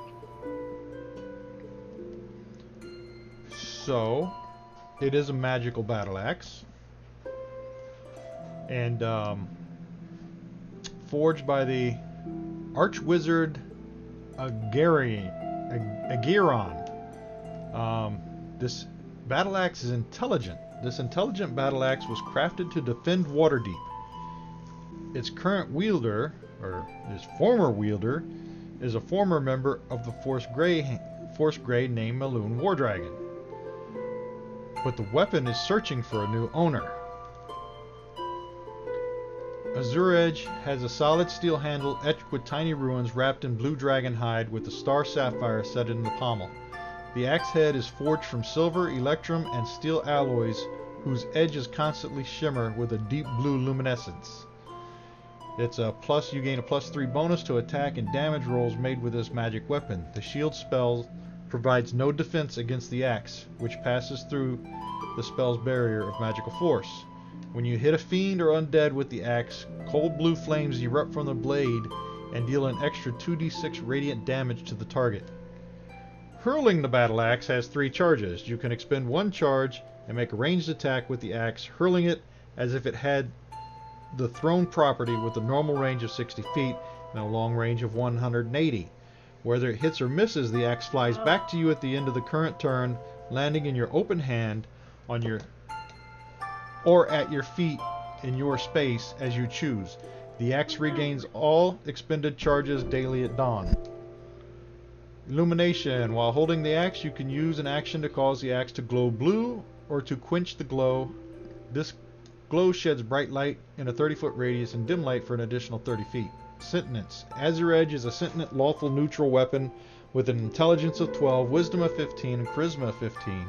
It has hearing and dark vision out to a range of 120 feet. The weapon communicates telepathically with its wielder and can speak, read, and understand common. It has a calm, delicate voice. The weapon can sense the presence of non-lawful creatures within 120 feet of it. Now you know who Maloon was talking to. He was talking to his axe. Azure Edge is sworn to protect Waterdeep, and it desires to be wielded by a law-abiding person, willing to dedicate everything to the city's defense. The weapon is patient and takes its time finding its ideal wielder. If someone tries to use Azure Edge against its will, the axe can become 10 times heavier than normal and can magically adhere to any medium or large object or surface it comes into contact with. Once it does so, the axe can't be wielded. Nothing short of a wish spell can separate the axe from the item or surface to which it adhered without destroying one or the other, though the axe can choose to end the effect at any time. So, holy crap. Yeah, so hold on. I just had this image in my head that I have to share. Some orc warlord accidentally drops it on the table, sticks to the table. Orc warlord destroys the table except for a few splinters left on the axe as it wields it around. Yeah. It's also worth 35,000 gold pieces. Well, I don't think you can sell an artifact. Yeah, probably not. I mean, Well, yeah. I'm just gonna say to the axe, well, aren't you special?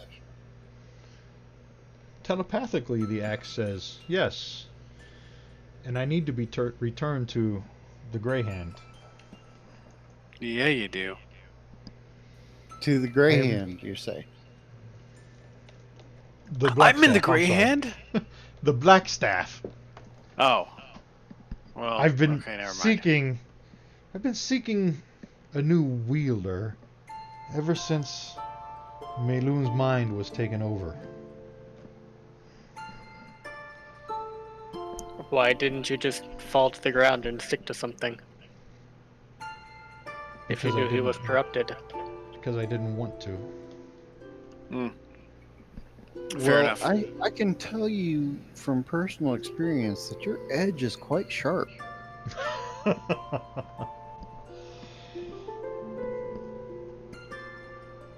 And, So- and if you're willing, I will be glad to return you to the Blackstaff. But, you know, do consider myself as a potential wielder.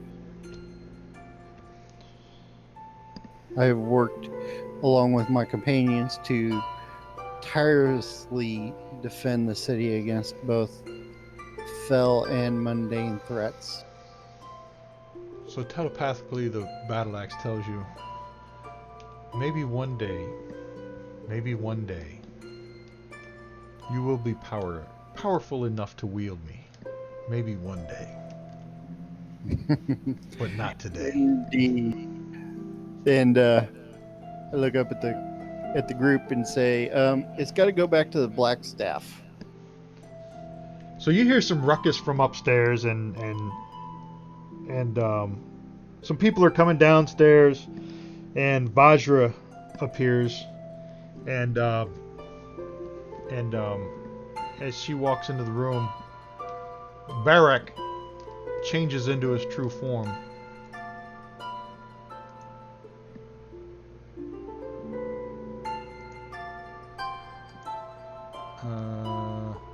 Let me see if I can get this.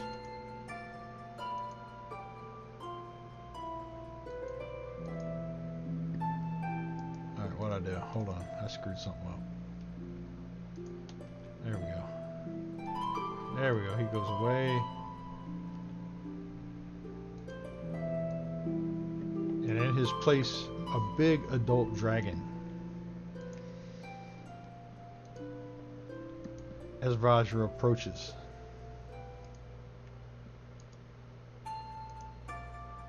Damn it. There we go. And his voice changes, it gets real deep. And he says, "Oh, hello, the Black Staff." As he crawls around and he tells Vajra, "My work here is done. You may take this and return it to the city." And with that, he crawls off. And you don't see where he goes, but he disappears off into the distance. Vajra has a crew there. They collect up all the gold. And she thanks you for the job well done.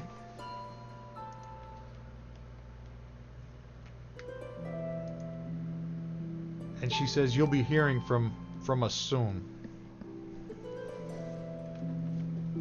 So you guys all leave the vault and you go back to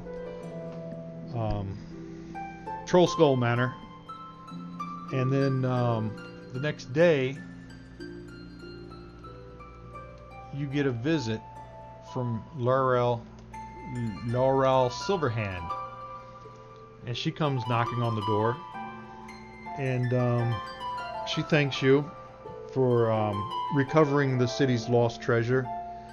And she offers you 50,000 gold pieces as a reward. So the group gets 50,000 gold pieces. So now you got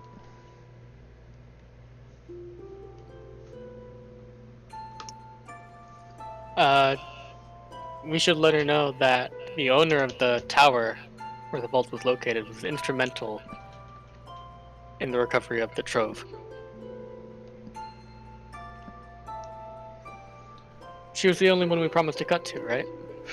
Yes. Yep. She tells you that the reward is 50,000 gold pieces, which you've promised others is on you. Fair enough. So I put 50,000 gold pieces into the party sheet as well. And that gives you 7,143 gold pieces each. If also split with what's her face? No. How much did you give her? 10%? I don't think we agreed on a number. Let's send like 1,000 gold pieces over and say thank.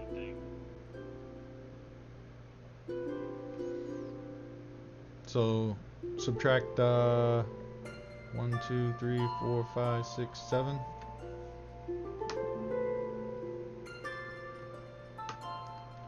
That's 143 gold pieces each. Pretty much the leftover, the odd amount we've got. Yeah. Yeah. So subtract 143 off your inventory sheets, and that's Nice.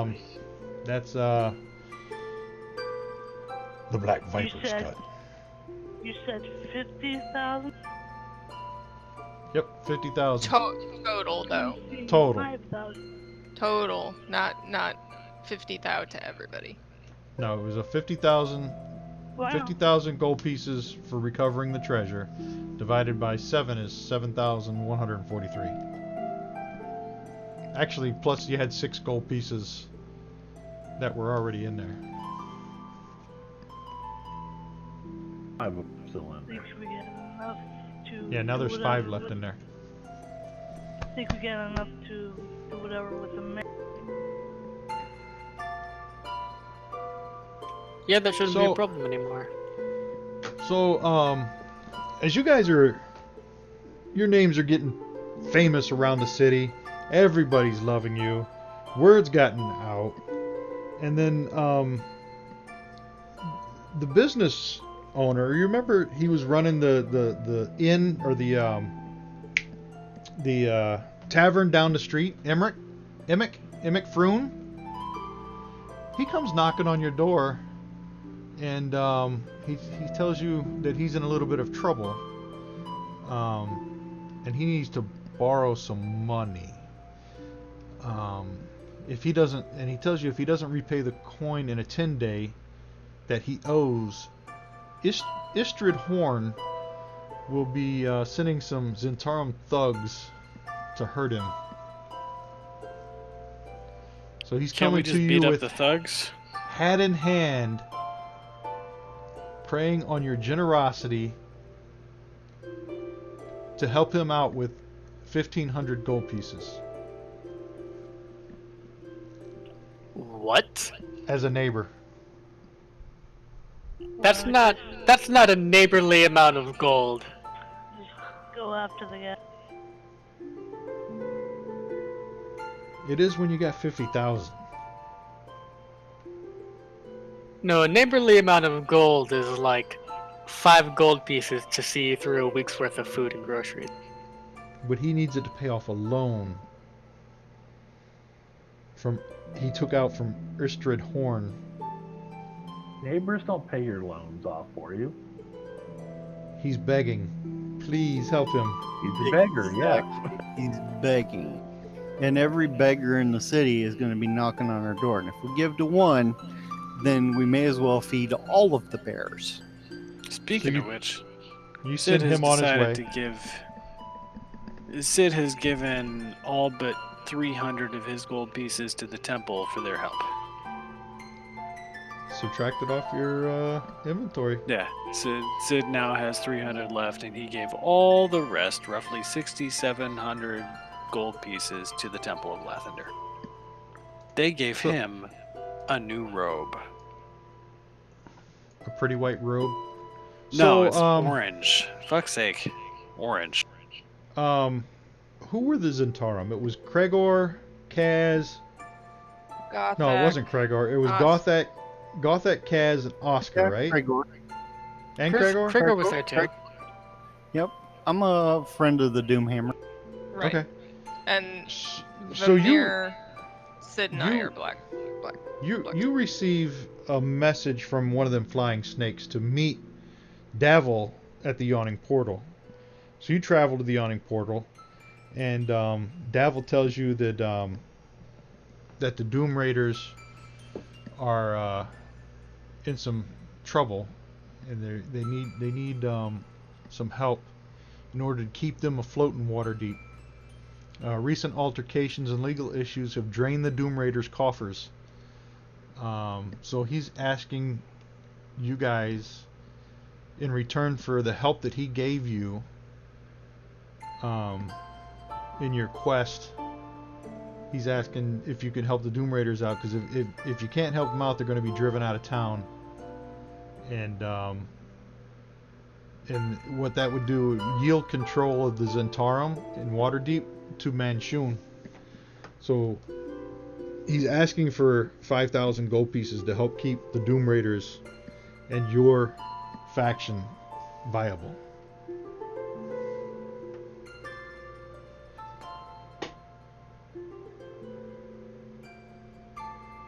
$5,000. That's what they need to pay off their legal issues and to keep the Doom Raiders active. because if it's a war between Monsoon and the Doom Raiders, and Monsoon's winning this war. If they don't get this loan from their fellow Zentarum, the Doom Raiders will be run out of the city.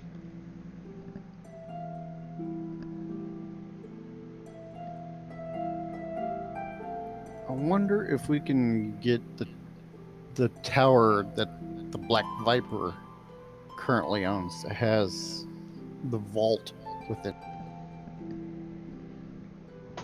That's what I'm after. I'm looking for a base of operation. And Davil says you've already got Troll Skull Manor. Why would you need that old rundown place? You would have to be a dwarf to understand and appreciate the structure and the building and the potential. Yeah. Oh, Back the to potential. with your stately Wayne Manor. Oh, the forge I could build in there.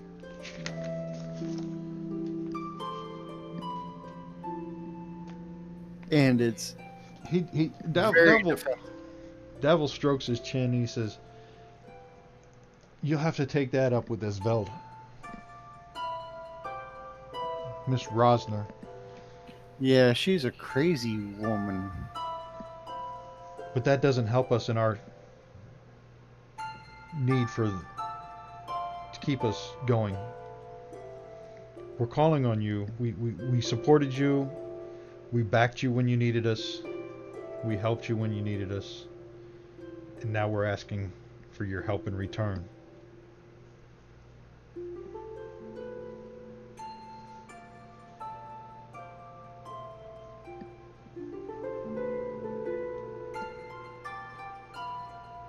Seems like the things that you did for us, we did things in return for you. Such as the deliveries and the hunting down of the elf slayers. So that was kind of a mutual beneficial equal partnership. So are you turning your back on us?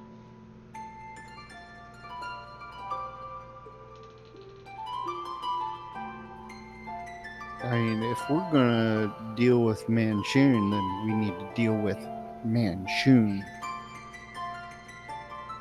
Manchun doesn't need the money, we do. You're missing what I'm saying. Manchun will run this city. If we're run out of town, this city is doomed. Maybe I should make it more plain. If you want to kill a snake, you cut off the head.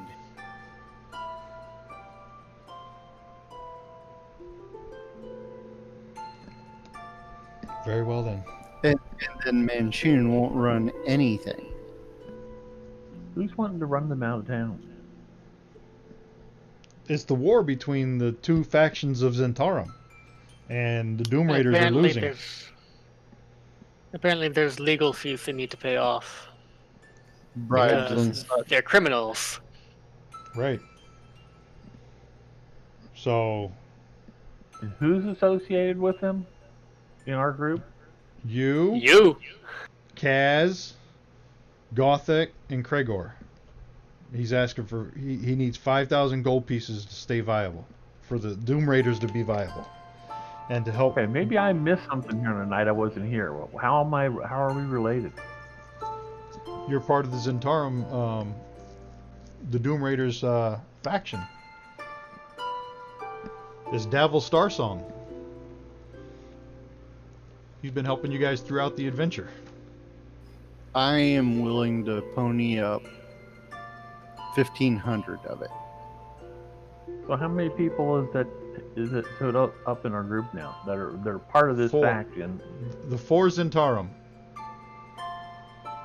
They want 5,000. That's less than 1,500 each. Right. I'm one of them. I'll put my share up. It's 1,250 each. 1,250 each. If you agree. So be it. So be it. I wanted to hear all 4 people say that. Yeah. Yeah. Yep. So be it. I'll just take it off our inventories, right? Correct. Yep.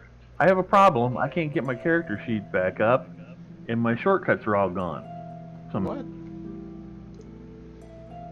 So How do I if you get click my on- character sheet back from scratch? Because I can't see it anywhere up on here.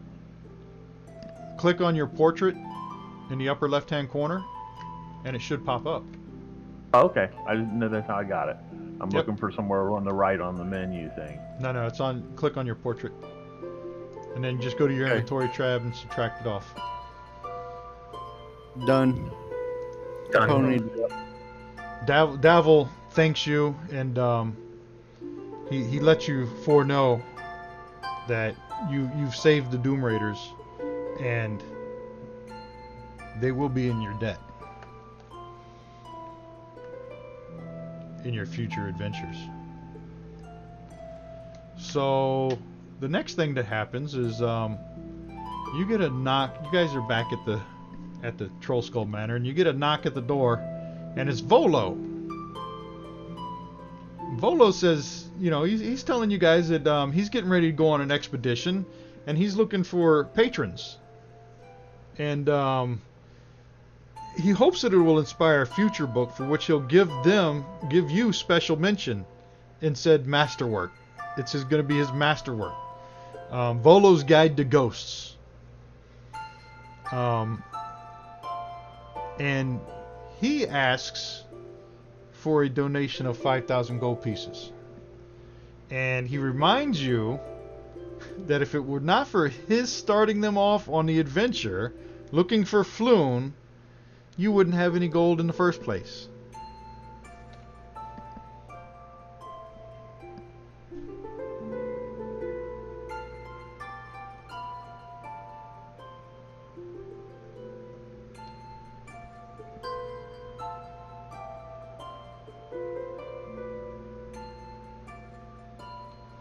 I'm unimpressed with this argument so far. So you guys want to tell Volo to buzz off?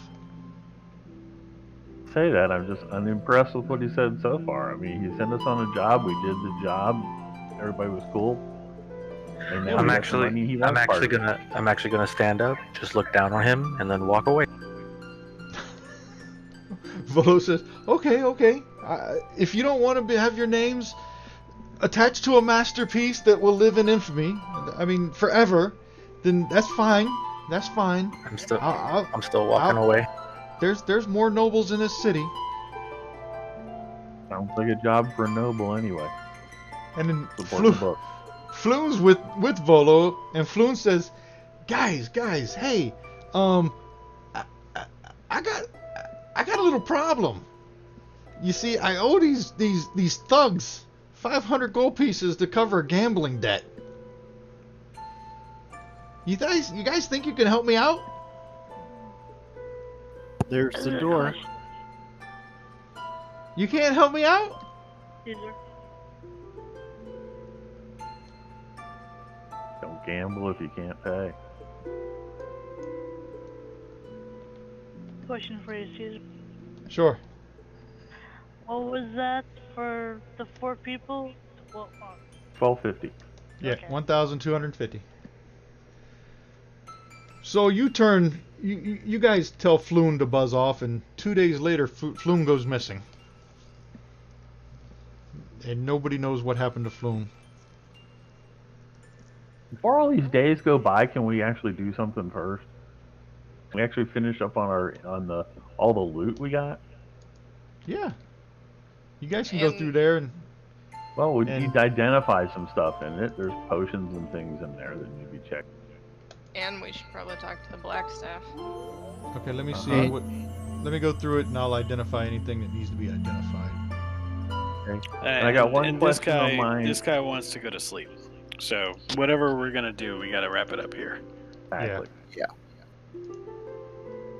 Like if we're leveling up, can we do So are that? all of the side NPCs that we've encountered through our mission suddenly going to die if we don't give away all of our gold? I'm totally fine with that. No, They're just actually, city folk anyway. Actually, the last one was temples and temples, charities, guilds, and down on their luck strangers come knocking from time to time. What they ask for isn't much, a few gold here and there, but it all adds up. And Sid already gave away enough gold to his temple that no other temples are coming to bother you. I was gonna say the Temple of Lathander should be okay. So let me go through. What do you see that needs to be identified? Potion of healing is already identified, isn't it? No, it doesn't. I gotta click that. There you go. Whoever needs them, grab them. I've got some already. You see anything else that needs to be identified? I got one little quick detail to ask just for me. How do what do I do to determine how many of my arrows I get back? I forgot. You can go ahead and restock everything for your arrows because you've been back in town. Didn't and shoot they're them not- at anything that they're- anything that ate them or anything. No, they're not hard to replace. I think get back up everything- to 20. Yeah, I think everything's been identified. Let me know if it hasn't. And then you could take out of there what you want. But the last thing that happens is word of your deeds spreads to every corner of Waterdeep. Finally, a note is delivered to your front door. Somebody knocks on the door and you answer it, and they hand you a note. And this is all the note says.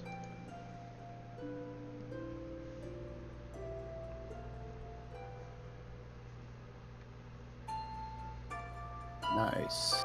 And everybody gets to level up to level 5. Ooh. Exactly what do we need to do for 5? This completes the adventure of Waterdeep, Dragon Heist. Yay!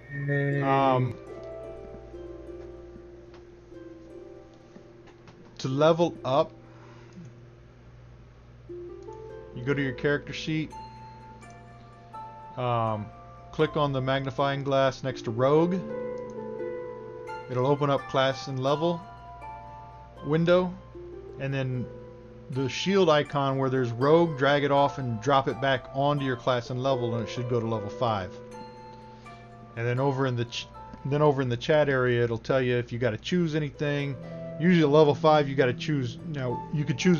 We're going to do feats and stuff, so if you want to look those up before you level, how about we do this next Friday? We'll level everybody up, and then that'll be our session for next Friday. We'll make sure everybody gets leveled and gets their feats picked and everything like that. How many hit points do we get? You're max, right? Yep, we're doing max hit points. How many is that? What do you get? A rogue gets an 8-sided die. So 5 times 8 plus your Constitution modifier, which is 0. So it's 5 times 8, right? Okay, so just go to 40. Yeah. Is that right? Yeah. I get 5 times 8 plus 2 times 5. Right. So solid 50. What, So if you want, when do we if get you to want, add, when do we get to add ability scores? What level does that happen at? 5th level right now. You can either choose an ability score. No. You can. What is Fourth. that? 4th. Should have Yeah, already we- happened. We did Okay. that. That's what I'm Oh. asking. The feats are 5th though, right? Yes. No, it's instead of an ability score. Oh, we already did feats, didn't we? You're right. You're Yeah. right. I got a feat. It just came Yeah, up. this It, is an easy it one. picked it for me. You don't have any feats. There's no feats on here. Did you take an ability score increase? Yeah, ability score improvement. You took that. I'm just saying, when I did level up to 5, I got a feature in Uncanny Dodge added. Yeah, features Yeah. are different than feats. Right. Yeah, you took Where an should ability that skill show up improvement. at? Uncanny Dodge is on your abilities tab. Something I need to put in action for? I believe there is a spell action for it. Okay, we'll take care of it next week. Yeah, we can check all that stuff out next week, next Friday night. It's getting late, so I Yeah. get a little dragon. Cool. I hope, Thanks for DMing this, guys. This was fun. yeah, I hope everybody had fun, and I'll let out some secrets next week when we get together. Some of the stuff, why, Monsoon was killing people, and things like that. And some of the stuff we missed. So everybody have a good evening. It's 2 o'clock in the morning. I'm going to bed. No, Yeah. That late? Does anybody need the table left up? Nah. No. Good night. I already leveled up. I'm done. All right, I'm exiting out. Night all.